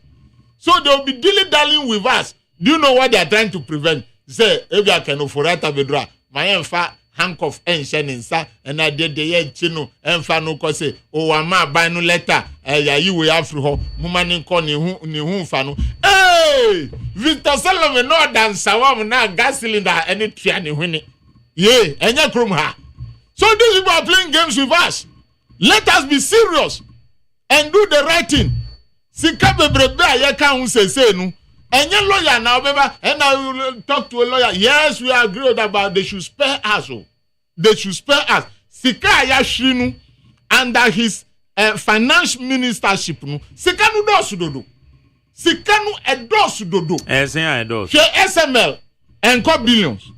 SML deal ayetumi ka kire kwa brani say ade a wo ye no enye wanye endru billions. Na sa billions kura no ye nuanu ma yeso mu nkofie no ye di tua muka ye nya be say 5 years ye these are the issues on the table and you know na lead this cathedral issue mu se ma ko isika from contingency vote bankoda no e komu di omu de ye ntumi ko isika from contingency vote no ento di ani bankoda. This is the person we are talking about today. COVID buy e kura no oyi 10 million say Omudi koye insurance edema health frontline workers. Insurance no wahi.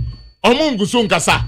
This is the person we are talking about. But his lawyer too, say wa hainu obetianika or boni whom body say he is protecting the image of the person who have inflicted this nation with financial what? Malfeasance or machinations are. I'll take the malfeasance because court has not yet seen that. But these are the allegations on the table that are clear in black and white. This is the person we are talking about today. Because say who or data bank, you say you are investment banker, MP4 cabo basu sa, and at the end of the day, this is what you are leaving us with. Who is to protect this person? Who is to protect him? Ubetia, one or more edim bebreba yeti or National Service Authority susu, omusi ni panu susu ni Ghana. Omusi so across the border. No more. Nepa beno ni Ghana. One of former National Service Secretary and Penyifo no. Obani nyina yire Africa. Me who be the amafa.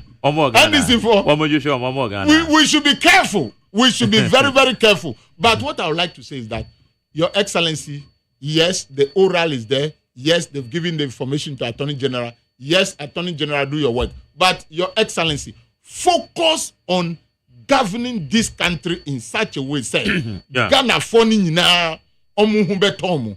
I tell you, the vote we have taken is also a demand. Okay. It's also a demand. So work on that. Madam, so my question for so no monchiro madwen. 03022579002. 03022579002 and 03022435540. 03022435540. Adami. Memo ache. Hello. Magari, I say. Nanko pando me yetio. Yeah, me am in ABC because if abede. Itia the majoni minia we jo we enjoy ojabia wase one out two ni chiano. And your friend no crasa. No crasa ichemuna. Ma Jerry me da say because we kid me my yes I mean sankan. Ubisa Ashaman say we go for the scan here we we 2 million euros and you and over use. Won't you mean? Yeah, unse Yama Yari Canon, Ashama Canon. The first time it takes that press conference of Jabinam said, a planting. And Ashama, why are the pan when you fear office work? Now, Minia Mahama. Minim Ampo said, Abaya to man and Yatina, own no we are, mean just yet. Achama, we only make patch of coho. I'm saying, yeah, we national chairman, Pinifuno, what? Amatiada. Amatiada, get to come with beer always. Nom gusu a year, quasa. Only yet money, among this. David, and now the Awokano, then I'll get Canzano. Is I'm not Cano. Among this, money fee as a Kofrata prosecution. Only if he a special prosecutor, no fan call, attend you now. Kukwasa no Yampesa, Medasi. Okay. Check on Mafo. Mame, nurse caller. Me pacho maje. Major also Mr. Mike Jerry. Ah. Mizano Graza. Yes. I wonder I met on Gajaza. Oh, and not me by shoes and okay, and no man maybe I'm at look. My dear, one say ya buy na credit no so why di impeni for mo wa ben mu no no dey look ready e ho anu aka ma bere wo opposition na mo wa ben mu so credit so e say ho ye de say uni say afi na o manya appointment no enti yo budget nko amaka ma ba to mo credit ndi en fa budget hu okay. Yo, Mate, you're great, you. Na catcher, me boss, our work studio said, Michelle, yeah, also, was it Massins win Yanni how and come out go Jake a creguso. In the Magdalene, in the Medicine,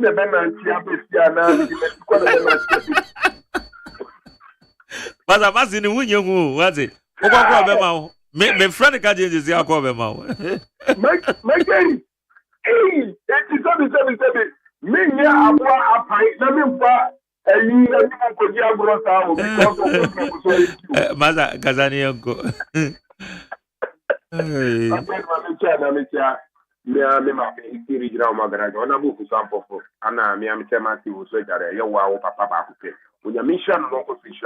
Na Dr. Tunobi, who was watching you. Na yes, let's and Kylo, and I can't so you know.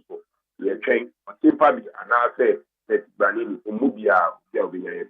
Opening a year Kelufuriata asked them my year come wasn't. My dear, Nikadi, so we MPT me. No, we defend Kelufuriata. Me describe you like who say if I'm we are tied. Because Bonia Papa, and then the pay. And they were many one, and then Minumukate, a bit one, Minumukate, a bit that Yarian Paso, a bit one was said it, Oma Atoma Casacasa, Omedinam, Omutimi, and Ya Oma Pomo Day because of Canoforata, the pen Munaji. And then Tika Ashiri, and the one that is a national service for Omusika, I Kemo, and the Dodavana and Aditya. Yet me creating Nipa over 9,000. And when we do for share national service, I know we check it free. I hear you say any part of the arm. Anybody when you have to also make a for that. I hear John Swan Van Uncle. That be that. Moya Van Major Amrano, send you solo me. Any I go that we know the two good Amrano and require me so many for one name. Among fools, one is all my nationality. And so you don't get a more to Abemo. Fiasco, you're fucking for that in Yamrano. No channel one soca, no man to a mayor, or must say, oh my Ghana. But you already know that Yasuka. Ghana for Mummy, so much as the man. Madam say,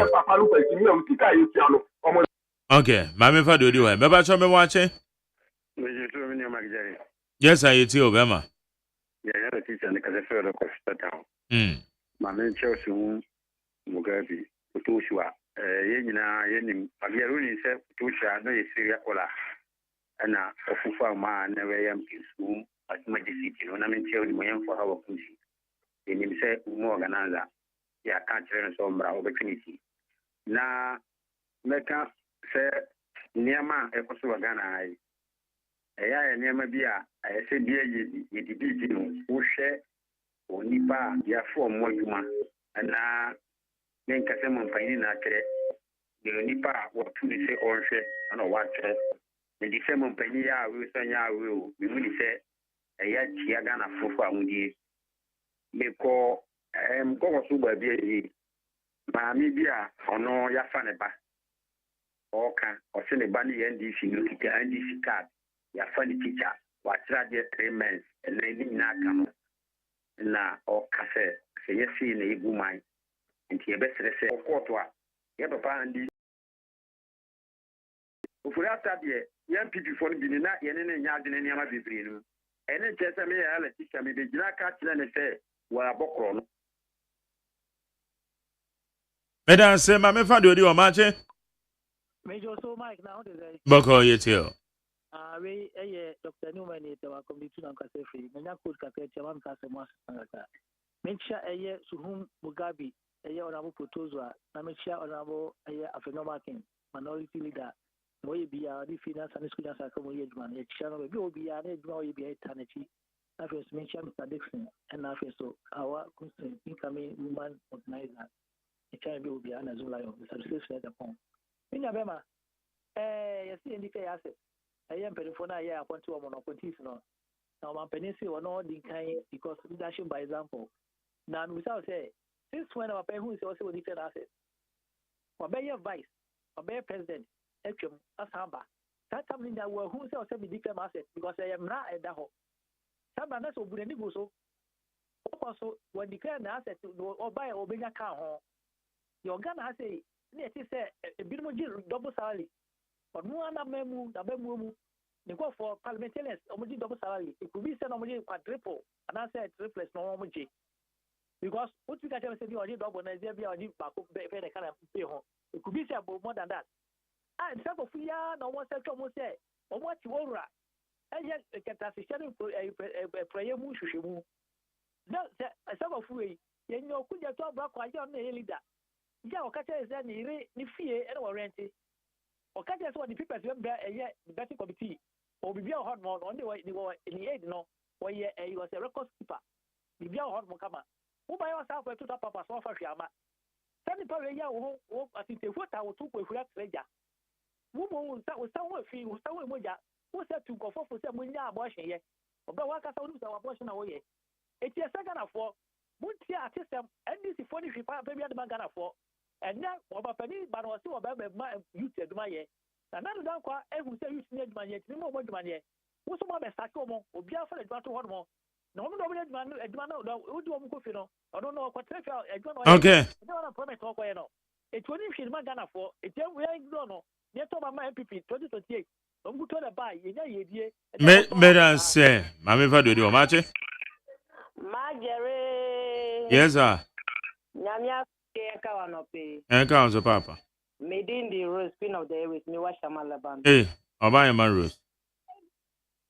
Marjorie. Nyamishra on Jumapa, we are wow, my Ghana.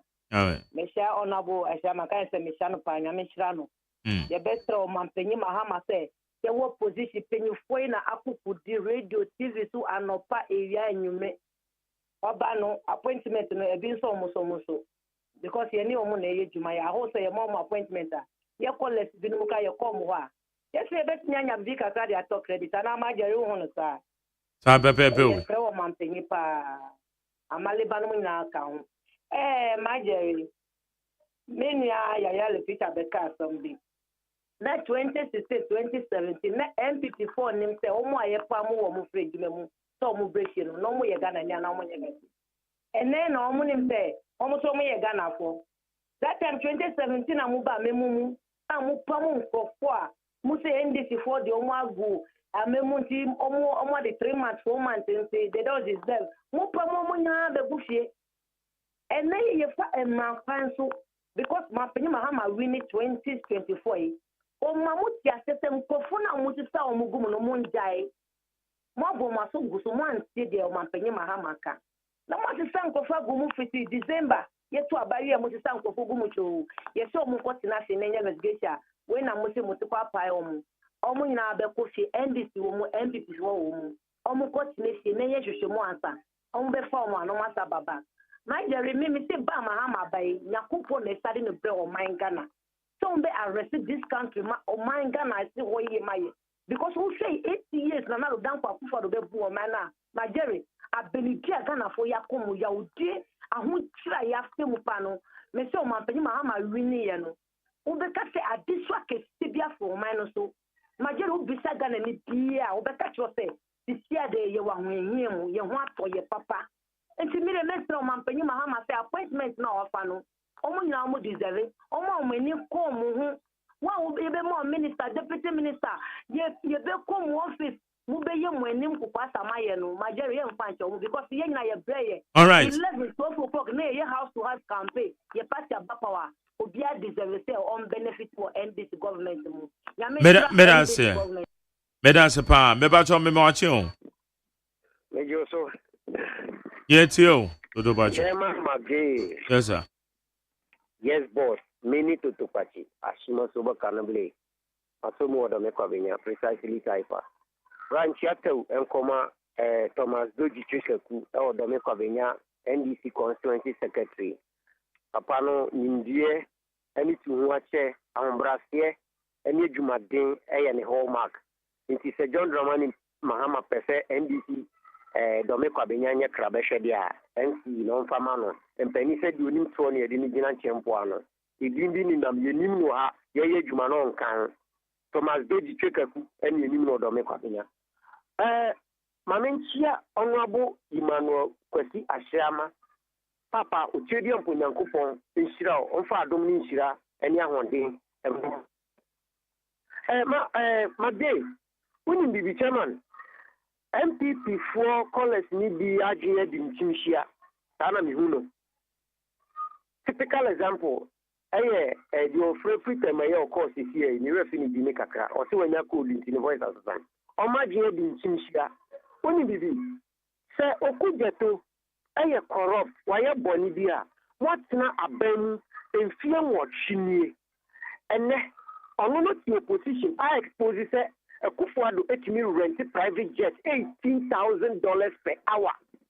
Amen. Editary be all a befre Kufuado akoko gina mrano. And what a miracle. Momuti opposition want me and yeshun timon kan wanu to and I'm meeting for a too early say what's the campaign I say because all bear 2036 almost 16 years at the new opposition. After many years, again, second be nanya and then so na de bia ya na MPP for your mo se omunim nyansa na omunim nyansa nche NDC ana se sebe jimi no magimi so omunim nche NDC ade amomo esa mo chato ho esa krona eneye nam so amo ba be ka kire ye se enye me pacho ebra na eslo usu e close down radio stations or juni won say aban ba sisa that ama the same ade a oye ne bi betumasi nti brana so se o so we are demonstrating Jimmy. No, these are demonstrating in Yan Sadia. Yan from Wajin.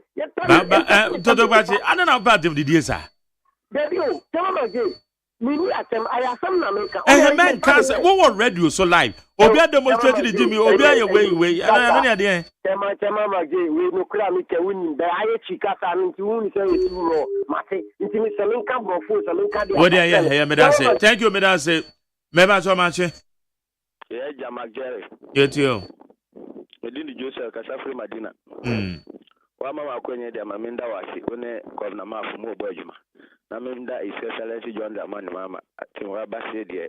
Ene kwedi ene ejumadia obaba ye no. Minji ndi se bi mo party besa ba power. Na said na o ka differences no. Ye nim se tama na ka about 24 hours. Na bi mu se e be ye nden omu nim ade ayeka. So yeah, the nim say the system. Yeah, catch them say when the system is working free. The system near you system no more sika. When the system is working, there's no need of overcase sika. So who say police, me na member IGP so I'm say last time I make say me kurum kwano na our best hajo and the whole of this week na me wo ma we say what the police barracks ni nyama ba me think say IGP no boy juma say excellency John Dramani mama bet my extending kakra na ya hu na or about 70% I am say 30 na aka no bet my complete no na abo Ghana ya kwaye nim na MPP they no mo ba o mo ka no baba ye juma ama Ghana for one say e di na kwedie any prepare na be ye Ghana ama Ghana akonenim enye de mo ka no sa 89 na 88 parliament amanya kwa ye say next 4 years no mo banya to say 50 eno na target nti for wo de omo yi omo adwe free say wo be ye di na kwedie na mabu ama Ghana for na omo agye edi enye say sika na mo ba ya mo abafa na mo ka say sika ni o di e ka che say system ni adwuma obi amre obi ani wa obebre say system ni adwuma me da wase magere Madam Yanko me ba to mache. Good morning honorable my Jerry. But bright me make us free so kind. Mike Fotu Sementiano and Anope. Na Minister Essence John Dramani Mama MC no on kaino na fasa the brand and mano. Mefia ona bo abolo na no pe. She on mampeni Essence John Dramani Mama. Bana wa bano on ba se obabe se Ghana o ba se obabe yo man Ghana yi.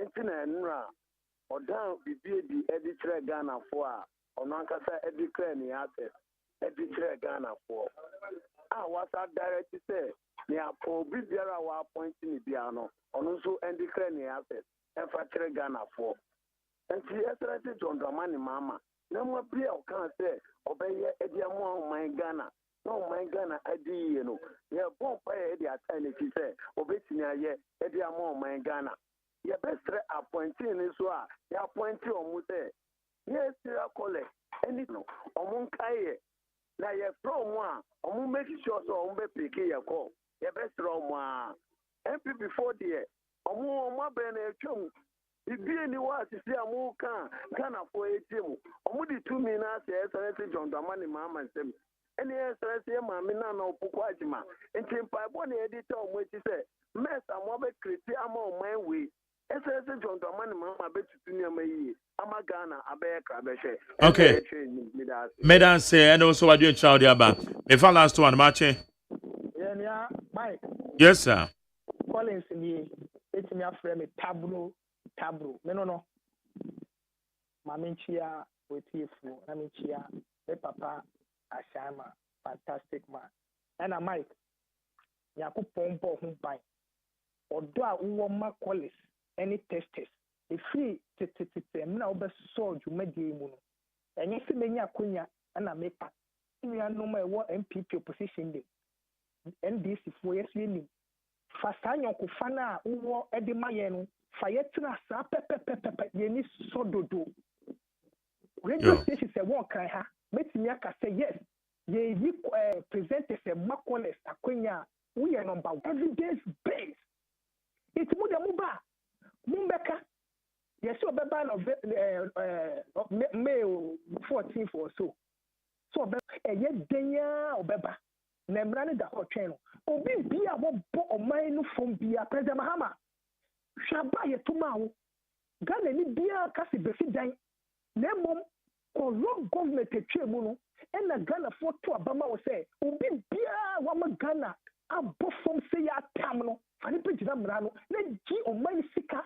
na fa to appropriate place baby amrane da na wo ye say ya aba uhu be si papa uko pensioner ewurade yakopon ye nya wo so president da yakopon shira medase obi bia ofre bia yedanse enne anope se wo so ofre ye e kire wadwe mu am text ye medama se na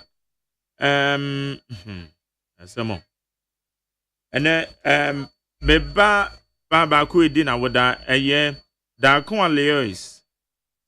Leois da ko a odin de Edian Louis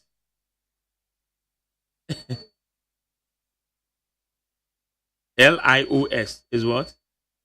IOS. Is it Lois or Lois? Okay, Lois Dankwa, you are 6 years today. Over Foothills International School at Nkoko. So from your mom Linda, the family, we are wishing you a happy birthday. Happy birthday to you, Lois Dankwa. God bless you. Honorable.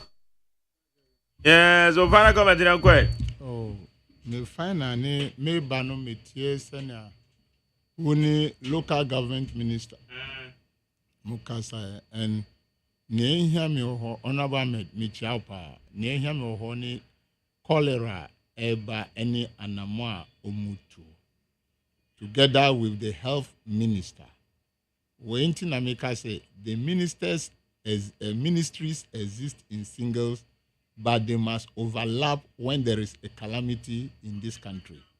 Inti ubeti se wabo Ministry of Health din, wabo Environment din, ena onwan kasane die local government, chieftaincy and religious affairs. Inti weni nyina no ehia when I make the appointees no always you must live in what collaboration. Not in silos. Na sa cholera yarea hadwin mu bombo dia e bompa ya mamususu. All right. Se mu bompa ya bombo dia na yensia no entem. Manimbe yese regions ni nyina benya sa yare no.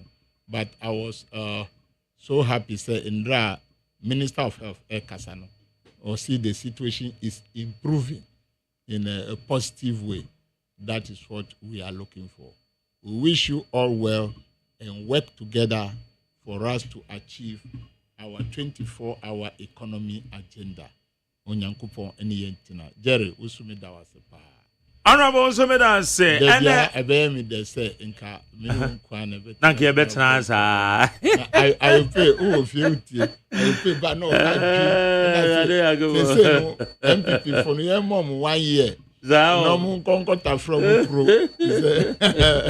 Say na say bro winimu. Na yen chiro mun say na ye bu o man no. Okay. Me chia His Excellency the Vice President. Yeah. Me da say. Hande ya di jumede ni se me da say ma eye kododa me ade me producer. Nana ya nsafo eguso e ma hospital recovery running abena frema bankro. Social media handlers, administrators and no. And I'm a boss Kwesi Aboaje the darling boy.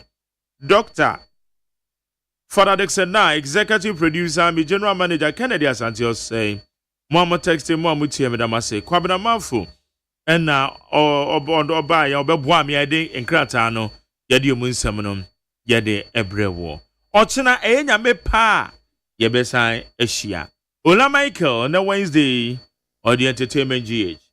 2 hours. Nyamenka obibiawa. And I said, Yako Nyamenka obibiawa. Best Point Savings and Loans Susu Scheme no Buama Ejumaifu Siesi Kakra. Edinya Jute Kese Ewo Dada Anana Watchese Kese Jumedie mu. Ye Jumaifu Ayatiti Omubeba Beji Usika no. Asem dene say, Susu Awutunti, Utimiji Busia Mohun Prensa. Ensi hone wo fom na eye koko krasa obenya bosia free yen ho. Koyen branch bia ben wo na kwaje wo de. Best Point Savings and Loans, your dream, our business. Hey, catch it. Listen in here. And you ma beto to dia me baba.